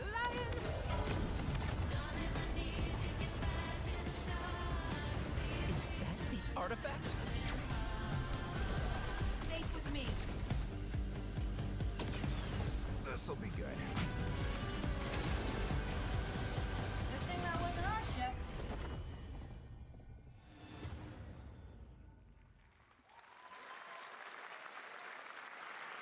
I'm proud to reveal to you the next game from Toronto-based Drinkbox Studios, the team behind the Guacamelee series and Nobody Saves the World. They're making a full 3D game that can be played alone or with a friend in co-op. You can find out more during Day of the Devs right after the show, but for now, here is the global reveal of Blighted. Looking over this decaying world, one can only wonder, how did it all come to this? It began with the ancient rituals, the dead buried with a seed from the trees of memory. Those who ate of the fruit saw the lives they lived and passed their knowledge to future generations until Sorcisto, in his lust for power, consumed the brains of the living, spreading this blight. You harbor it too, I see.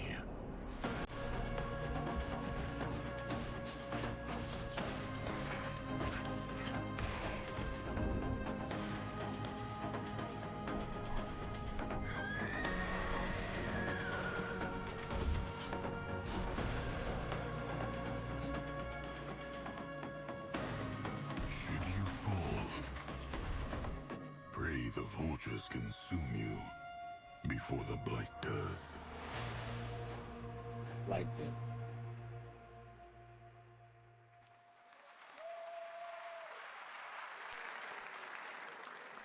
There is more Blighted coming up right after the show in Day of the Devs. All right, next is a first-person survival action horror game from Team Clout. It's a new team of 50 with founders in Canada and Armenia. They partnered with the new Munfish Powerhouse label to bring this insane Unreal Engine 5 game to life with unpredictable monsters and visceral dismemberment. Here is your first look.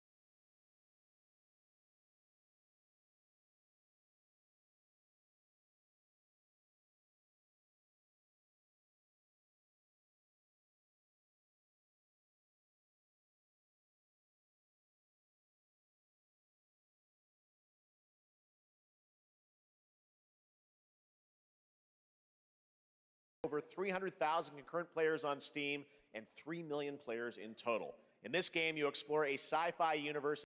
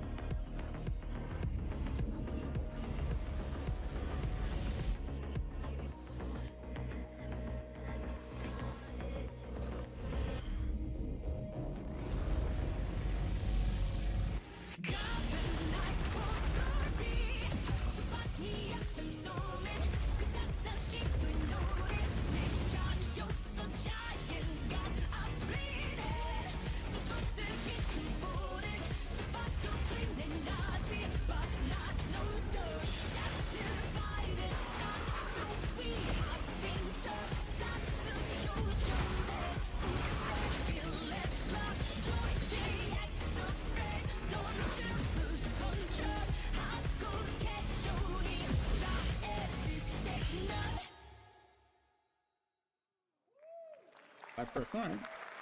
We're gonna play this game. In this next next title, before. small-scale players traverse the oversized world around them, filled with local wildlife and hostile machines.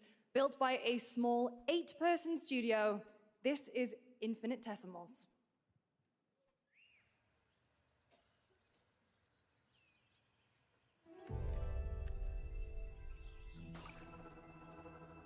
Mechanicals approaching.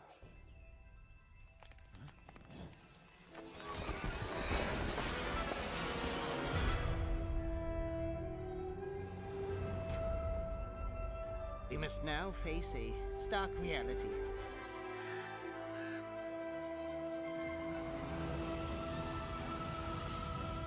industrial civilization we were expecting to join.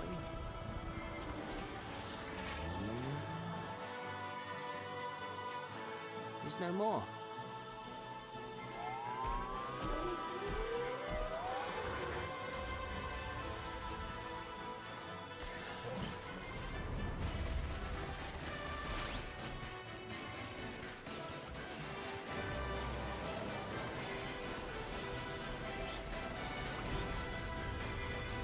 Whatever it takes, we find a way.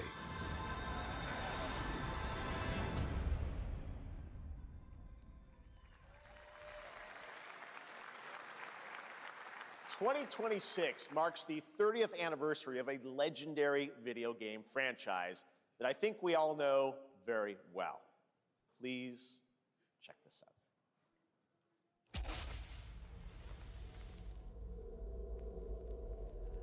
Happy birthday to you. Happy birthday to you. No way. Happy birthday. Happy birthday. That's people. Happy birthday to you. And to celebrate early, a special message from Takeuchi-san. マギーさんありがとうございます。カプコン竹内です。皆様のおかげでバイオハザードも30周年を迎えることができました。ありがとうございます。さて、お待たせしているバイオハザードの最新作なんですが、もう少しだけ、あと瞬きするぐらいの間だけお待ちいただければと思います。それでは、これからもバイオハザードシリーズよろしくお願いいたします。ありがとうございました。Video game. Thank you, Takeuchi-san, for that very special message. We cannot wait for when the time is right to share more leading into the anniversary of Resident Evil. Now it is time for the next big update for a beloved franchise.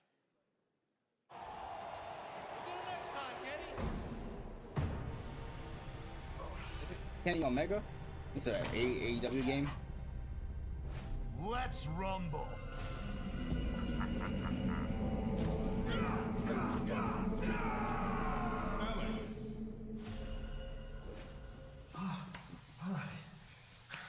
Kenny Omega doing?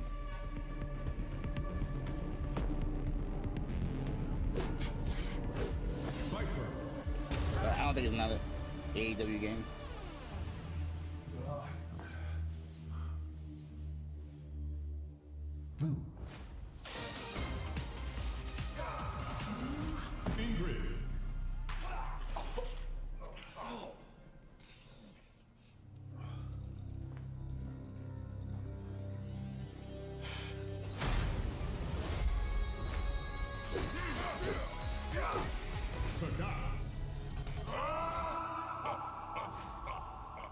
Street Fighter 6. Third game? I thought Kenny Omega, I thought it would be another AEW game. He involved in this?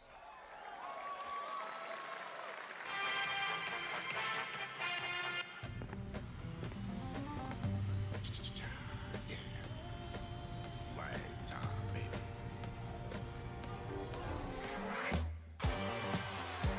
Julia's ring. Get him, y'all. Alejandro.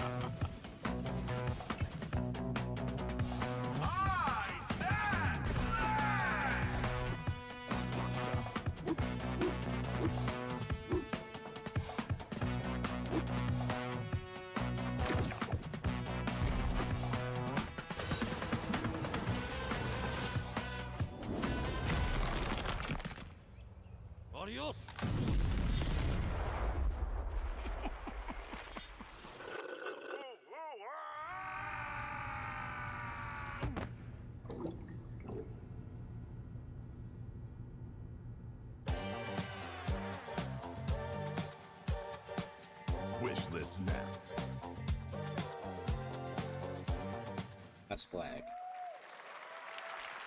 That was Last Flag, a new online action game from the new indie studio Night Street Games, which is the ultimate game of capture the flag set in the 1970s. As you saw, the closed alpha will be starting later this year. Next, we have a beautiful new trailer for a Souls-like action RPG game developed in China by Lenzi, Wuchang Fallen Feathers, which is launching on July 24th. Here's a look.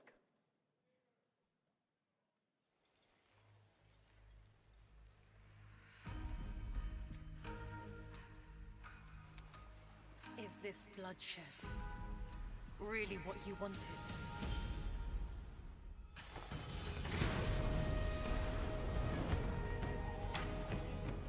Fate is all set in stone.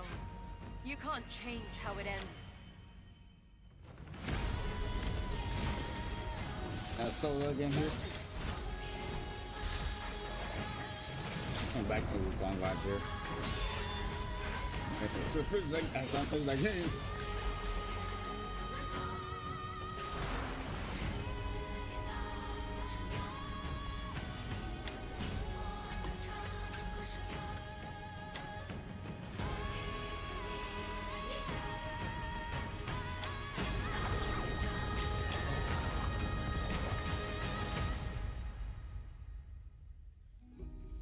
What will it take to finally awaken you?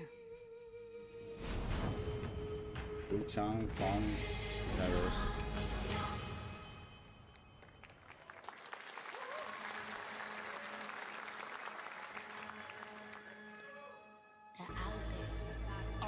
Gotta rescue mom. This is what we gotta protect. We cannot choose when people's dreams get snatched up out here. Inspector that. Find Rizzo. Find Master Kill. Find Jizzle. Find Method. Find Rewind.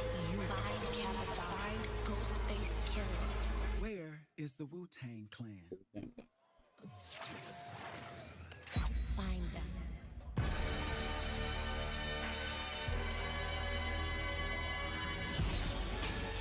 Then Wu-Tang Rise of the Deceiver.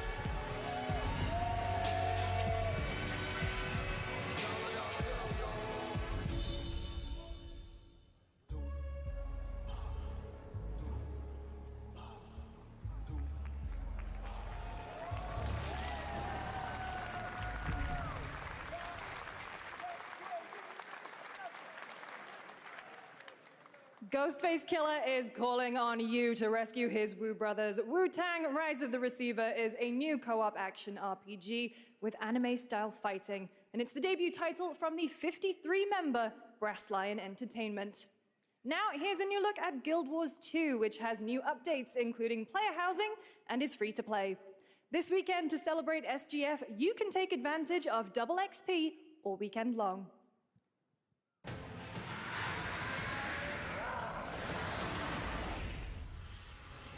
My calling takes me far from home, where shared struggles form fast bonds. My greatest advantage? Adaptability. Their greatest weakness?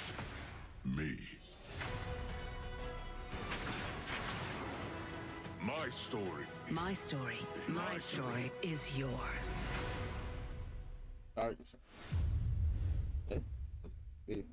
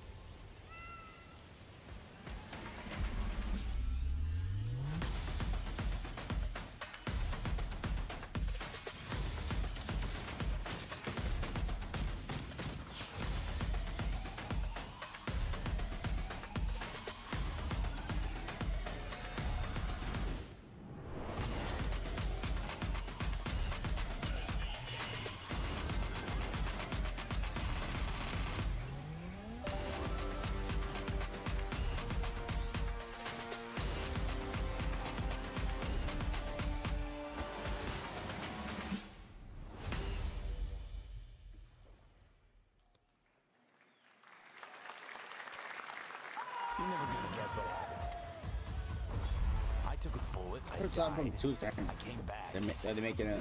And I met Johnny Silverhand. I think it's like that. Long so. story. Here is another game throwing back to a classic animation style. Enter a surreal world where you're a down on his luck outcast who has to battle his inner demons, literally, in this action roguelike. Here's Into the Unwell.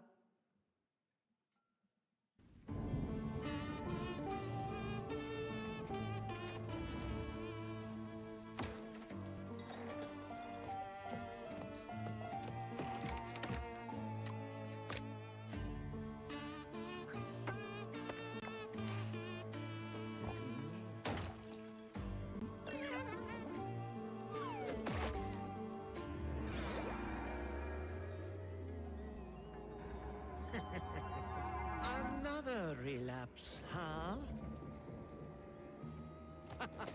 Get well soon.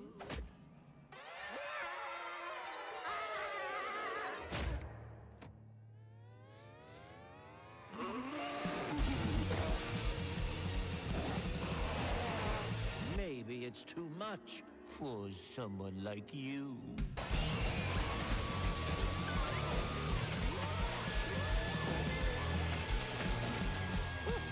Delusional. It won't always be so easy.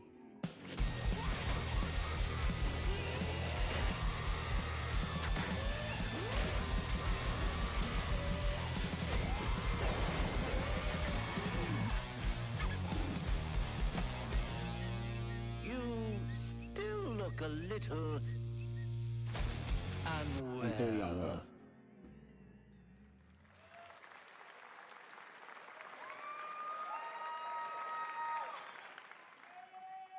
Hey guys, I'm Ian Prue, the co-founder of 1047 Games. When we started Splitgate in our dorm room, we just wanted to make a game we could play with our friends, and 20 million of you played with us. Now, with the help from our amazing community, we've built Splitgate 2. Why?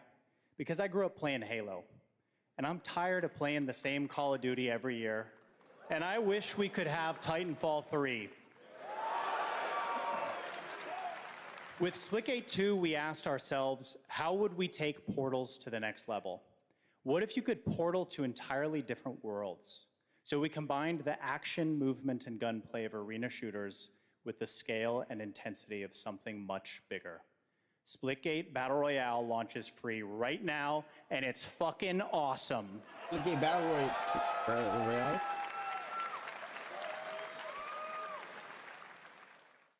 Just look at that water placement, expertly done. This is the epitome of sport. They are splitting savants and jetpack geniuses. The movement is so fluid, so fast, you can't stop what you can't catch.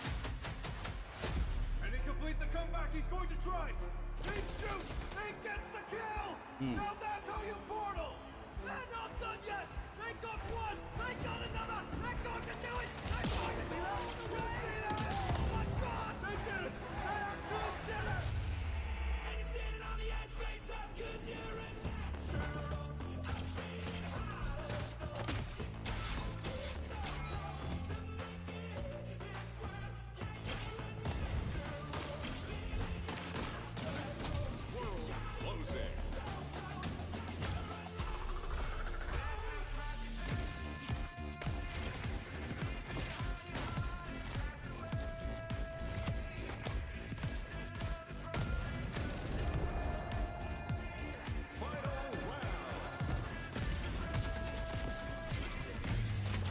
Last man standing.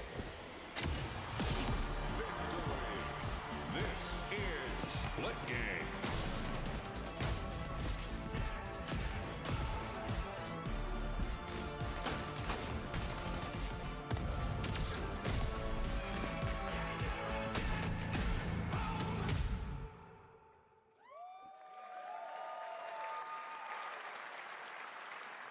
Now we are honored to showcase the latest project from the talented minds at RGG Studio in Japan.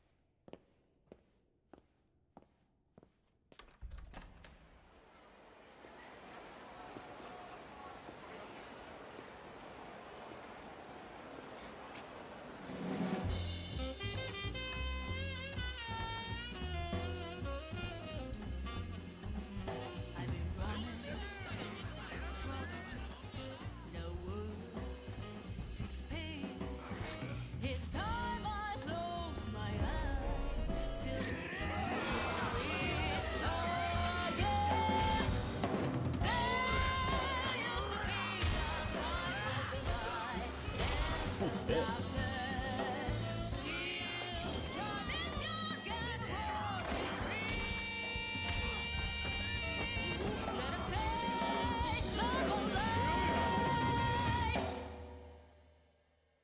Got a name? Mako. Daito. Daito. A Jap then, huh? Don't I look like one? You're not? So, what are you then? Sana. 俺が知りてえや。Albert Spencer.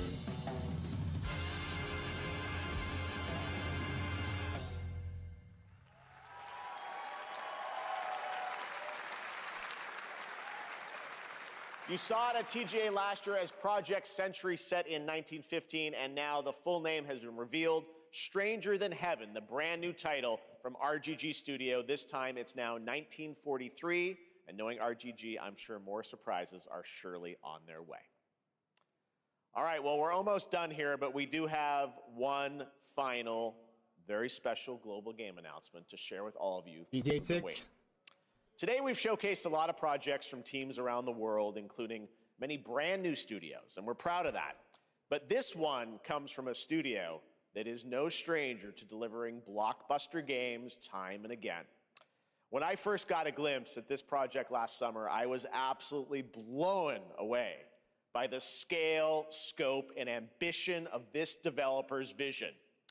And while there are many places, really any place, this game could have been revealed, we are so deeply honored that we get to share it with the world right here at Summer Game Fest.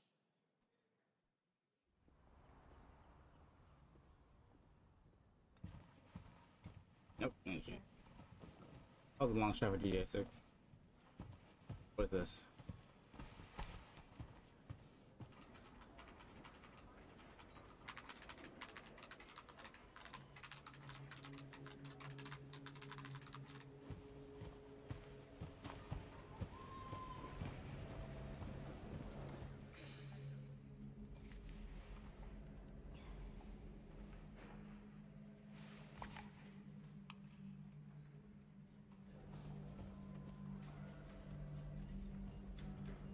Grace.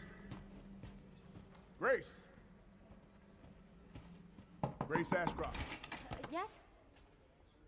My office. Oh, coming.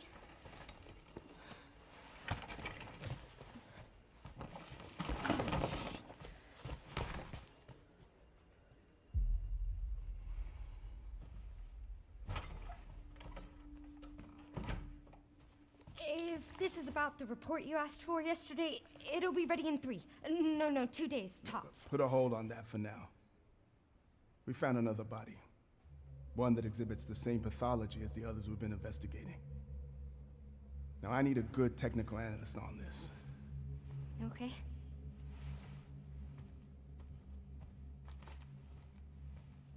I need your eyes on the crime scene. The Renwood Hotel.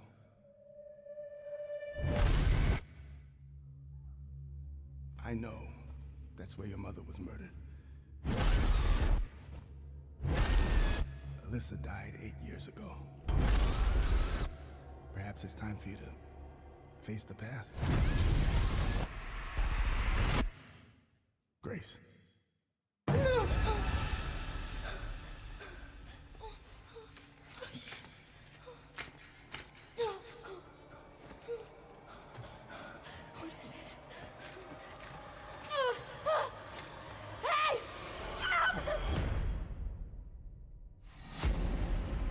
Yeah, shit is this? Stay close.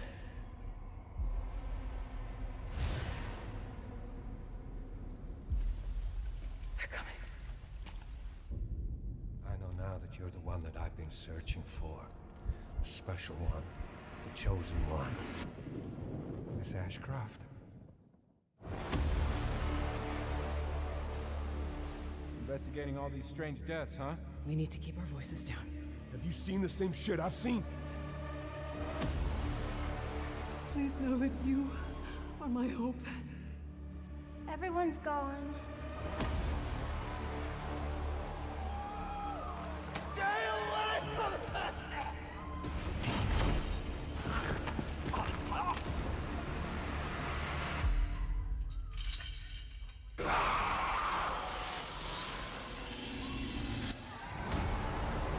Resident Evil Requiem.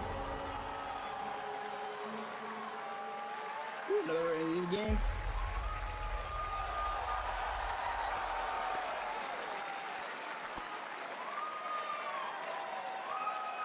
There you have it, Resident Evil Requiem. And it will be playable to fans this August at Gamescom, where we'll also be hosting Opening Night Live on Tuesday, August 19th.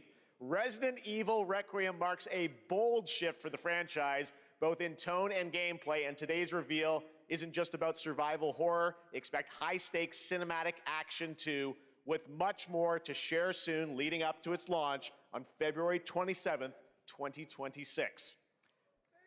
Amazing. Thank you, Capcom. That was an amazing announcement. Glad we kept it a surprise. All right, that's going to do it for our live Summer Game Fest show. Let's thank our co-host, Lucy James. Didn't she do a great job, everyone? Good job. Lucy got to see the trailer for the first time. I know. Too. I can't believe it. You kept that so secret. Very top Yeah, secret. oh, All shit. good. All right, well, there's much more Summer Game Fest to come. Make sure to visit summergamefest.com to see a listing of all the digital events this weekend you can watch and to highlight even more games, including the Xbox Games Showcase on Sunday. And stay tuned online to see coverage of many of the playable games at Summer Game Fest Play Days that's taking place this weekend in LA. And make sure to stay tuned for Day of the Devs, which is coming up next with additional new reveals from incredible independent studios around the world and deeper looks at some of the independent games we showcased today. Thanks so much, everyone. Awesome, and thanks to you, Lucy. Great job co-hosting. All right, that's going to do it for Summer Game Fest. We will see you at Gamescom on August 19th. Yeah. Thanks, everybody. Yeah, so that wraps up for Summer Game Fest. I'll probably watch I'm gonna end the stream, but I'll still watch Day of the Devs. You know, after I wrap it up here. But yeah, it's gonna.